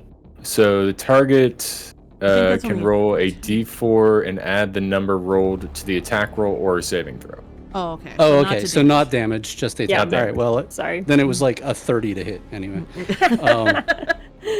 Totally hits. Yeah. So that's he just bites down on the skull of this thing for 10 damage. Oof. What kind of damage? Piercing. Piercing. Unfortunately, it does not look like it hurts that bad, but it freaking hurts as it screams in pain. Okay. And let's see. And just another bite. Another bite for its neck. Mm-hmm. And with advantage. So that's a. Now I'll add my 1d4 to that. Mm-hmm. Okay, that's a 20 to hit. That hits. All right, so the bite to the neck does 13 more piercing damage. This thing is looking real bad. Like a strong breeze could blow it over, kind of bad. As it's leaking all sorts of fluids, the gas, the mold, little bits of crusty monster flesh. It's not looking good. And Gawk's sobbing, and his mouth is full of flesh, and you see just yelling, "Oh, Biden!" That's it. Elsen, you're up. Hurting, bleeding, and feeling it, but also feeling this sense of rage. Not barbarian rage, but you know what I mean. He uses his strength, and he's thinking about his family. He's thinking about the family that he's left so many miles far away, and thinking, I really don't want this to be the place and the way that I go out. But if it has to be, I need to make sure that I go out looking like the fly-ass motherfucker that I am. And so we're gonna do another swing of the great sword. I still have my concentration on Searing Smite. Nice. So fleshy dipshit needs to make a Constitution saving throw. What's the DC? I have a 12. It is a 13. All right, So- details. We're gonna do. So the first swing is a 25 to hit, That hits. and with a big ol' lion roar, he's gonna go in and just go down with 10 slashing and Nice. 6 fire damage. That's the first attack. Okay. I will save you the second, as the 6 fire damage of pure, unadulterated flame sears through this thing, and all of the whittling away. I mean, like, honestly, you guys, slicing, piercing, stabbing it, like, just these hits were hitting, but not deep enough. But this flame just begins to lick at it. The mold begins to kind of bubble and burst in some places. And it screams, and it had just been in your face, Miboosu, and it kind of pulls back and rears back, and with a final scream, it falls to the ground, dead. All of the mold having fallen off of it, it does not stir. And there's some heavy breathing from Elsen, and kind of like barely holding himself up, but he's kind of manages to smirk. And says, back to the hells where you belong. And that will be, I guess since I don't need to make that throw, that'll be his turn. I mean, if you want to use your other action economy for the other monster, you could. That's true. I don't know if I want to get do I want to get within melee range? I don't know if I want to get within melee range yet. I think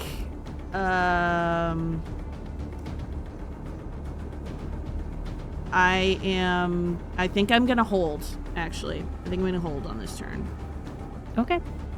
Understood. It is the team's turn. The team, which Tula should be close to this, Dr. Samuel. The team is going to get a little bit moldier. And they succumb more to the mold. I believe Hugh kind of keels over, can't handle that, just like in the fetal position. Hugh's having a time. Owen Muscle and Eric. Eric hasn't done much. Eric's just been Eric's kind of running vibing. around. Eric's just vibing. Eric's just vibing. Yeah, Eric like completely covered in mold and just like gives the thumbs up, like good. But Dr. Samuel and Tula kind of like he's looking at her as her eyes once again get covered up.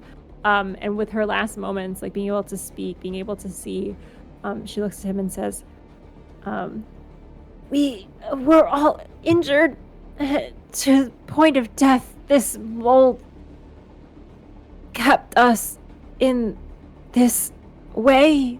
Alive? Not alive? Get rid of mold. Get rid of life.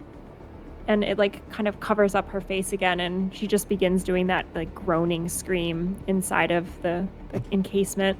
And Dr. Samuel's like, what? I don't what? Can the rest of the party hear this? Oh yeah. Okay. Oh yeah. Yeah. It's echoey in here. Yeah, and Dr. Samuel is like, I don't understand. I'm alive. I'm alive. I got rid of the mold and I'm alive. And he like kind of rips open his shirt frantically, like looking for a bug or something on him. And he sees on his stomach a huge wound, like an old wound. And on it is like a patch of mold as a poultice. And it's like throbbing. Oh my god. And he just stares at it and stares. And that's the team's turn. Miboosu, you're up. Do I want to be in melee range? Now we're all like, hold up, hold up. We're like, no, nose goes. You go first. Yeah. Yeah, I think I'll be brave. I'm gonna move her, like this kind of way, and be in front of, yeah, like here, I guess. Is this fine? This is fun. This is like melee range. Yeah, this is fine. Yeah, and then I think I'm gonna... Hold on. If I cast Thunder Wave right now, will I hit Dew? Like if I cast it like sort of this direction? Thunder Wave Yeah. is a point centered on you 15 feet out. It's like you're going Super Saiyan. Oh, okay, so that's a circle. Okay. Not that then. Okay. Yeah. We'll just go with we'll try and slash him again. 19 to hit. That hits. Okay. That hits for 9 slashing damage. 9. Yeah. Okay. And then Are you doing the your triple? second- Yeah. Awesome. 25 to hit. Hits. Damn. For 5 slashing. Yep. Okay. And then one last one. I think it's gonna miss 8. 8 to hit. That misses. Okay. Yeah. That's all for All me. right. So looking sliced, looking aggravated. It seems like whenever you slice them, you just make them more angry as they're just kind of getting like hit into, but not entirely like bleeding out. That is your turn, Miboosu. That is the end of the round. I need everyone to make dexterity saving throws, please, as the lair begins to try to tendril you. I got 9. 14. Who got a 9? Me. Miboosu, that's a fail. Okay. Did you remember to add your D4 by chance? Yeah. Oh no. Yeesh. I Cannot roll got dex for my life. a 13. Okay, that's a success. 14. Success. So Miboosu, you take a fail on the fleshy So add a mold. takeover and a D8, please, of mold damage. Oh, okay, gotcha.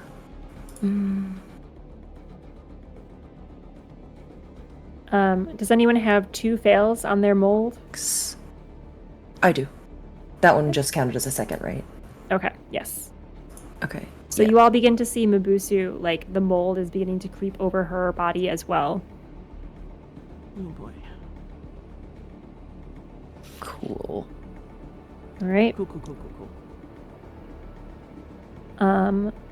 I'm going to say, GM timekeeping skills, that this is going to be our last round, and then something crazy is going to happen. Okay. Okay. Okay. Okay. Just because I feel like I know we're over time, and I want to make sure that we all become humans and get good sleep and all that. So we'll do this is the round of dramatic things, capital D. All right. I feel it. Okay. Keep that in mind. You're up. Dr. Samuel's on deck. Okay. And I know we are getting overtaken by the mold. And Especially mold- Miboosu is not looking Yeah. good. And Miboosu's right next to me. I can see Miboosu, correct? Yes. Yeah, okay.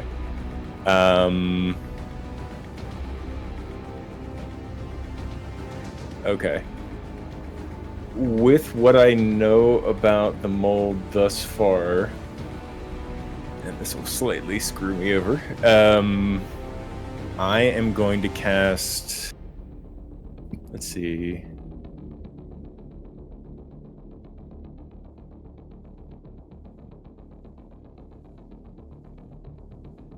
I'm going to cast a level 2 create or destroy water. And I'm going to create a rain, basically. I'm not going to cast it into a container, but it says you can create up to 10 gallons of clean water within range in an open container, or alternatively, the water falls as rain in a 30-foot cube within range, extinguishing any exposed flames in the area. So I'll put up my torch, which is not great for me, but hoping that the water will kind of just make the tendrils less adhesive to us and either let us move or maybe wash some of it off of us. But it doesn't look like it's a concentration, so I can cast it alongside of my bless that's currently up. Ooh. Yeah, and it's 30 feet in a 30-foot cube, so 30 where on by the 30 map area. do you want to put that? You can draw it. Yeah, so for, let's see, we'll say in this height right here, and by this space here. So it looks like we get a little higher. Let's try if we can to get Tula and then over to far enough to get maybe Eric in it. Awesome. Wow. Great. Amazing. So basically just bring down 10 gallons of water and see how it works out for us. Amazing. It is cleansing. It is spiritual. It is the strangest thing ever to have rain in an interior space, and yet there it is falling down on all of you. And as you have seen before with the mold, the water begins to react to this parasite, this fungus, and everyone who has it. So I know Mibusu's in a bad way. Do you all have some, or I had one. Okay. I have none. So I will say that pretty much everyone, Tula, Eric, I'll include, I don't know, is Dr. Samuel in there? Is like his leg in there? That's up to you. I wasn't including him. I was including Tula as the top of it. Okay. So yeah, we'll keep him out. He's having a moment anyway. Tula and Eric, all of you can remove your mold damage from your tracker as you feel the tendrils again, release their purchase on your skin. The pucker marks are there. Miboosu, you in particular, you feel like a heaviness, a weight off of you as what was almost kind of like a second armor begins to release as this is killing this mold very rapidly with so much water and so much contact. Same goes for Fleshy Mold Monster. So if you could roll 2d12 for me, please, on that guy. Okay. Let's see. Wait, so sorry. You said it undoes the damage that we took from tendrils? Not damage, but the tracker. I see. Okay, gotcha. Oh, okay. That would be 22. 22. Okay. Wow. Yup. He similarly looks like he is not in a good way, and that a strong breeze can blow him over. Dude, he's been chasing me too long. Let him stay there. He really has. As all of the, really, I mean, it's just a mechanical thing. The mold was holding him together for the most part. And with it kind of falling off, you begin to see these pieces of flesh and whatever else demon that this thing is just kind of begin to slump together in strange ways, and he begins to move in a very odd and not as powerful way. That is Dew's turn. Dr. Samuel's up. Dr. Samuel sees Tula begin to revive.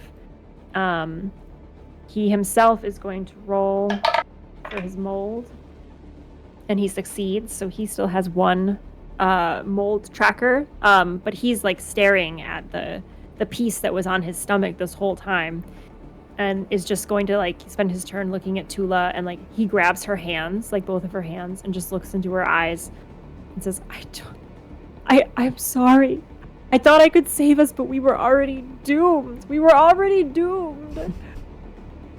That'll be his turn. Moldy fleshy thing. It's going to use its fart cloud. Oh, cheeky bastard. Nasty. Cheeky. Little stink cloud, but I can't find what it did, so let's just pretend that we know what it did. Constitution saving throws. That sounds right. Who needs to take the con throws? That will be Miboosu. I think it was 10 foot. Okay. I got a 21. That succeeds. Not 20. Ooh, Definitely succeeds. So no what this thing farts does, for us. it just stinks up a little cloud and then looks at everyone expectantly and goes, ah. That's his turn. He sits in his own stink cloud. I love it. Gok, you're up. Elsen, you're on deck. Just farts only to himself. Yeah, it kind of gets in his nostril. And much like in the way that Gok was like struggling with the fly earlier, he's like really not doing well with his own fortitude. Not having a good day. Gok, you're up. So after his last attack, when he bit the neck of the thing, and then Elsen ended up killing it, and it fell over, and Gok fell on top of it, and remembers the moment when he bit the face off of the ruffian, and then as the rain started, his form starts to transform back. His muzzle comes in, tail shrinks. He returns to sort of his normal bugbear form, and he just remembers. He no longer remembers the attack on Uda, but he remembers waking up and just finding her body there.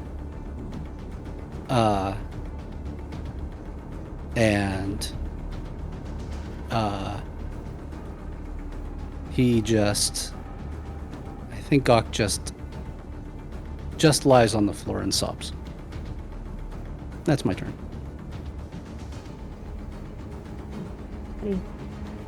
Oh, Gok. Elsen, you're up.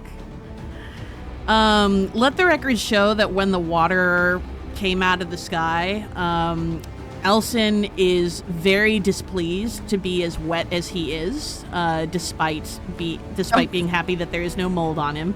But he is very, very unhappy about being this wet. So I just want to make sure that the record is clear on that he looks very unhappy, in addition to being very hurt. And DM, I have a question before I do what I'm thinking of doing. So I still have the searing smite. Yeah, that's a very different kind of smite. I thought that was a bard skill. Oh my gosh. Watch Holly, thank you so much for the raid.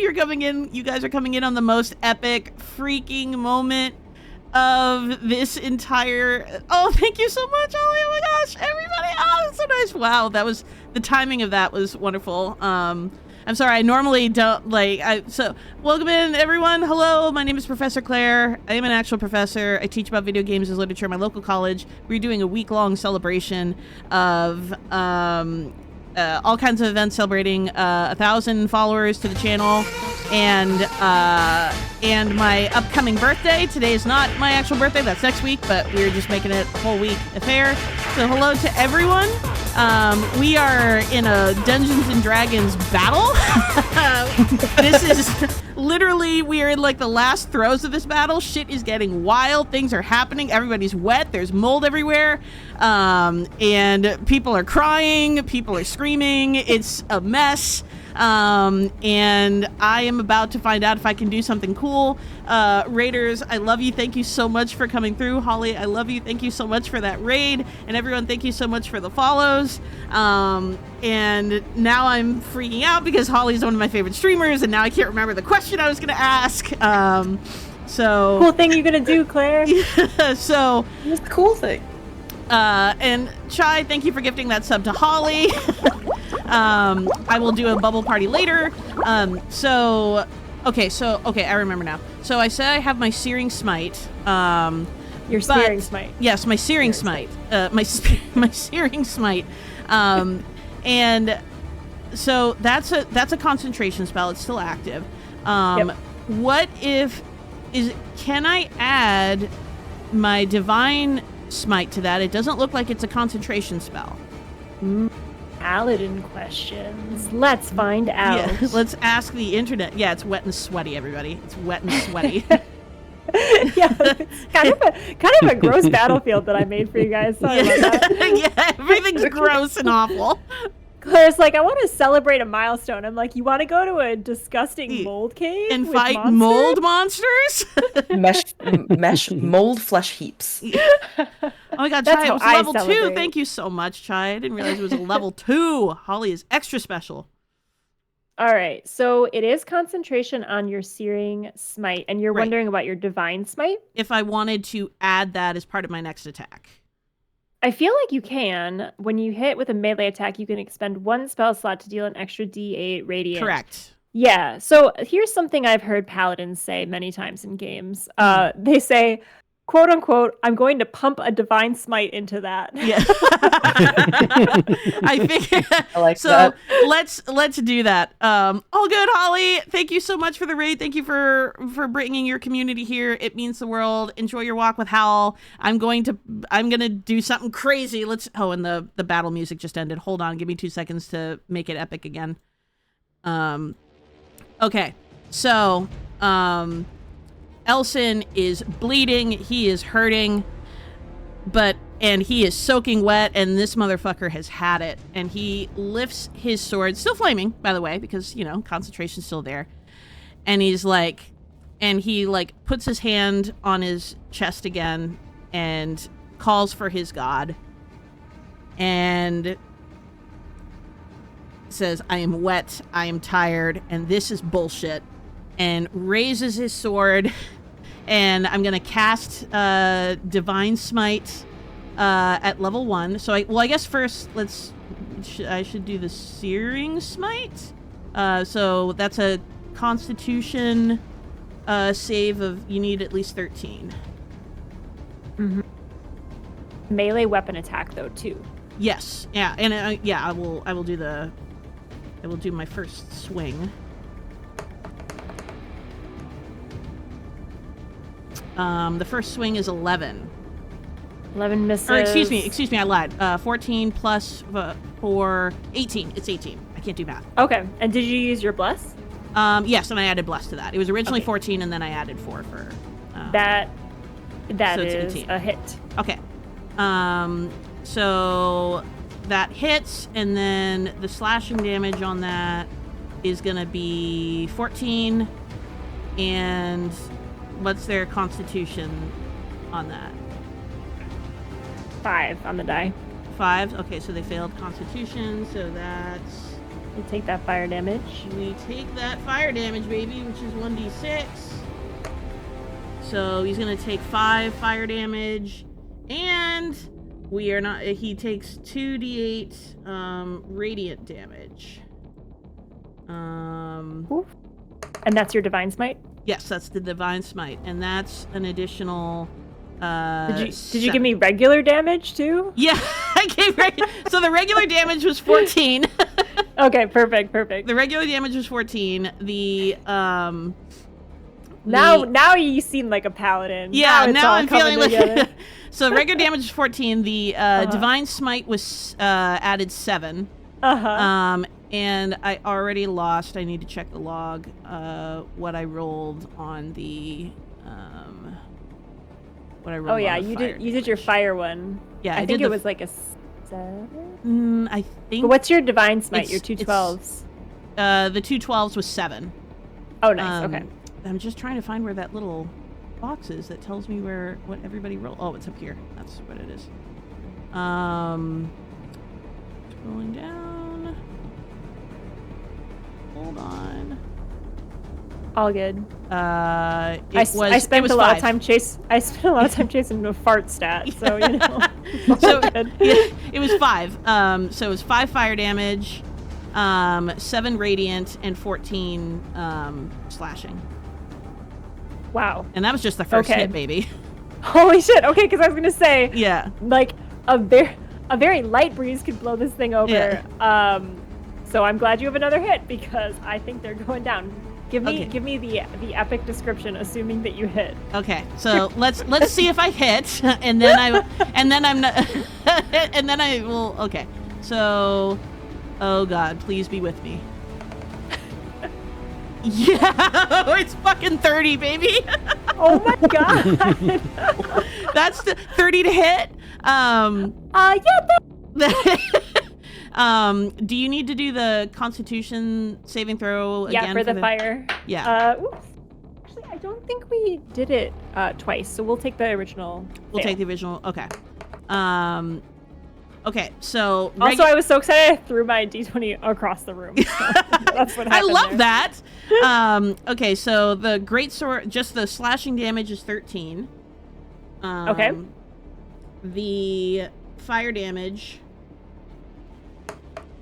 is 4, so we're at 17 total damage. Yep. And then 2d8. It's an additional 12. Of what kind of damage is that? Radiant, yeah. So 13 Okay. plus 4 plus 12. So the fire and the radiant, all of it goes through, no problems. Of course, the slashing is metered as it has been. But can you describe, or how do you want to do this, for the death of this final fleshy mold golem that has been kind of, all up in your grill for 4 rounds at least, has been terrorizing you all, almost transforming you into whatever is going on with these folks, and you're a wet cat. Yeah. What does this look like? So Elsen takes his hand again to pull from the power of Bahamut, and then has both hands on his greatsword, and kind of has it held up like this as this soaring light, radiant light just kind of pulses through the blade, and there's almost kind of like a whooshing effect from it as well. His mane is kind of like billowing, and there's like a flash in his eyes, and he just goes, "This is not my preferred method of getting wet." And then he wields his sword back and just plunges it into the head of this monstrosity, into the maw or whatever, and watches as this light just comes through and basically makes it go boom. Nice. Amazing. And it is so, as you all watch this happen, as the fleshy mold golem is destroyed. Claire, we can go off of the map, I think, for the rest of this scene. Okay. As we are out of combat. We are out of combat. All right, I will turn off the intense music. Good riddance. But Good fucking riddance. well done, everyone. As you find yourselves in this cavern, this old place that has seen these folks here trapped someplace in between life and death, with creatures constructed of this substance that is parasitic, that takes you over, that keeps you alive. As Dr. Samuel looks to you all in kind of like fear and horror, and Tula kind of completely covered, Hugh Janice on the ground. Poor Eric's Hugh. still vibing, Owen Muscle just trying to make it through. But they all kind of gather around you as this party of adventurers, awaiting your judgment, your questions, your liberation. Dr. Samuel, completely at a loss. You saved us, but what? What? Are you all right? I mean, I don't know. And my first thought, because still hurting, I'm kind of like holding at my my rib cage, and kind of look back at the rest of the group, specifically over to Gawk. Gawk is sitting on the ground. The last thing he remembered was screaming, "Stop fighting, stop fighting." And then the next thing he remembers is looking around and seeing all of this death around him, and he remembers, and he sat on the ground and he watched Elsen drive a sword through this thing, and he just feels like once again he has completely failed. And he's just not sure what he's gonna do. He's not sure how he's going to continue with these friends that he loves, but that he just can't seem to stop all of the violence in this world.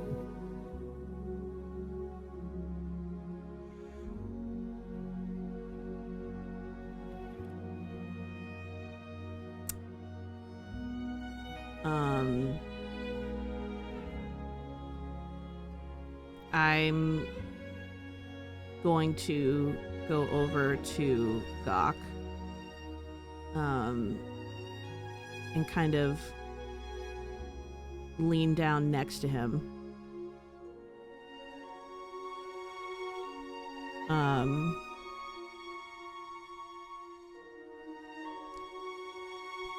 You know, I can't begin to understand what you've been through, but I know one thing I do know is that the only reason that we're still here is because you were very brave. And I think that there is a whole lot that you still have to offer. None of us is perfect. But I think it's one of those things where we just have to take little steps. And so I'm going to stand up and then reach my hand down to offer it to help him up.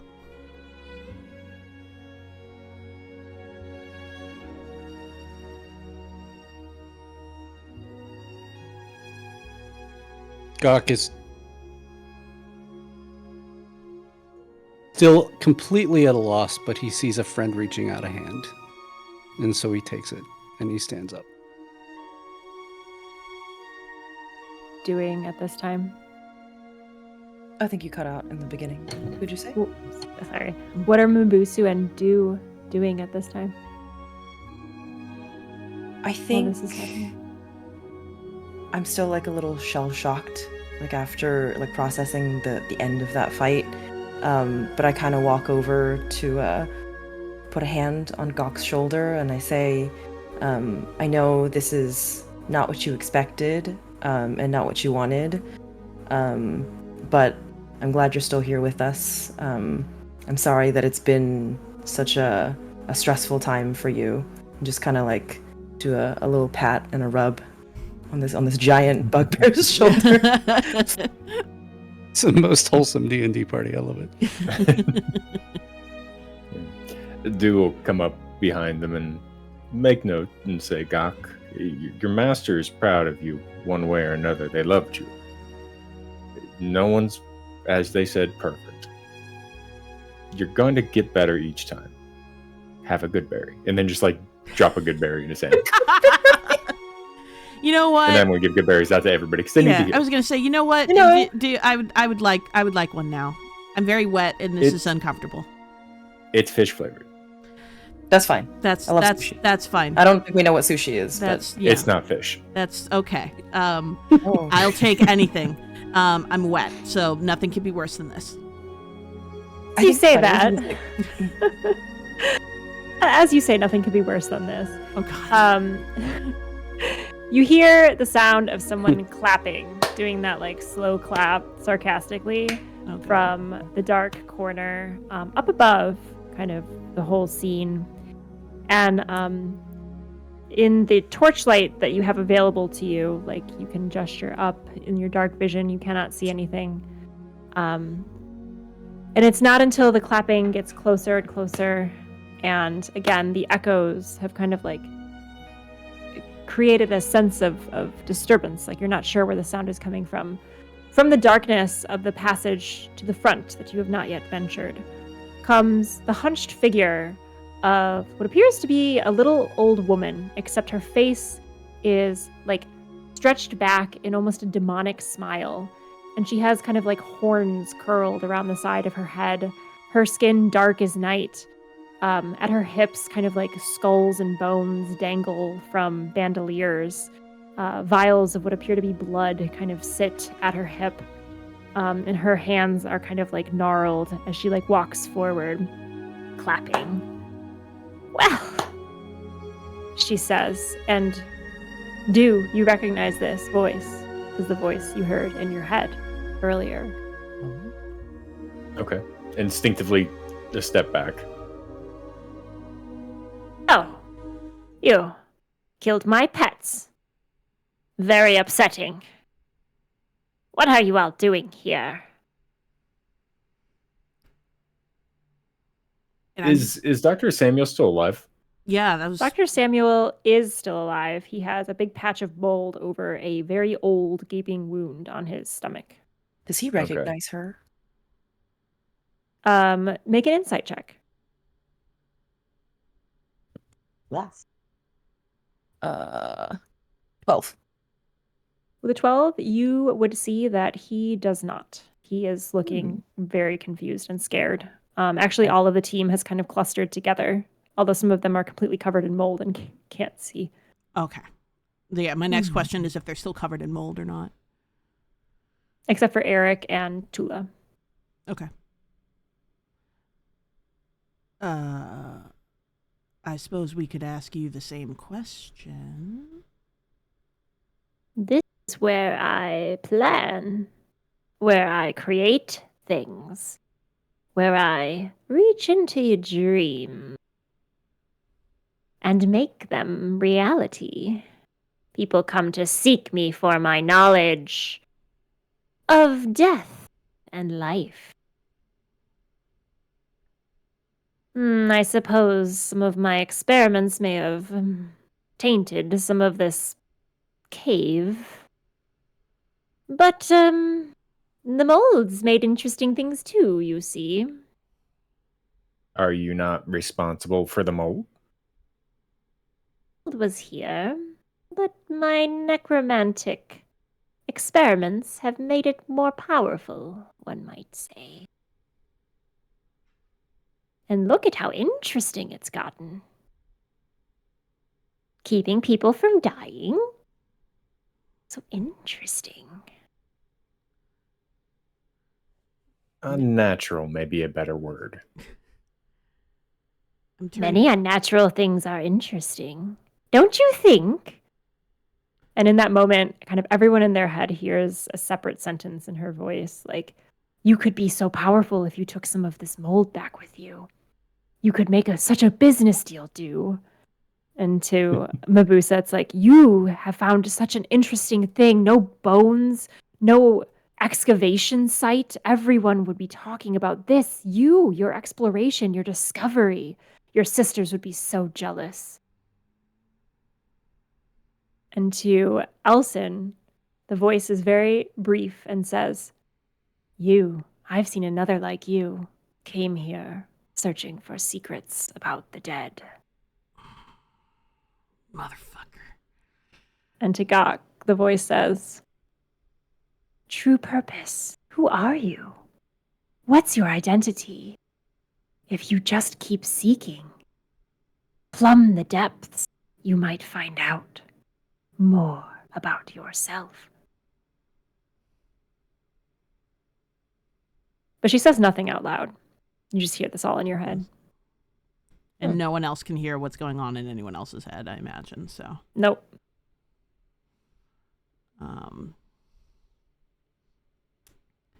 Can I use a divine sense on her? Yeah, you absolutely can. That's Yeah, as an action, you can detect good and evil.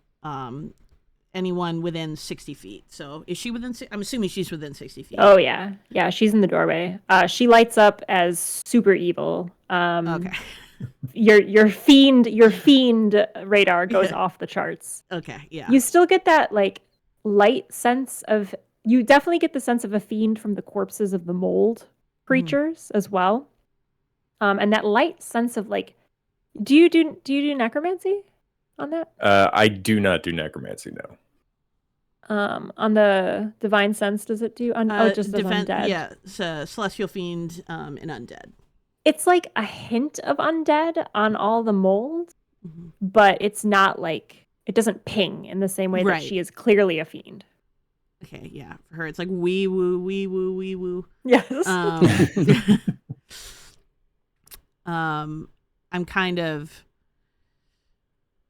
I definitely feel that sense of temptation, especially considering what she's hinted at, and Elsen is very much aware what that means.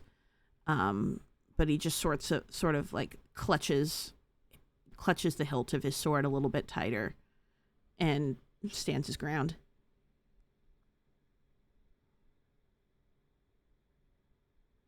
None of you interested to work with me? I think Do, while not replying out loud, is remembering that he's got 2 little spores stowed away in his pouch and is wondering if there may be a good deal in here somewhere. Like a deal for her? Oh, just for him. Like, in the idea of if this can be, like, she's already alluded to the idea that this thing is powerful and I already have samples. I'm kind of quietly plotting my own opportunity here. Nice. You get the sense that she knows what you're thinking as she looks at you and smiles.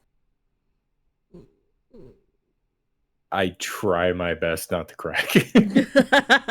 I kind of like stare back and go. The smile deepens, and it's one of those smiles where like you can see like all the way back into the rows of the teeth. Awesome. Rows of wisdom teeth. Got it. Good. Yeah. Oh, okay. Well, I will let you leave. Now that you've killed my children, I must spend time rebuilding them. But if you're ever interested to come back and experiment with me, I have very fun things that we can do. Plumb the depths, explore the nightmares, make your dreams come true. You know where to find me when you're ready. What's your name? To know my name is to have power over me. So, I will not be telling it to you. I will take that as our cue, and we're just gonna walk backwards. Let's just do that. She just continues smiling and nodding, just like doesn't move a muscle, just stands there. Sweet dreams, everyone. So nice to meet you. Oh. All right, then we're gonna head out. Yeah. Dr. Samuel's like, what the fuck is going on?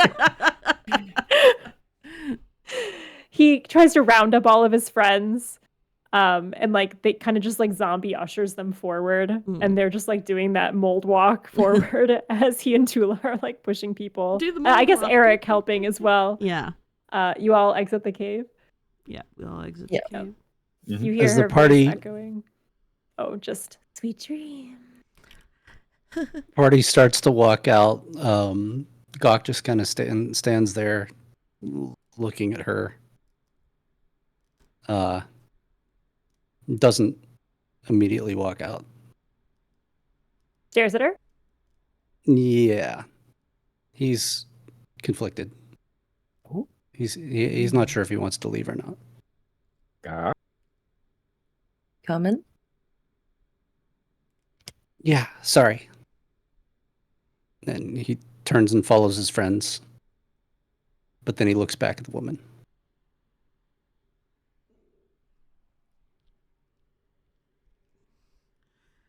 She waves slowly with long, gnarled fingers, with hooked fingernails. I know where to find you. That's what I hoped you wouldn't say. All right, and we are leaving. We are leaving. We are leaving. leaving. Yeah. Now I need a drink. Yeah. So I think the last scene will be at the, I'm sorry, let me pull up this very, very original name. The Bar and Inn. Yeah. Mhm. The local bar and inn. Home called of the Bar and famous Inn. beer. Yep. Just beer. Beer. Just try it. And that's where the party will end this adventure, as the four of you sit around a table. Chelsea hands you, a big jug of water for you. Gok, a steaming hot mug of hot chocolate for you, Elsen. Miboosu, what's your drink of choice? Is it the beer? Yeah. Big stein of beer. And for you, do as well? Yep. So 2 beers on the house.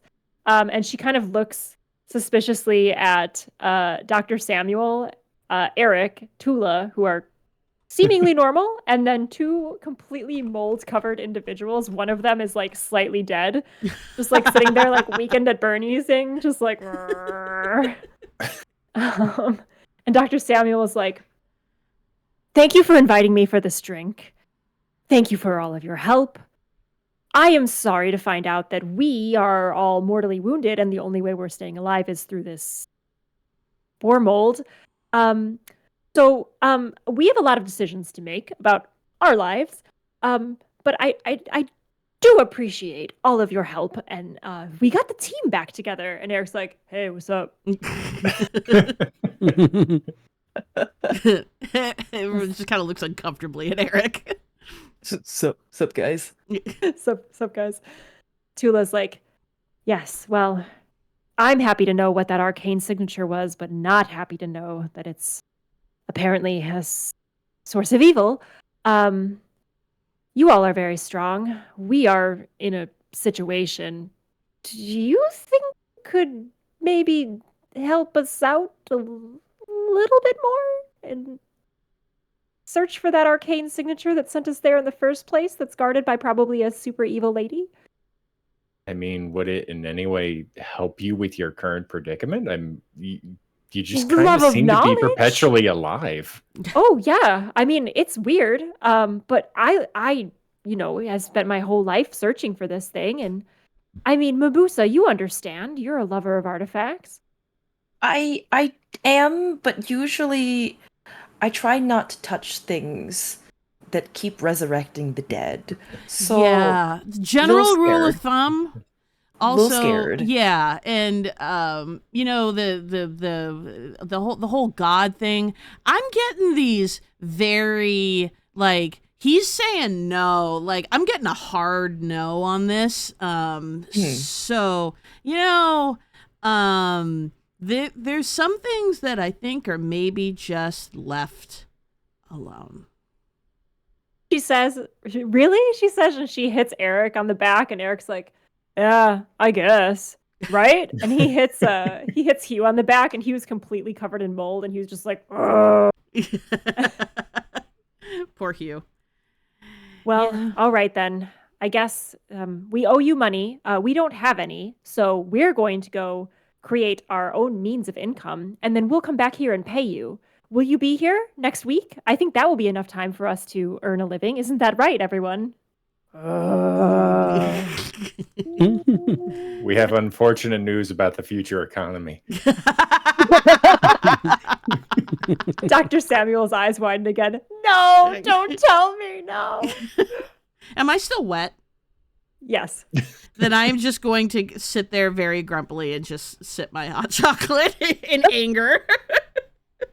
And I think that will be the comedic ending to this episode. As the camera pans out, you see like the fire in the background, everyone kind of around the table, Avengers style, like passing the drinks. Some of them are covered in mold. Some people are staring. Chelsea does not want to get anywhere near you guys. But that'll be kind of like the chatting and the laughing. And then I think over the bar, like just in the wind, you hear, sweet dreams, everyone. And that will fade to black as we end our one-shot adventure. Yay! Made it. We did it. Oh my gosh. That was a time. That was a Was she a hag? I gotta know. Was she a hag? Yeah, she's totally a hag. Okay. There's She so had her much. swamp cave. Can I just ask if we hadn't gotten through that turn, what was the oh shit thing that was gonna happen? The hag was gonna show up and start being crazy. Oh, okay. Oh, God. Oh, cool. So the hag was going to show up and start. I'm really glad that we got through that without having an unnecessary hag intervention. But oh my gosh. No fireballs. Yeah. No fireballs. No fireballs today. But a couple of really epic kills and some really cool character development out of Gok. I gotta say, Gok was a treat for this one shot. So, but I want to sincerely thank all of you guys so much. Insight, thank you infinitely for your time and just the energy that you put into this. I know that it's no easy feat. But I was riveted by every second. And to Matcha and Afer and Nterruptus, thank you guys so much for agreeing to be a part of this as well. This is it means a whole lot. If you guys don't mind staying on for like a couple minutes and we can do a debrief afterwards, I'm gonna just look for someone to raid us out really quick, and then we can. I don't know what you'd call it, decompress together. Absolutely. And yeah, thank you to chat for giving those great names and being so engaged. Yes. I really appreciate Thank you chat's so involvement. much to chat. That was honestly like so much fun to have chat so involved. All right. And congrats, Claire! I'm so Thank excited you. to have celebrated your 1,000 with a bunch of weird mold monsters. That was honestly only the best for you. Next time it'll be asbestos. Yeah. Oh yeah. No. Good. So yeah. For 2,000 followers, I expect asbestos. And then at 3,000. 3,000 we're gonna have to like reassess, like maybe it'll be like maybe it'll be ringworm or something, I don't know. It'll just be full. It'll just be full on The Last of Us. It'll be fine. Yeah, we're gonna go. Okay, Yeah, we're gonna go alright. full on. We're gonna go full on The Last of Us. All right, I'm gonna send us off to Slaylani 21. So let me put the raid messages in there. Claire, thank you so much for inviting us. Thank you guys So for much being fun. a part of it. Like I have wanted to play a good old-fashioned D&D with you guys, and I'm so glad that we were able to do it. I know it's hard getting people together for stuff like this, and I cannot think of a better way to have kicked off this weekend of epicness. So thank you all so much for being a part of it. Everyone, Stay tuned for birthday festivities. Stay tuned for more festivities. I'll be back tomorrow with playing Hades, and we're going to be doing crowd control Hades, so I'm sure that's going to be crazy. And as I so often say, my friends, be safe and stay sexy, and I love you all very much. I will see you on the next one. Good night, friends. Bye. Bye. Whew. And there they go.